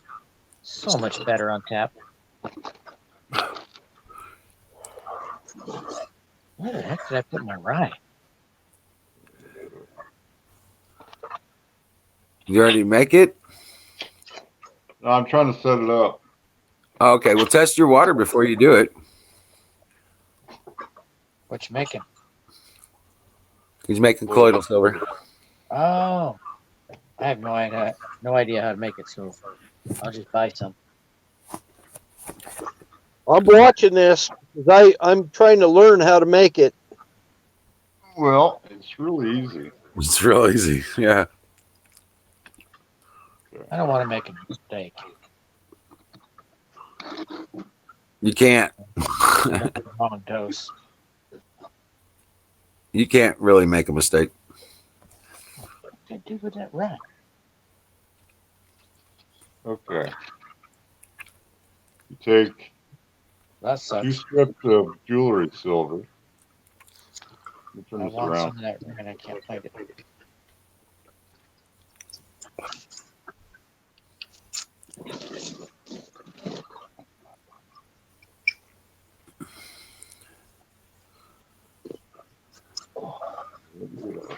Whatever happens in Elko, eventually winds up in Utah.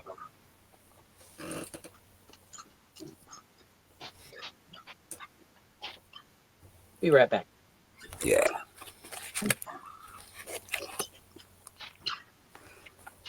And if that big volcano goes off in Yellowstone, it's eventually going to wind up in Missouri. No, it ain't. No, it don't. It Yep. comes close. It comes close. You're but going to get buried. Huh? You're going to get buried in ash, wizard. You're going to be all encased in ash like Pompeii. I've already studied the fallout maps, the expected explosions and the fallouts from the ash fall and everything else. No, that doesn't get here. It'll get the northwestern corner of our state, about Kansas City north, and maybe as far as Columbia, but it doesn't come all the way over to the other side of the state. I'm in the southern part, so southeastern. I was just saying, I've already checked that one too. Well, that's the direction of the wind. And that's only if the wind's in the right direction, blowing it directly at us. Maybe I have to move out there. No, I'm not scared of no stupid volcano. I am. That's why I know. Volcanoes ain't nothing. Uh-huh.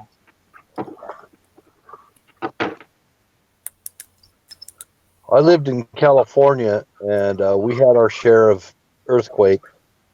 I mean, we had earthquakes all the time. I slept right with them. I was on the San Francisco Peninsula. That's where all the earthquakes always seem to happen. Sinkholes, mudslides. I've been through hurricanes, tornadoes. My wife is from Chile. They have earthquakes every day. Yeah, big ones. Oh yeah. I found it. Let's see what No, my happens. kids. Oh, there you go. That's deer hunting whiskey there. Oh yeah, that's That's good stuff. that's what I always take with me deer hunting. I finished off the last bottle the other day. Oh shit! No wonder you couldn't find us. Actually, I checked 2 hours ago. I couldn't find anything. Oh, that's You crazy guys have because been on we've for been on free. since 8. Well, I've been on since it's now 11:20 here. We've been on since just right after 8 o'clock. Well, it's up in the upper left corner. It shows how long you've been on. Yeah, 3 hours 11 minutes. In 2 seconds, 3 seconds, 4 seconds. Nobody cares. Right, I know, right? Cheers. Cheers to you, my brother. Is it fire in the bowl? This is my fire in the bowl. You got it. Fire in the cup.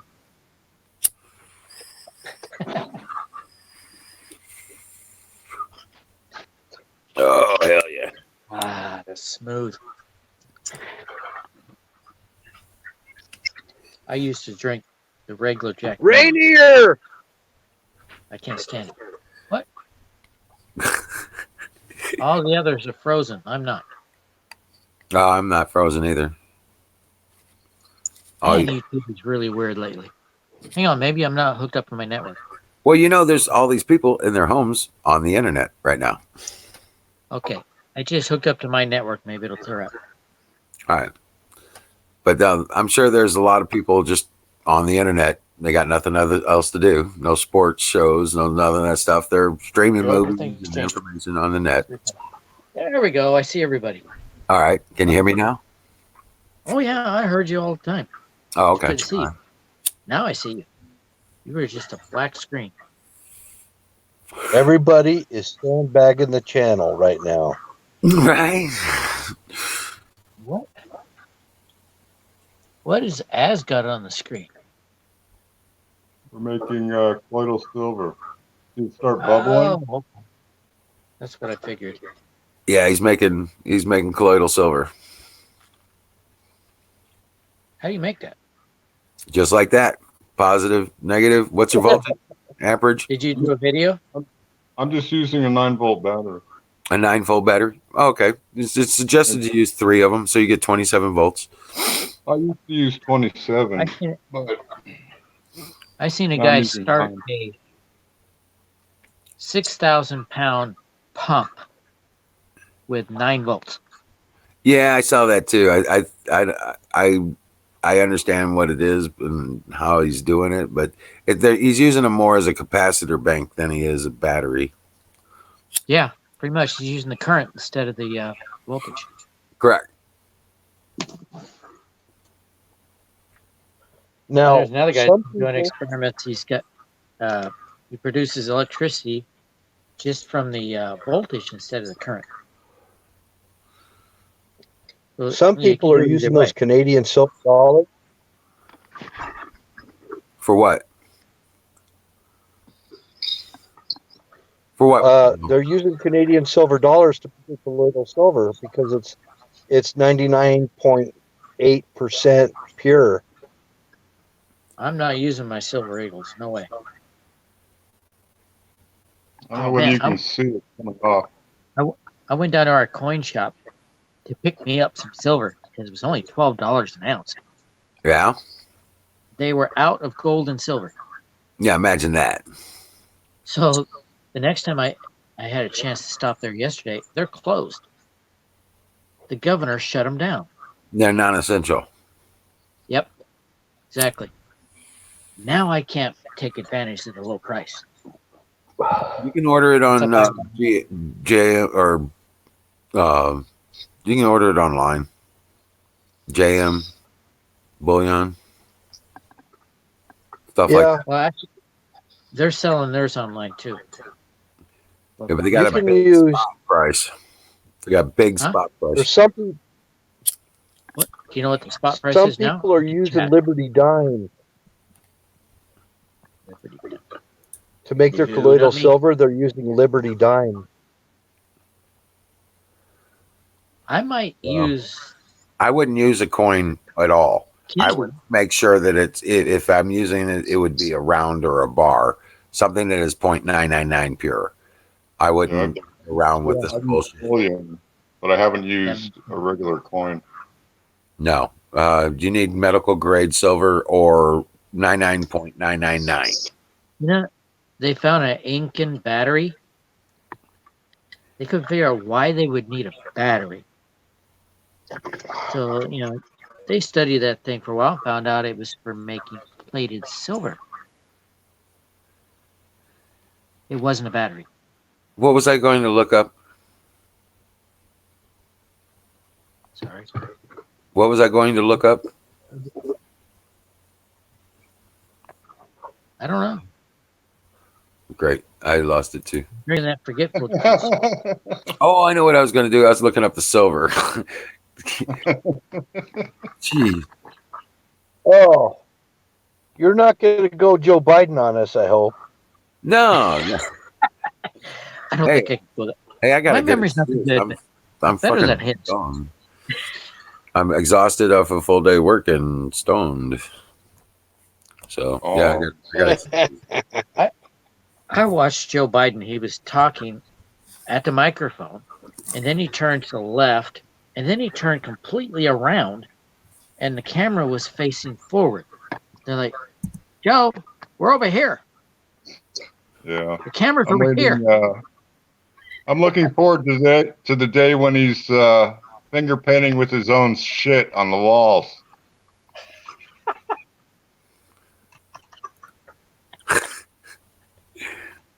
Sorry. Okay, I'm always after the 1 ounce silver bars, and they are all out of stock at JM Bullion. All of them out of stock, gone. Yep. Check Disney coins.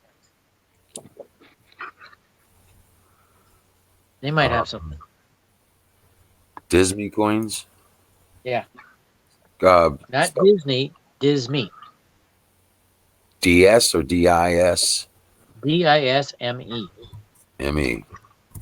Coin. They're a sponsor for RSBN, Right Side Broadcasting. Yeah. Okay. Let's see. Anyway, I think you get the idea. Heck? I think call again. But they're saying that the silver ask price is at $14.75 today. Oh, dang, it went up. Yeah. You know it was going to go up. Oh, yeah, I know. I was just trying to get some before it went up. Right. And the bars they're selling are all around $17.74, and that's not your spot. The last time I bought silver, it was 17. And I heard about it dropping, and so I got to check. 1 to 19. We're out. Best payment check wire is $18.53 per bar if they had them in stock. $2.99 per ounce. In other words, it's $3 a spot. Charge spot charge. You see that? That's big. That's a big spot charge. That's not normal. See that green light? That's the switch for my light on my battery. This thing kicks ass.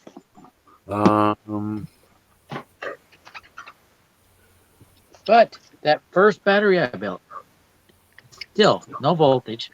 I tested it like you said, and a little more than half of the batteries, actually no, the first two batteries showed voltage. The others did not. The ones that showed voltage were the ones that swelled up. So I don't know what's going on with it. Right. AZ Disney has got the coins up, 1 ounce coins. They're all commemorative, mind you, with Trump or what have you on them, and they're selling for $32.50 a coin. I want to get those copper rounds. Those are nice. You know, the easiest thing to do is go down to your local pawn shop. They do got something in here I want to see. I didn't see. Dude, that was cool. That was cool as. It's a bill proof in silver. I want to see it. Come on. That's a series? Star What's Trek Picard is a series. I thought it was a movie. I thought it was just a movie too. So the new Star Trek series features Sir Patrick Stewart. He's a Sir. Damn it. Reprising his he's been iconic knighted. role as Jean-Luc Picard when he played for 7 seasons on Star Trek Generation. Oh, so it's kind of like a documentary. CBS All Access. Oh. Yeah. Star Trek. So did it? Was it? Discovery was on there. Sorry.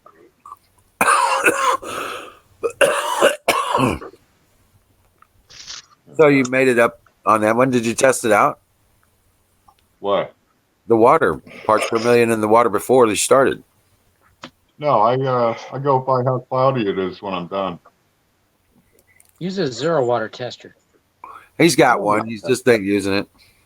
I know when I've been making this for shit. I've been making colloidal silver since the late '90s. I just go by how it looks. Yep, how it looks. Okay.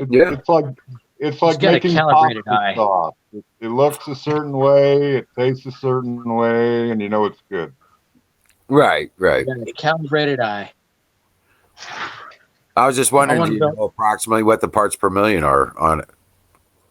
Yeah, I'm curious. When I get some batteries for that tester, I'll try it and get back to you. Oh, okay. Oh, okay. I bought some batteries for mine, I have 2 testers. but I'm making build- 30 parts per million and 50 parts per million. And I've got some 100 parts per million, and then I've got some slurry, oxide slurry, which was the sediment left over after making so much of it. You know what I'm saying? Yeah. And I've filtered down the slurry into its own container, and I'm gonna put it in You a ever eat it? salve, huh? Oh, you never eat it? Oh no! You don't want to eat it, but you want to put it in a salve, like like what I make that magic mud. I want to put that in it's aloe vera, coconut oil, iodine, and silver. You know what I'm saying? And that's my magic mud. And do what? What would you use that for? Anything. The bug bites, sores, any abrasions, bruises. What's Yeah, advantage? this stuff is I amazing. thought of that. I thought of putting colloidal silver into this stuff that I'm making right here. You know? Yeah. The hey, canoes. fiction wax. Canoes. Canoes to the moon.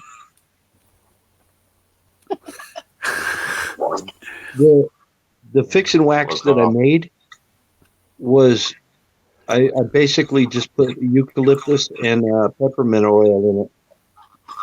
So it I can use it on leather and on wood and everything, but I can also use it for chapped lips, cracked skin, anything like that. Oh, okay. Yeah. Yeah, You can canoes. eat this. So what's up with you canoes? Where's that goat? I'm having one hell of a time trying to adjust my schedule. All right. Yeah. Hey, good to see you, I'm canoes. not a morning person. I know the feeling. I got a puppy now though. Yeah. So my comes up, he gets all active. He wants to get active in the morning. I've seen them.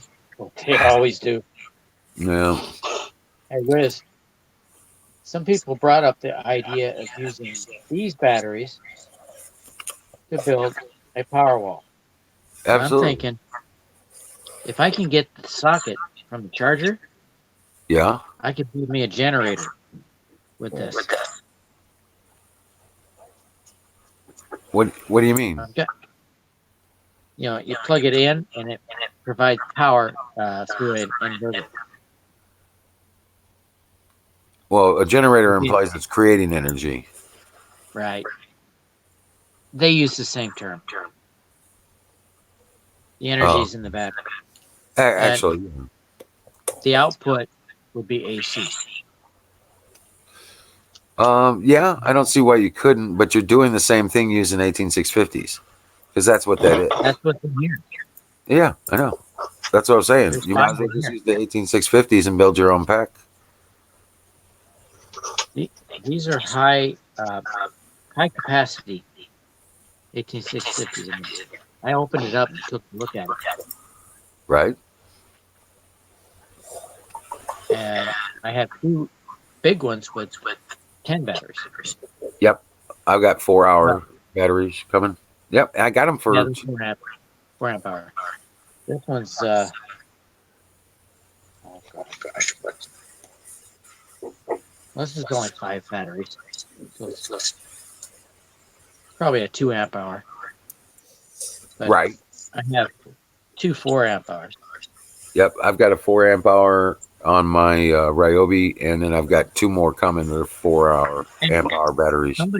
Somebody told me they go to Home Depot and get the batteries that people bring in for recycling. Oh yeah. And Home Depot just, hey, sure, you can have them. I got to go check this out. Yeah, no shit. I got to check Lowe's and see if they do the same thing. Most likely, the only problem with those batteries is their BMS.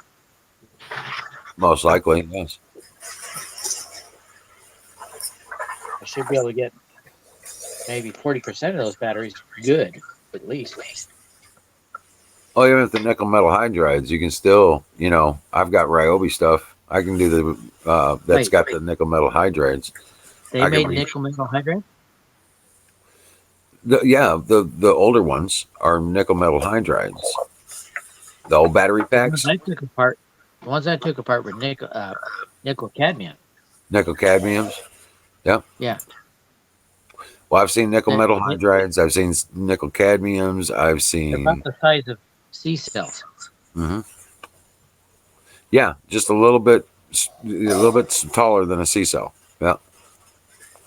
Like an industrial. It's an industrial sized battery kind of thing. But yeah, they're all the same. In those old battery packs. If I didn't have any rye whiskey, I probably would be able to figure out where they are. Right. I've got a couple of them. I had another one just go bad on me the other day. My nickel cadmium batteries. I've never had good luck with nickel cadmium. All right. Well, I haven't either. But I had the club membership at Lowe's or at Home Depot rather, and turn around and they never gave me any shit about bringing in batteries and swapping them out for new ones because I would, return them. And they were like, okay.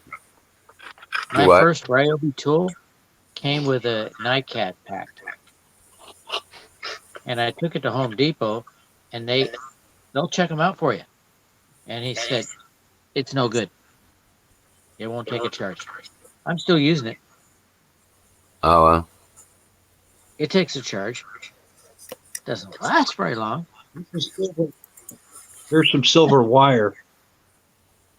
There you go. This is pure silver wire. Do you know what point it is?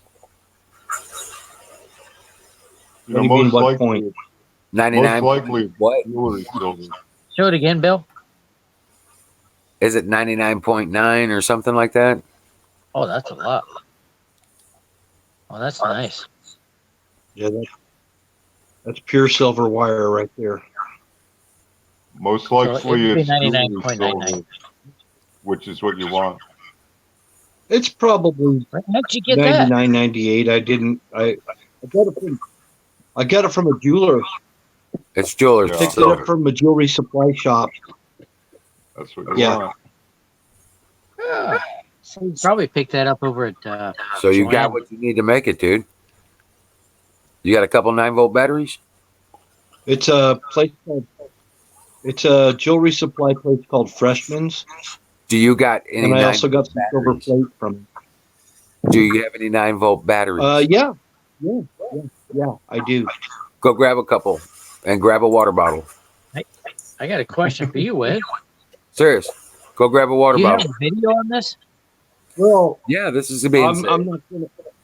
I'm not gonna go out and get my 9-volt batteries. They're out in my truck, and it's a blizzard out there. Oh, I'm okay. not gonna go get them. You can They're in make my truck. They're in my tool.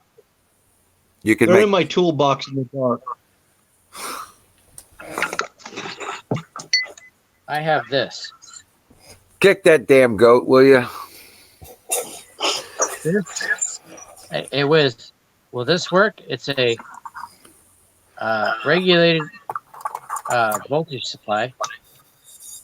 Yeah, Plug it in. anything over 9 volts will work. But you want like 27. Yeah. You'd like to get, yeah, around 24 to 27. Right. Yeah. Any higher and it'll want to cook it. There we go. I've got the little wire connection for the 9-volt battery, so I can Yeah. run about 8 of them You only need 3. if I want to. You only Okay. need 3. Yeah. And you stair step them Yeah, together. I know, but I've got the connection. Wiz, will this work? Yeah. What does It's a it go power up supply. to? What does it go up to? 3.45, 3.45 volts up to 12 volts. Bring it up to 12. It'll work. That'll work. That'll work great. Okay, I got 12.4. There you Yeah. go. That'll work. That'll work great. What's your amp output on it? What's your amp output at 12 volt? Does it say? 5 amps. Perfect. Perfect. Well, you're not going to use 5 amps though. It will. It'll try. You got to keep those cathodes all and you're gonna- anodes set far set what you're apart inside of a container. What you're going to do is just put a couple grains of salt in Has it, this connector. make it conductive. How would I make it work You if can I got also this use lemon connector? juice. I'm sorry. You can also use lemon juice, AZ. I have lemons. I've never used lemon juice. You can use lemon juice, yes. That's what the Just a Incans couple did. drops. Just a few drops. You can use lemon juice, and it does the same thing. It makes electrolytic acid in the water. Wiz, See, that I- battery that you found, the Incan battery, Yeah? it used lemon juice. Yeah, lemon juice. Yep. And then lead and copper. Yep. Iron and copper, or lead and copper. When I was a kid, I made a radio that Yeah. didn't need a power supply. Ran off of an orange. Hook it up to a fence. Yeah, you could make it up to the fence. Yeah, that's the radiant energy thing. Yeah. Yeah. Yep, that's radiant energy. And That's I've got exactly a D right. on that project. Oh no, a lot of people don't realize it. What the farmers would do is they'd run this the friggin' barbed wire, right? And that it would be one consistent piece all the way around their fence, and they make sure it was good and welded where it was broken, where it needed to be set. And then they would take a spark plug and put it at the end of the wire, and then continue a wire from the far side of the spark plug to a battery. Alligator clips. Right. And then turn around and it would charge that damn battery. But knowing what I learned from this, I got a D on that. I should have at least got a C. Or better. Shit. You had a radio that ran off of a fence? It was a project from Radio Shack. Yeah. I got a D on it because it was from Radio Shack. It was from Radio Shack. Yeah. What the hell? But I Why'd you let learned him know? something from it. Why did you let him know that it was a thing from Radio Shack? That's what I don't understand. Oh, they already knew. Oh yeah. You didn't Okay. have to say anything. I did an electromagnetic deal for my 6th grade science project, and I did pretty good with it. You know, I got a Look at this. blue ribbon. What I learned as this is elementary school or junior high. What I learned from that project helps me now. I should have at least got a C. Right. Well, I was building a magnetic nail, and what I did is I built a launcher for a nail. A launcher for a nail? Because I didn't wrap it really tight around the nail. Okay. I had a great big old 16 penny nail, right? Those big monster 16 penny nails that go through 2 4x4s, you know, right? Damn near a spike kind of thing. And I wrapped it with some cord, and I went and got 2 of those great big 9-volt batteries for my project and had them sitting on there, you know what I'm saying? Wired them together and then wired the coil for the thing. And I turned that son-of-a-bitch on and launched that fucking nail. You made a railgun. It's stuck in the roof of the school. I got a question. You made a mini railgun. That's what I did. I made a mini railgun. How long were you suspended for? No, I didn't get suspended. I had a blue ribbon. My project worked. I got a blue ribbon. I don't know what it meant, but it was like I got a blue ribbon. I was like, okay, thank you. Where's the money? You know, even in 6th grade, I was like, was I supposed to get a prize or something I wanted? Right? I done that stuff too. The only time I got prize money is when I named all the birds in the display. But yeah, that was my entry into cool science. Yeah. And then I went and got one of those 101 science kits. Remember those? Yeah. And I did every single one of those things. I made match heads. I was doing all kinds of cool shit, you know. And I went through all those projects and stuff like that. So when I went back to school and was in science class, I was like, this is ridiculous. He goes, you know, because I'm sitting there going, you guys are talking about the element of freezing water. You're just talking about a temperature change, a state change. Okay. You heat it up, it turns into gas. You know, and the teacher goes, really? Where'd you learn that? I was like, well, shit, I got a science kit at the house. You know what I'm saying? I've been messing with it for a year. I got a mixer. Nice. Cherry Coca-Cola, huh? Well, you can see that. Well, no, I got the Coke. He's got the Pepsi. Yeah, I just can't drink the poison. Coke is better. Hey, Wiz, I'm Coke is hearing a better, delayed man. echo from everybody. I think you need a refresh. All right, I'll be right back. Thank you for letting me know. Coke is a better mixer. Yeah, I don't like mixing Pepsi with any kind of booze. Never had good luck with that. It's not that great. But I'm at the point I don't care.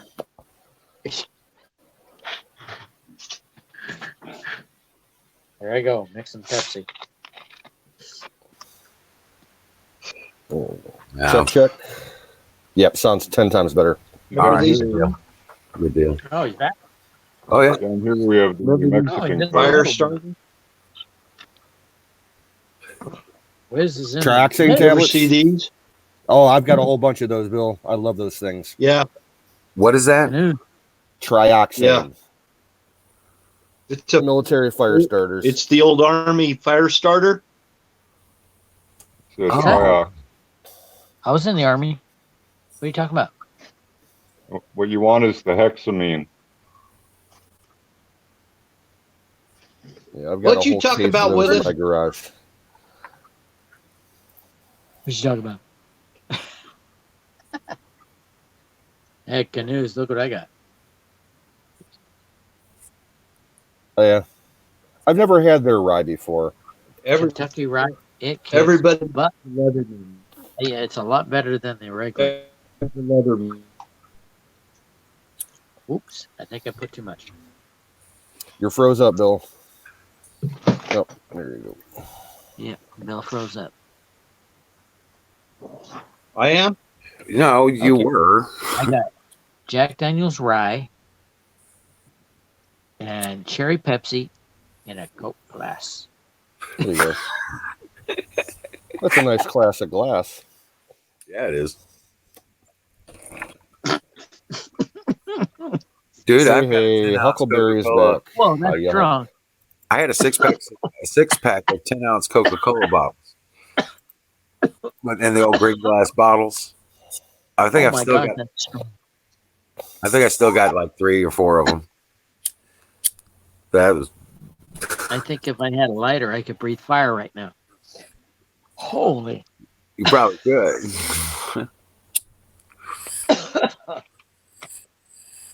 I don't have to work tomorrow. That's a good thing. Uh-oh. Yeah. I don't have a day off until Saturday. So I'll be working like 2 weeks straight, Well, pretty much. Shit. They didn't have enough work for us. So the day shift is working tomorrow. Night shift is working Friday. Is my speech very slurred? Starting to get there. No, it's normal. It's starting to get there, right? Been a long time. Yeah. All I know is that when it's nice enough to be outside doing shit, I'm getting shit done. I don't care what it is. I'm doing what needs to be done. Yeah, I'm going to be doing that tomorrow. Same here. Should be putting in your gardens, man. Grill's charged up. Get those gardens going.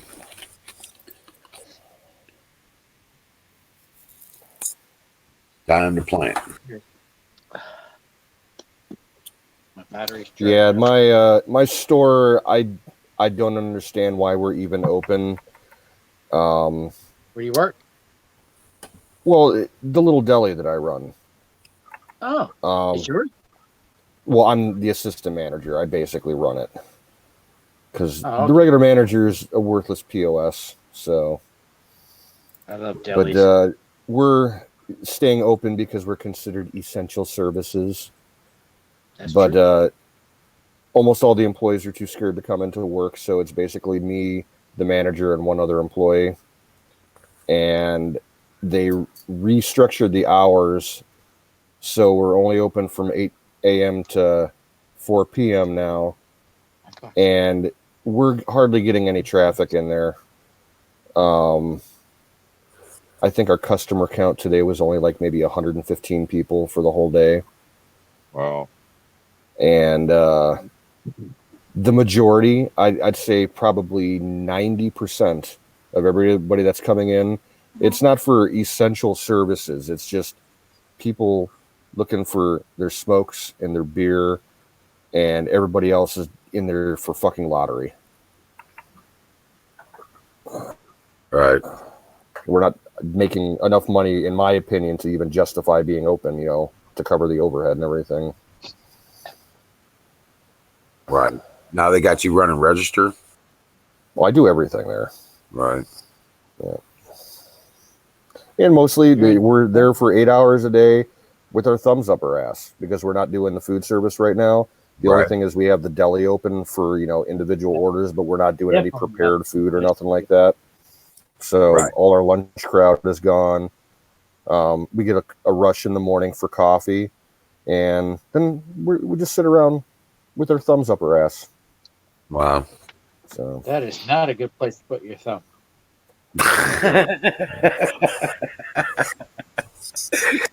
I'm very sanitary. I wear my food service gloves. Oh, there you go. All right. Especially in the food service.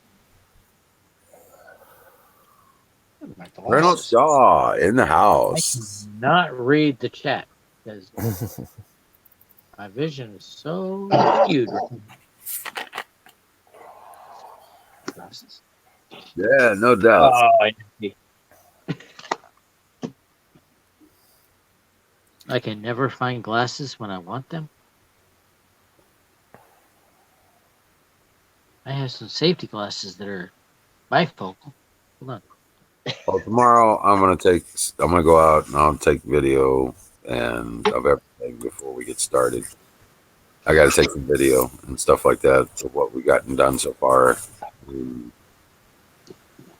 want a good video of what it looks like before I tilt it up. And Oh level my it god! off. I just spilled my alcohol. Alcohol abuse not tolerated here. You sloppy drunk, you. Yeah. You lush. Yeah. Some.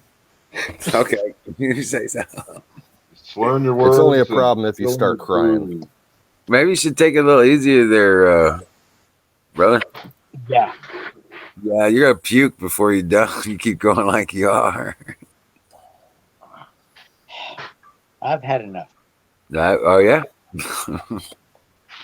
Yeah, I know my limit, and I've exceeded it.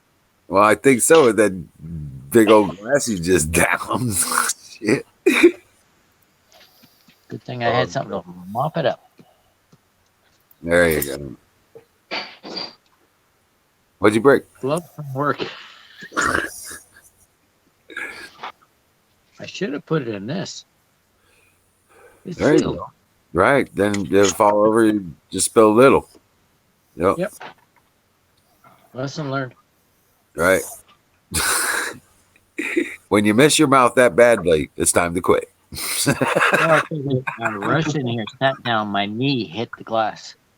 Right. That's what I'm saying. You missed your mouth. He spilled the glass, but it didn't spill in your mouth. You missed your mouth. Yeah. It's supposed to spill in the mouth. Like having a hole in your lip. Right. Big hole. I can do this all day.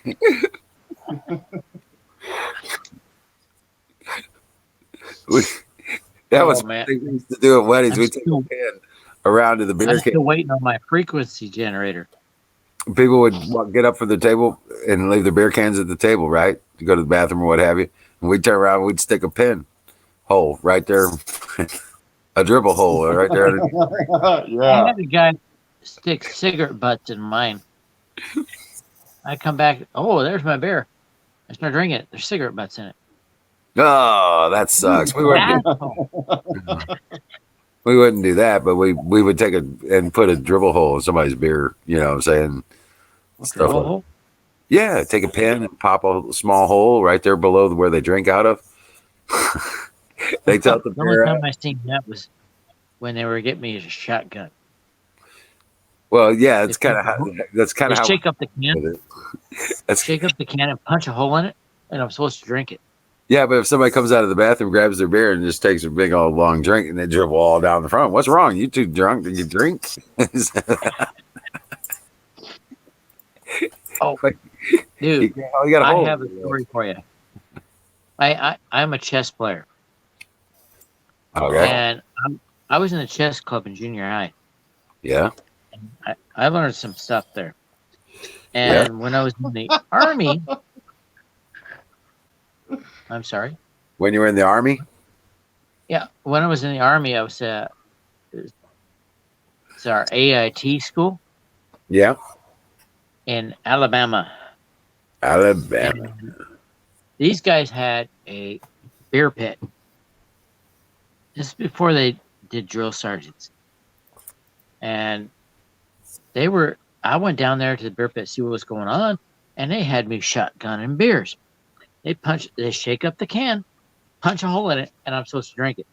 Yep. I think I drank 3 straight in about 10 minutes. Oh, yeah. I was toast. Right. I need to take a break, guys. I got to use the bathroom. I went to the day room, and I used the bathroom. And then I played the CQ 3 games of chess. I beat him in 3 moves. 3 games in a row.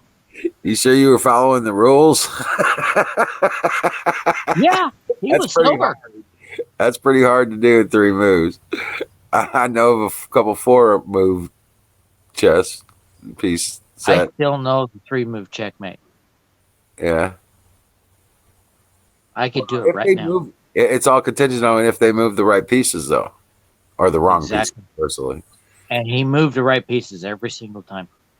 Well, that still takes 4 moves because you got to move the pawn out to open up the space.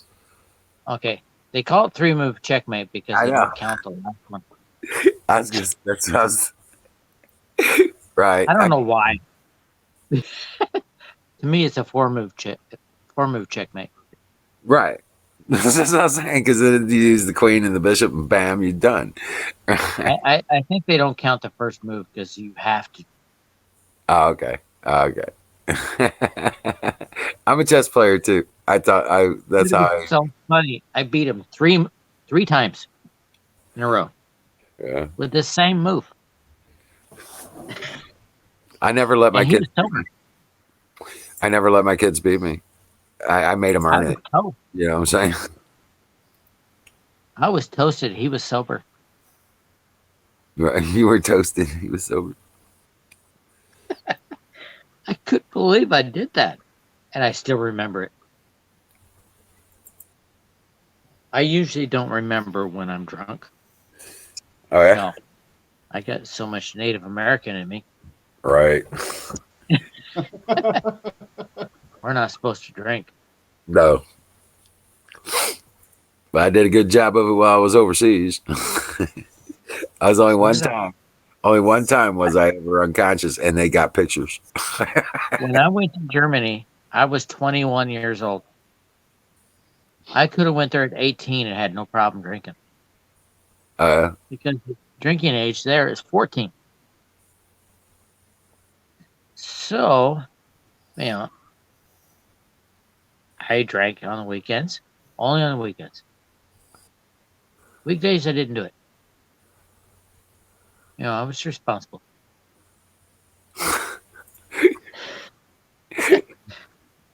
Dude, when I was in Europe, I would go through almost a case a night.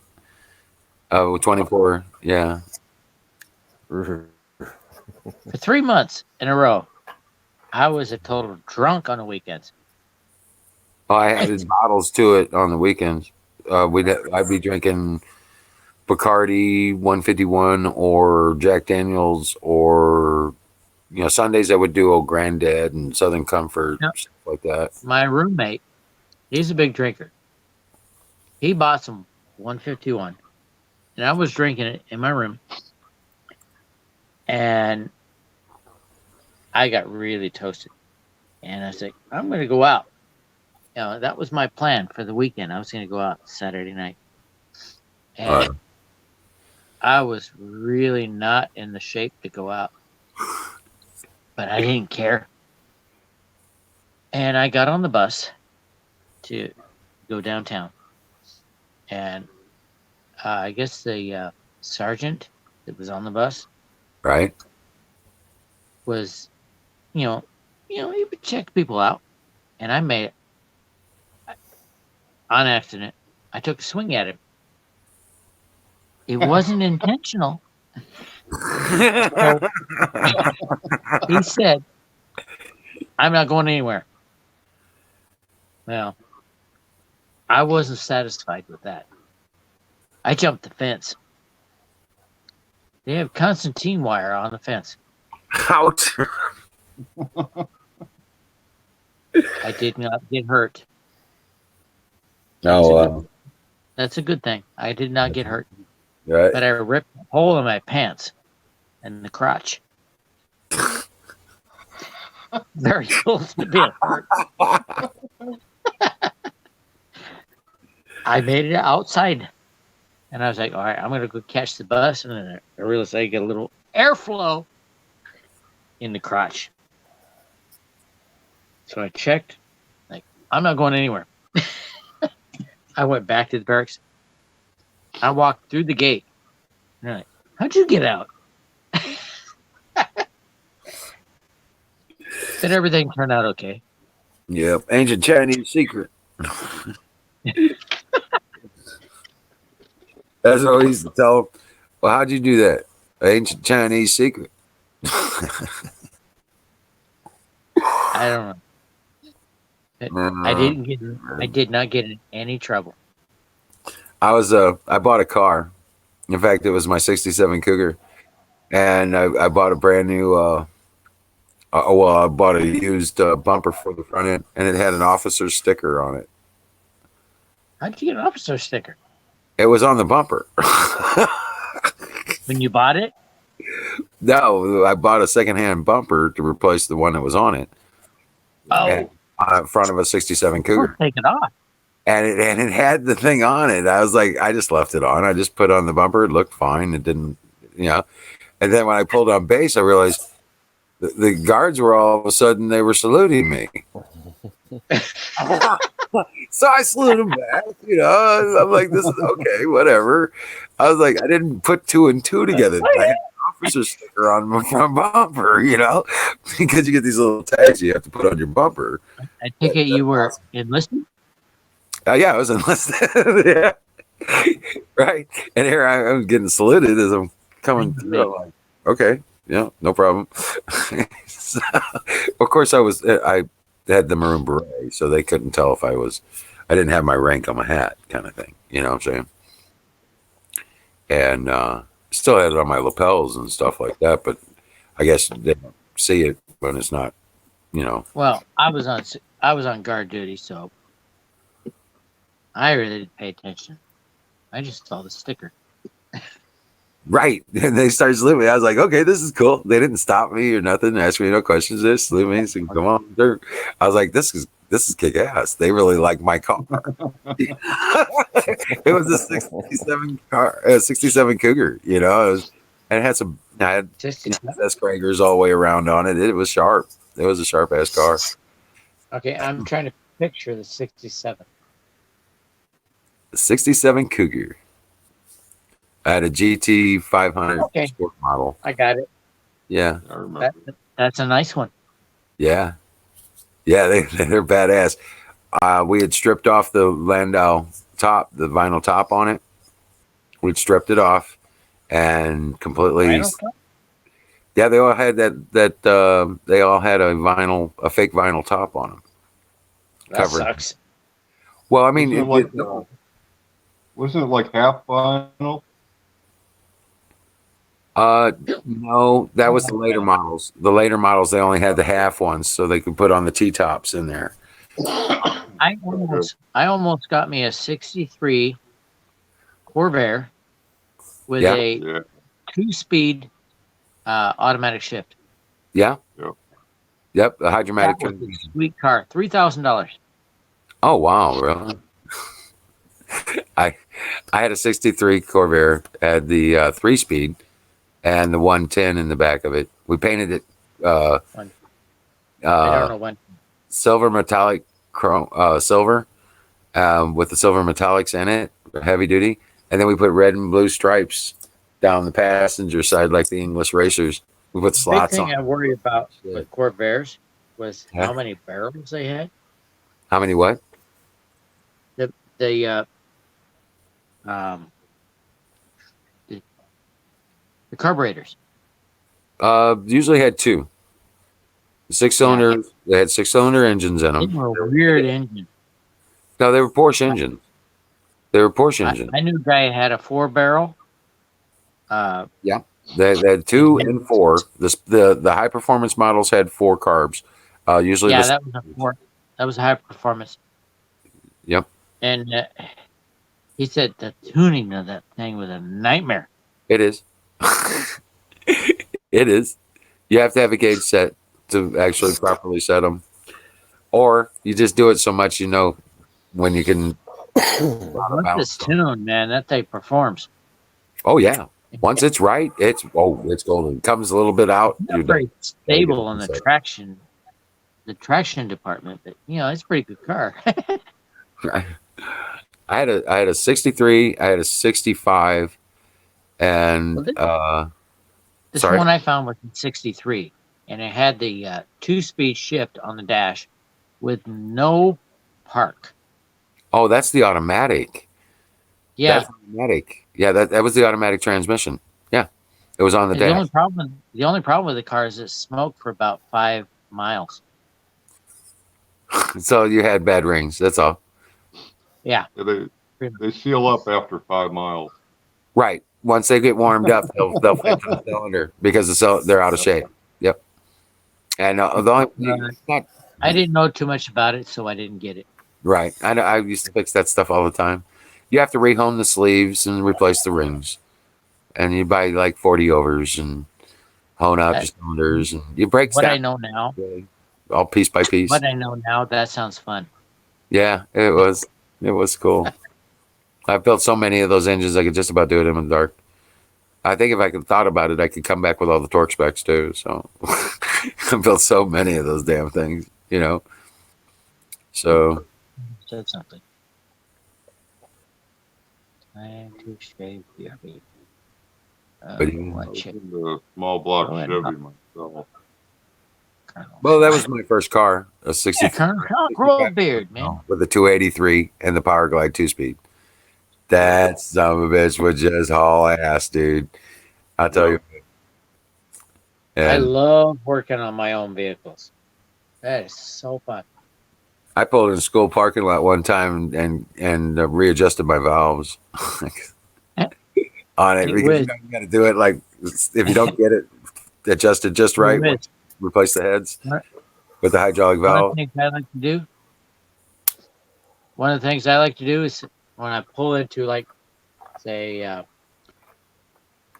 it used to be, doesn't matter, automotive shop. And I would go in there and I know what the problem is, and I would work on it in their parking lot. Yeah, I go to AutoZone and do that all the time. I need a motor mount. Okay, because I'd blow motor mounts out of my Cougar all the time. I had a 351 Windsor, had a C6 transmission out of a Lincoln Continental. My drive shaft was only about 22 inches long. I had a Ford 9-inch hard case out of an old 67 Chevy or 67 Ford pickup with a 10-inch hard case on it. You know what I'm saying? Had real low. Big Ford pickup? Huh? The big Ford pickup or the Ranger? It was the 10-inch hard case rear end. It was a trying to think. It was the Chevy pickup, 67 Chevy pickup. Chevy. Yeah. Oh, I thought you said Ford. Short bed. It was a short bed, but I don't think that really mattered. You had the step side and you had the fleet side, but this was a fleet side short bed. Yeah. But anyway, so not a wait a minute. What am I talking about? That's not for that one. That was the Chevy. The Ford, the 67 Ford was the one with the funky headlight thing. It had the little things over it, but it was somebody had just blew the engine like 20 years ago, and the rear end was fine, and I bought the rear end out of it. It only had like maybe 30,000 miles on it, so I was like, yeah, good deal. I'll change the fluid out, put it in the back of my Cougar. Bent and leaf helper springs on each side, giving me an extra push with a Gabriel 150s. Right? As Infidel, where are you located? I'm here. Yeah, Right here. I mean, where in Arizona? I'm about 10 You don't have to miles. give me I'm about 10 miles east of Wickenburg, out in the middle of nowhere. Where the fuck is Wickenburg? Where the fucking Wickenburg? Who the fuck knows where Wickenburg I know Kinley. I know Phoenix and Tucson. Flagstaff. I know Flagstaff. Did you ever drive from Phoenix to Las Vegas? Yeah. Then you came through Wickenburg. Okay. Okay. That makes sense. But not anymore, because Las Vegas is fucking closed. Yeah, I heard. My daughter was in. Actually, my daughter and my son were in Tucson. Now they're in Wyoming. Yeah. Near Phoenix, near Cheyenne. Oh, did they come down for the winter? No, they were going to school there in Tucson. Okay. All our snowbirds, the population of Wickenburg like doubles during the winter. Oh yes. Okay, I know where you're at. They have winter. I mean, they have winter homes, and they bring their travel trailers and motorhomes and shit. But they all took off last week. I stopped at a party there. I think, if this is the same place. Some guy on the internet on YouTube. Yeah. He has a channel.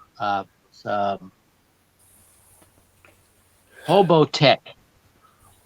You know Hobo Tech? It rings a He was bell.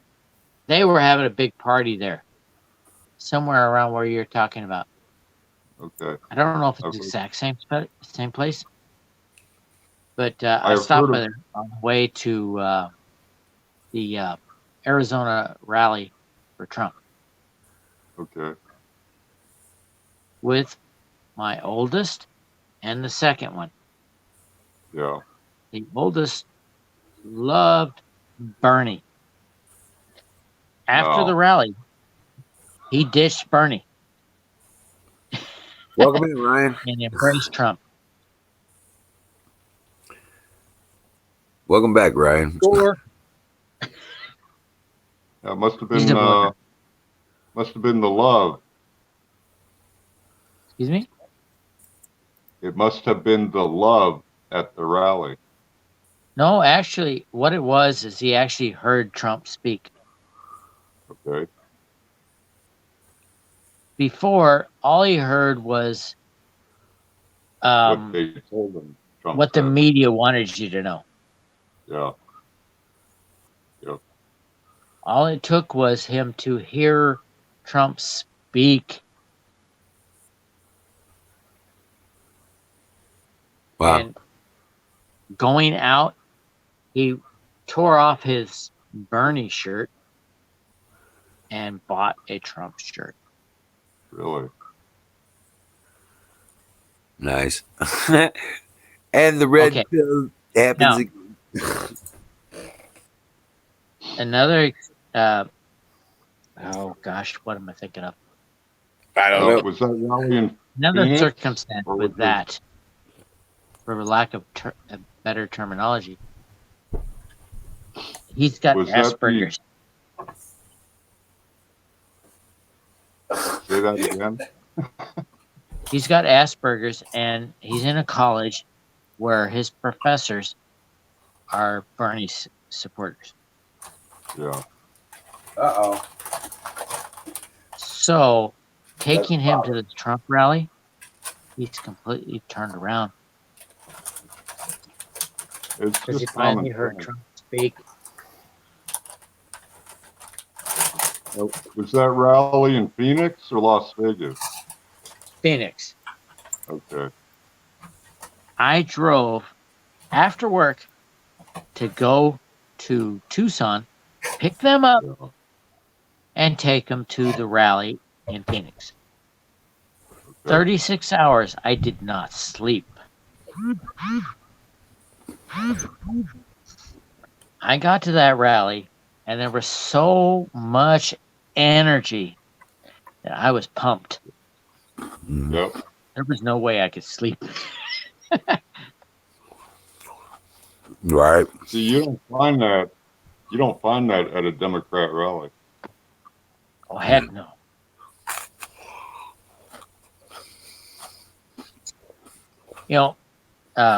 You know, pro-life warrior, Michelle? Yep. Yep. She saw me on cam. Huh? She said I was pumped. Okay.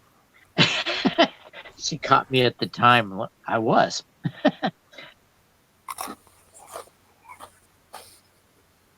She said I was wearing a blue shirt. Yep, I was wearing a blue shirt.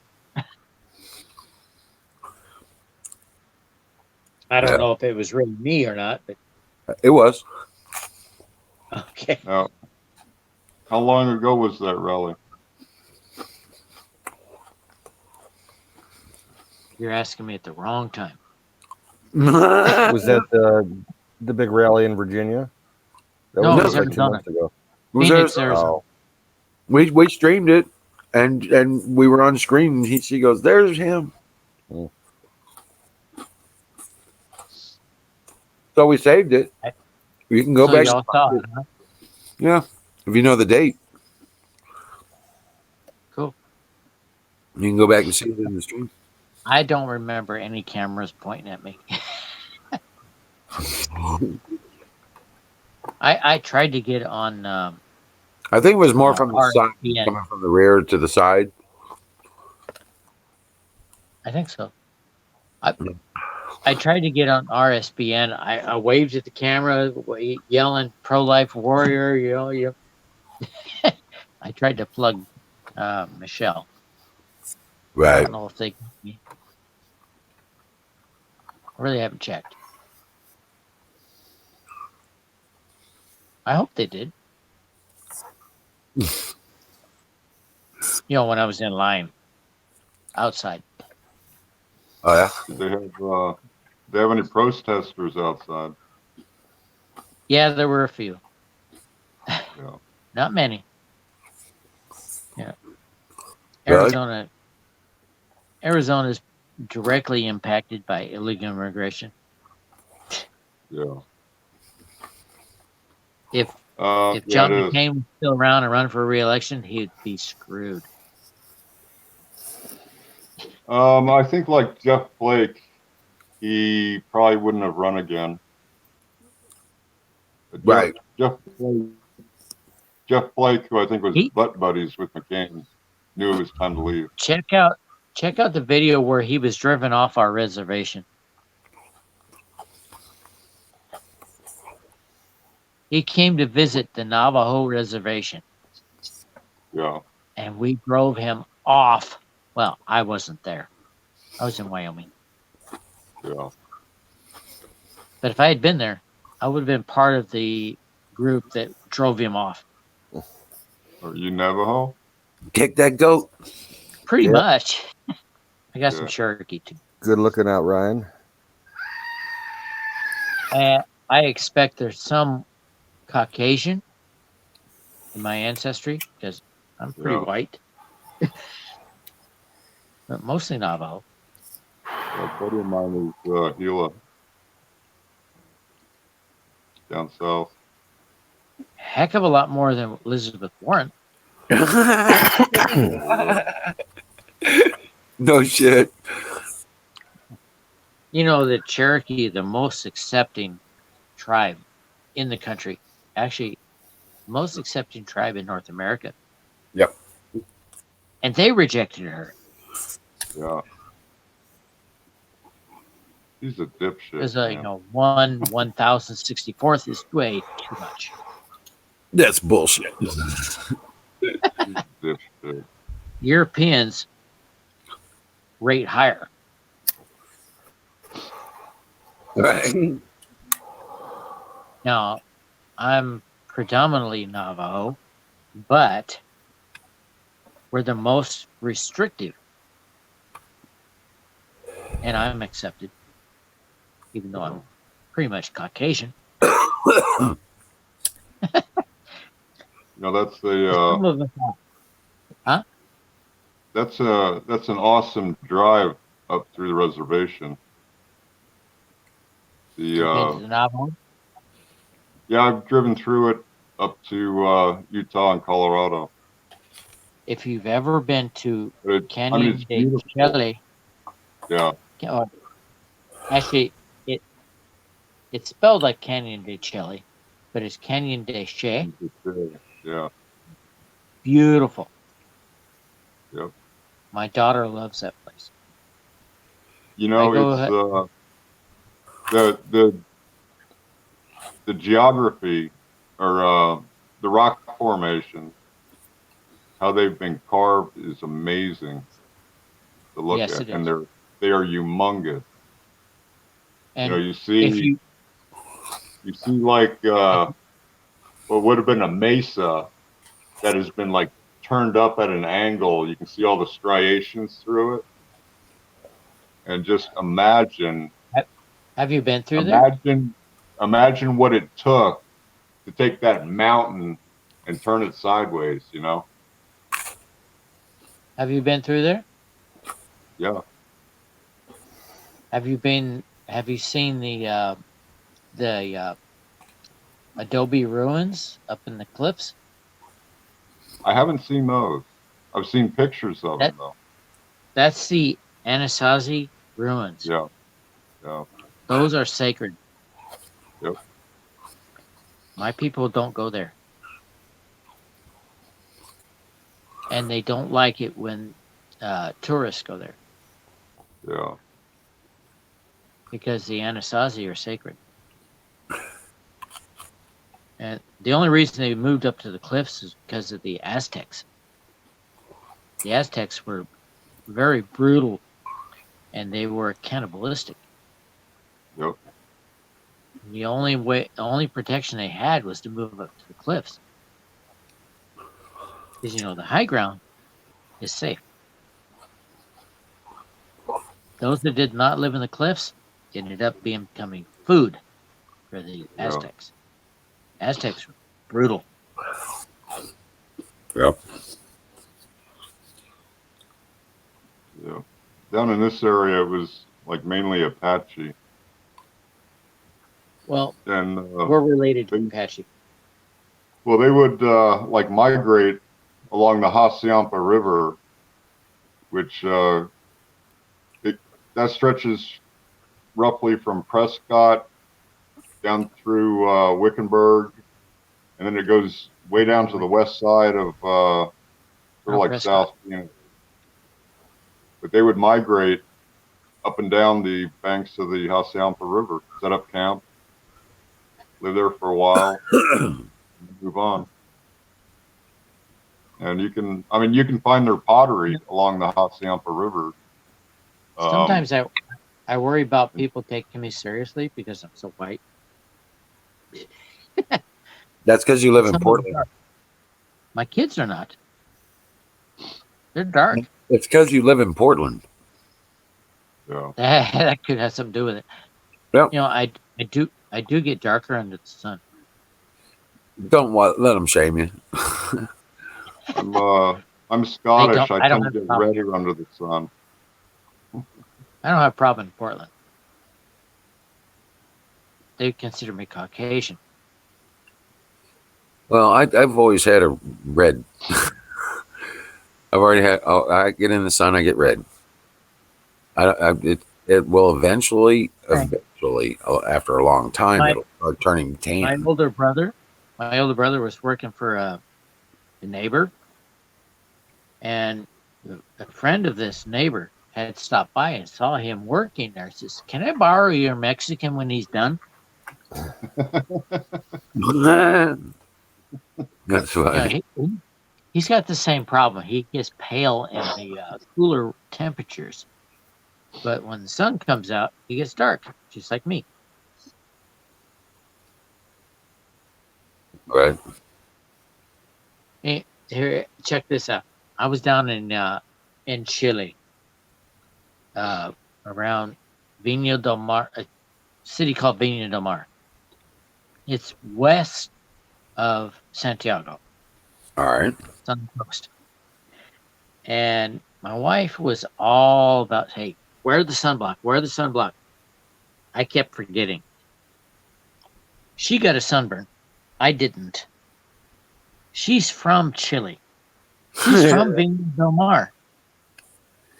Right. And I didn't get a sunburn. I kept forgetting the sunblock. Could it be the native in me that can handle the sun? Sure. I got darker. I got a nice tan while I was down there. Yeah. Very well be. I've had skin cancer right about here. You can see that right below the eye. It was fairly minor. Yeah. About 2 hours, they had it fixed. But that's the only problem I've had with skin cancer. Nice. That's good. Although I might have a little bit right here by the ear. It Yeah, is that's the thing I'm keeping an eye on. basal cell carcinoma, which is Yep. not fatal. Yep. But so you starting a garden? Yep. I started tilling it in yesterday. My Did you? rototiller only has half the tines, so I'm using the weed thing. Right. I don't So know what it's called. you got it half tilled, huh? It's got forks in the bottom of it. You twist Yeah. it. Yeah. I know what you're talking about. Yeah. But my soil is so loose that works. Oh, cool. Cool. Yeah, it would drive me nuts here. There's so many rocks in the soil and stuff like that. I have to build soil. Now mine was with lots of rocks. Yeah.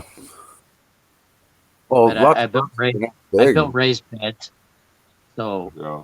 I've been able to fix that. Right. I put soil amendment in there and a lot of fertilizer. As long as they're not big rocks, it's not a problem. You know what I'm saying? Not I really. have one big rock that's so big that I just built around it. Right. Right. Screw that. I would need a I'm till- backhoe. yeah, I'm If tilling it all gets around my. I'm tilling all around that peach tree, the big main peach tree that I'm keeping. That I'm building the Don't green damage the roots. around it. Right. Take care of the roots. Yeah. You need the roots in there. Exactly. So I'm not tilling it up. I'm tilling up all around it, which is going to be the garden. The wife wants me to put a couple of trees here in the backyard. She wants a cherry tree and Yeah. a peach tree. But we don't have much property here. Don't need a whole lot of property. You can plant the So we're trees looking for some 7 to dwarf 10 trees. feet away. Right, and you can We plant want them dwarf like trees. if they're dwarf trees, you can plant them 5 feet apart. Now I found a bush cherry. You ever heard of bush cherry? Yep. Okay. It's not dark like a Bing, but I prefer a dark cherry. Be right back. I I gotta think the get bush stopped. cherries are the ones they use for maraschinos. Yeah, that's not what I.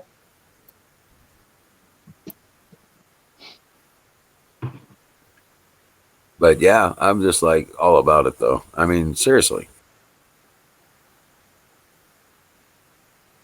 I'm gonna do this. You know, You better get on it. I'm on it. Time's running out. Well, I'm just like I'm saying, I got the tiller in the shop. I should be able to get it back hopefully tomorrow.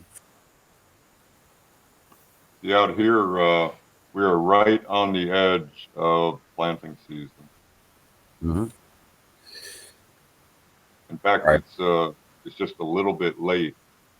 Really? Sometimes it's as early as like the first week of March. Okay, I'm back. Well, the temperatures and such haven't allowed us to do anything yet. So yeah, that's pretty much where we are.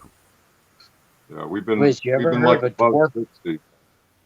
Say what, Izzy? Say what? Go ahead. We've been above 60 for the past 2 weeks. So Oh shit! Yeah, it's getting there. yeah. We haven't been above 60 for more than a day. Same here. So it's all about the soil warming up. Right. Yep. Soil, fine. Well, I seen the peat moss blooming today, so I know it's planting season. Yeah.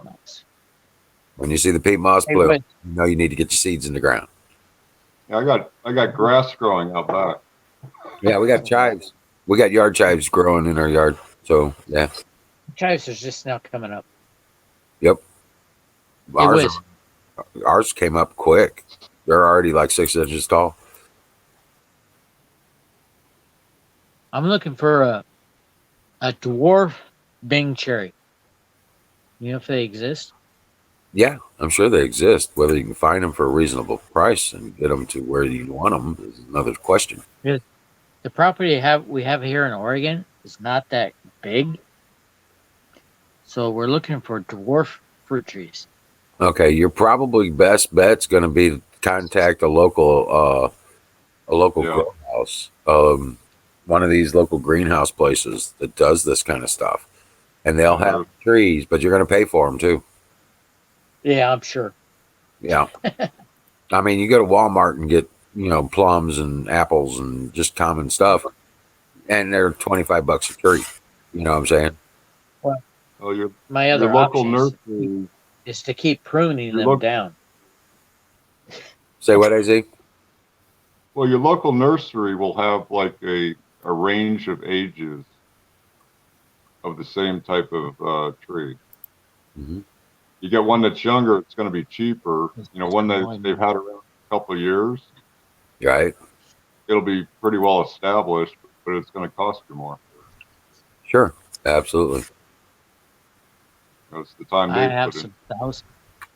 Yeah. Well, they've also trimmed it and trained it. Yeah. Yeah. So Now, I did find a bush cherry, but it's not dark like a Bing. no, pretty they're close, though. generally a bright red, like the ones they use for like maraschinos. No, it's not red. It's kind of a between a reddish and a dark Bing. Somewhere in between that.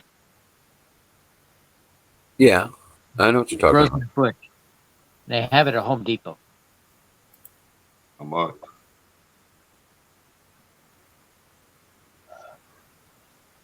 How much? $45. See? Yep. It's time. Fire in the bowl. Yeah. I was just thinking, that's about right. This is my fire in the bowl. I'm on the wagon. Oh, that's a little too much. I poured a little too much. Yep. I'll make it work. Make it work. Yeah. There's enough Pepsi left. Yeah. I've got these two owls that showed up 2 weeks ago. There we go. Say what? Bless you. I got two owls that showed up 2 weeks ago. Oh, really? Oh gosh, Yeah, we they, got some too. Yeah, I heard these birds every night, and it turned out to be doves. But recently, I heard some owls. That's a good thing. You know what though? If you want to, you can build owl houses for them and set them up where you want them. Yeah, you can build an owl house like you would build a bird house. Yeah, and you can put it up where you want it to be, and they will use it. I can't imagine this. Okay. Do what? I can't imagine it, but go ahead. No, it's like the plans are on the internet for standard owl houses. If you can identify what kind of owl it is, but the owl houses are fairly standard. They're more of a I bigger know we have great horn. I know we have the great horned owl. Yeah. That would be a big house. It's fairly big. Yeah. It's usually about 2 foot by about 18 the inches great horned tall. owl is about 2 foot tall. It's usually about 20 to 24 inches long, about 18 inches tall, and about 10 inches deep. Yep. The great horned owl is about the size of an eagle. Well, then you're talking. I had one. That's what I was saying. You have to identify the owl. Because a snow, you can't build the same kind of owl house if it's a snow owl. Snow owls have a different kind of setup. I was delivering newspapers for the Oregonian, and I was going into some really remote sites up in Clickitat County, Right. Washington.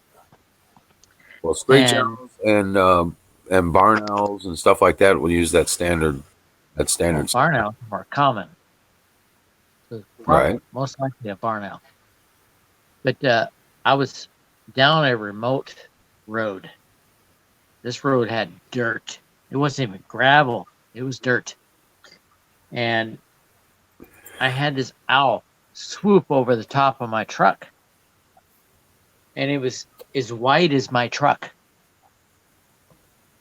I was like, what the heck was that? Not a sound. Owls are so silent. And I did some research after this experience. It was a great horned owl. Yeah. Yeah. They got a 6-foot wingspan. Yeah. Yeah, they can get rather large. It was about 10 feet from the cab of my truck. Freaked me out. Like, what the heck was that?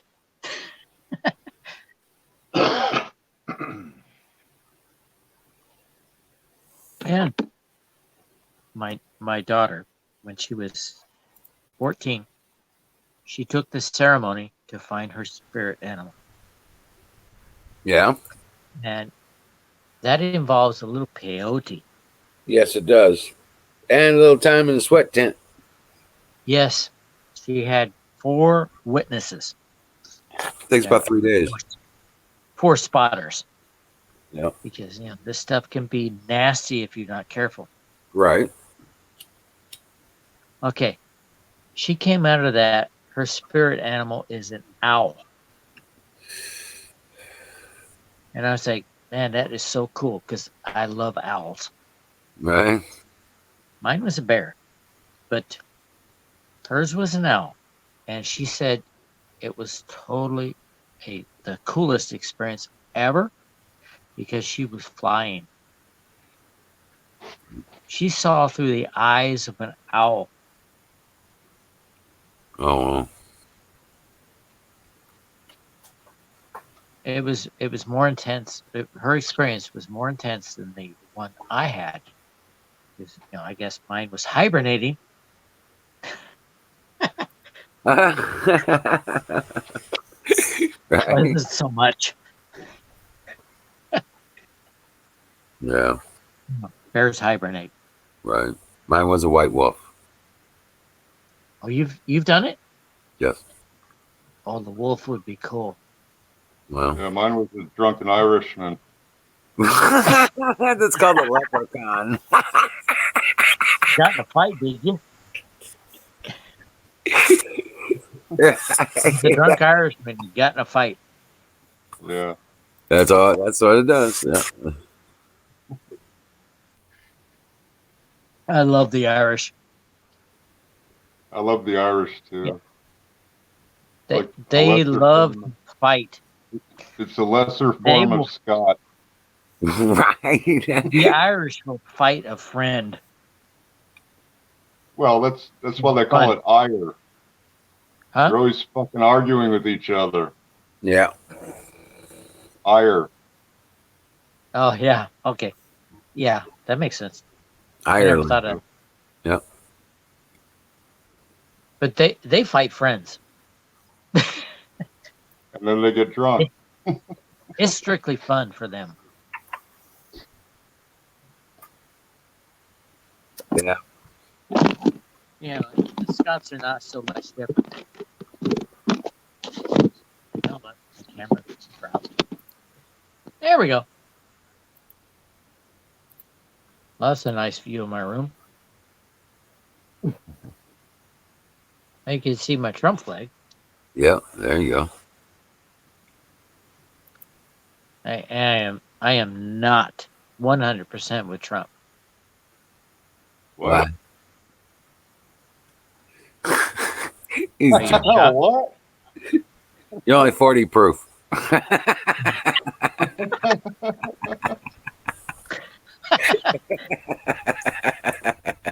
Well, I oppose Trump when it comes to the Dakota Access Pipeline. Okay. That's my biggest problem with Trump. He is for continuing the Dakota Access Pipeline. Yeah. But the Supreme Court shot that down. Thank you, Supreme Court. I understand what he's trying to do, though. And I suppose some people in here are for the Dakota Access Pipeline. And I can understand why. Yeah. But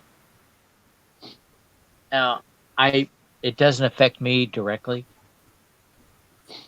but it does affect the Native Americans in this country. It's not directly.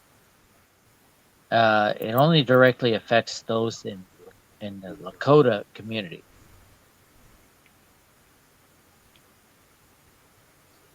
But the biggest thing I got from this about the Dakota Access Pipeline is that it united the Native Americans. Well, what's the problem you have with the pipeline? I've never understood that. What is the issue with the pipeline? The leadership in the Lakota tribe were bought out. They authorized the pipeline. They did not ask the people that they're supposed to represent. Hold on, my wife is calling. Oh, okay. Uh-oh. I will be right back. Oh, he's gonna get grounded. He's been in Daddy's liquor cabinet.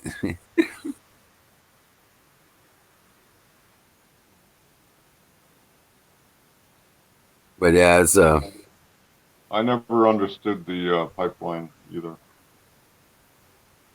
yeah, I'm just like, okay, what's the problem here?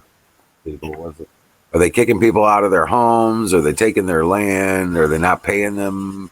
What? Are they trying to pull eminent domain? I get that, but that doesn't seem to be the issue either. It's always been.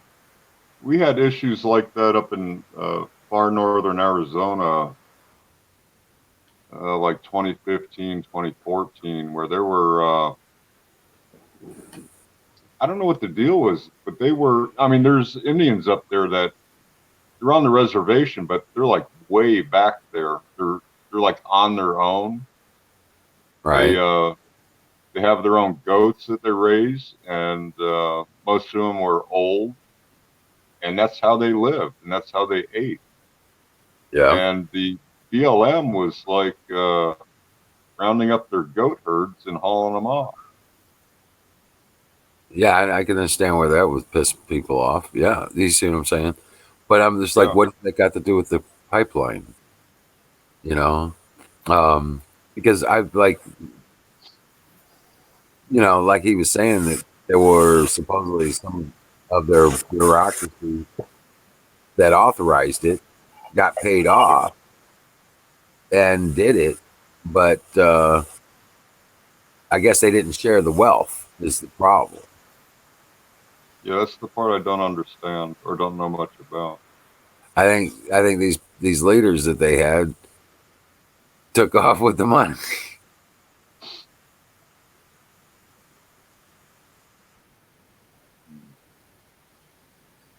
Yeah, I don't know enough about it. I don't either. That's what I'm saying. That's what I was hoping he was going to say. If he had some information about that. But yeah, I mean, it's underground. It's supposed to be not even, not like it's a train route. You know what I'm saying? Where they're going to have spills of hundreds of thousands of gallons, possibly. Yeah.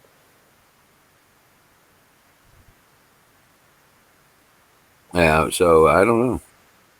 I don't even know whether the Lakota have any other source of revenue for the tribe or not. I know there's a lot of tribes that don't have, casinos or anything like that. Right. But you would think that they would have a treaty that would give them ongoing, revenues from the lease of the land or something like that. Oh, I think they could get a ton of money having a pipeline going through it. Yeah, exactly. You know, like any other municipality. Right. Uh, So you have yeah, if you it have doesn't, something as simple as like a fiber optic cable coming through your town. The town's going to get some money for that. but I think they got co-opted. I think there was a early contagion into their efforts by the leftists, by these, you know, wacko lefties that were trying to utilize them for their green earth Yeah. agenda shit. See, that's when I became aware of it. Is when the left Right. got involved in it, and it became a big story. Right. And so I think it's been corrupted. You know what I'm saying? On both sides of it, I'm sure.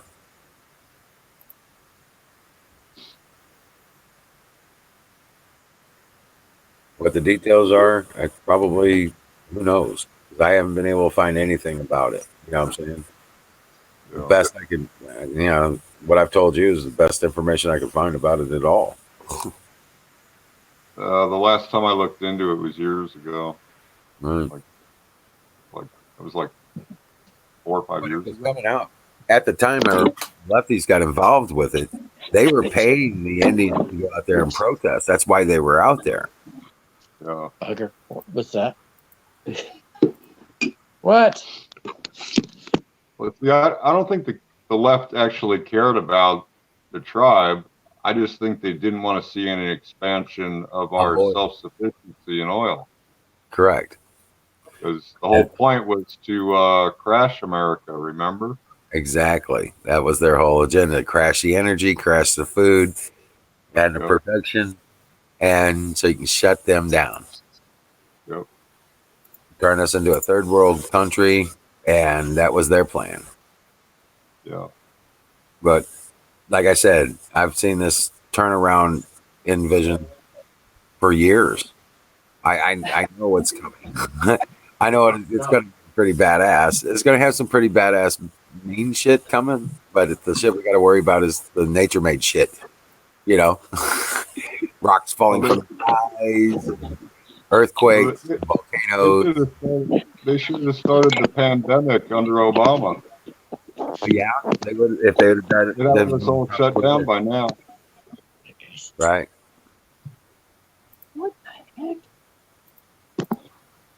But that's not the way it happened. What the heck? Yeah, he froze up. Oh, there we go. Yeah, we got about 8 minutes. Kick that goat. We got about I don't 8 know what minutes before we close down. Yeah. It was going all over YouTube. I don't know why. But yeah. So, Here's my kick the goat. oh man. Hey AZ, you need to message me to give me your number somehow so I can call you. I made popcorn. I thought I did that. Did you? Go look in our DM. Okay. Put my check number it in. All right. Yeah, if you gave it to me there, it'll be there. Yeah, let me look again. That was a while ago. I know, right? I thought so. Yeah, you don't call, you don't write. You don't Doesn't that look delicious? You don't call, you don't. You don't love me anymore. Shit. Doesn't that look good? Delicious? It's like a week past St. Patty's Day, and you still have corned beef. I still have corned beef. Oh, he just made it. Yeah. I'm a little. I might make mine tomorrow. I'm a little behind the last the time I curve. went to the store.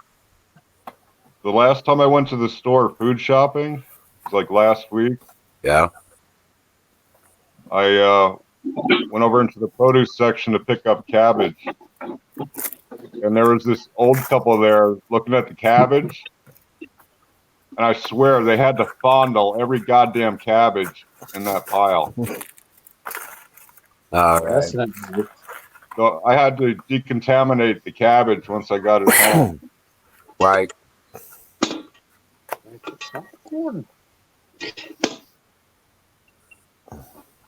Yeah, Wiz, I put my number in our DM. All right, man. Yeah. Call me. All right, you got it, bro. I've just Call been me collect. when it's nice outside. I'm telling you, I'm out getting shit, doing shit. You know, so yeah, I have to. The key to really good popcorn. Yeah. Coconut oil. Yeah. Yeah. So good. Yeah. I make my pancakes with coconut oil. Yeah. Instead of butter in the pan or on the My griddle. wife's been using it for years. Yeah. I just discovered it. No, you should make pancakes with coconut oil instead of butter. It's awesome. You know, That's it's a on good the idea. griddle. You know, you grease up the griddle with the butter. Well, don't use the butter. Yeah. Use the coconut oil, and it comes out. It's so awesome. You know, I'm type 2 diabetic, right? Oil is better for me than sugar. Right. Chocolate is better for you too. Dark chocolate. The darker the better, but chocolate in any form is good. I'm not supposed to have chocolate. But if I have, we're not going to rat you out. Dark chocolate is best. Right. Right. And surprisingly, alcohol is okay. Right. Imagine that. No, it's not. No, it's not. It's just it's an impractical form of sugar. Okay. That's a practical form of sugar. That's a kind way of putting it. The bacteria. Alcohol is a fucked up form of sugar. Yeah. Yep.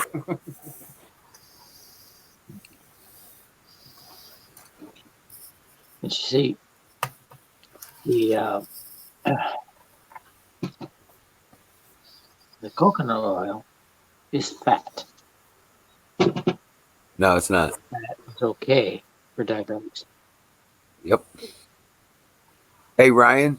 Yeah, they like gasoline. I have a gas station down here. I'm going up tomorrow. We're gonna fill up all the gas cans. It's $1.45 a gallon. No shit. Yeah. Wow. Pretty good. $1.45 a gallon. I'm sitting there going, damn. Usually it's $10 a tank for me for a 5-gallon can. Yeah. So I usually only do like 4 or 5 at a time. Well, I'm getting them all lined up. Yep. I'm gonna fill them all up. I gotta check gas prices in town. Now gasbuddy.com, man. I'm telling you, works great. I'm headed to. Yeah, our prices around here dropped about 20 cents in the past like 5 days. Yeah. Gas really dropped here. Yeah, because most of your gas prices are guaranteed to the dealers. Number one, number two, it's about 75% of your gas price is tax. Yep. I can see and that. it's all based on the futures. The tax here is 30% on gas. Well, that's only the front tax that you see. The rest of it's all taxes on the industry, the part of the fuel price. Yep. I can see that.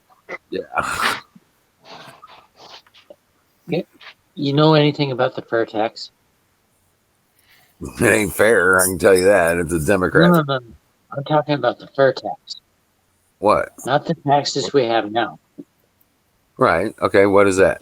What's the fair tax then? You do. Nothing ain't clear.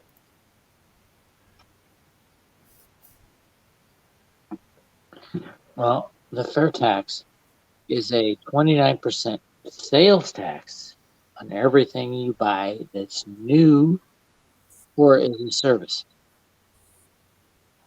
Fuck that. That ain't fair. No. It gets better. We're already paying 28% embedded tax in everything we buy. Yeah. Yeah. I'm aware of that. Only 1% above that. You won't see any change in the price. All right. Take, for example, you buy a house that's a used house, there's no tax. If it's a new house, there is a tax. It's about the same. So prices don't really change. Right. But everything you buy secondhand is not taxed. Okay.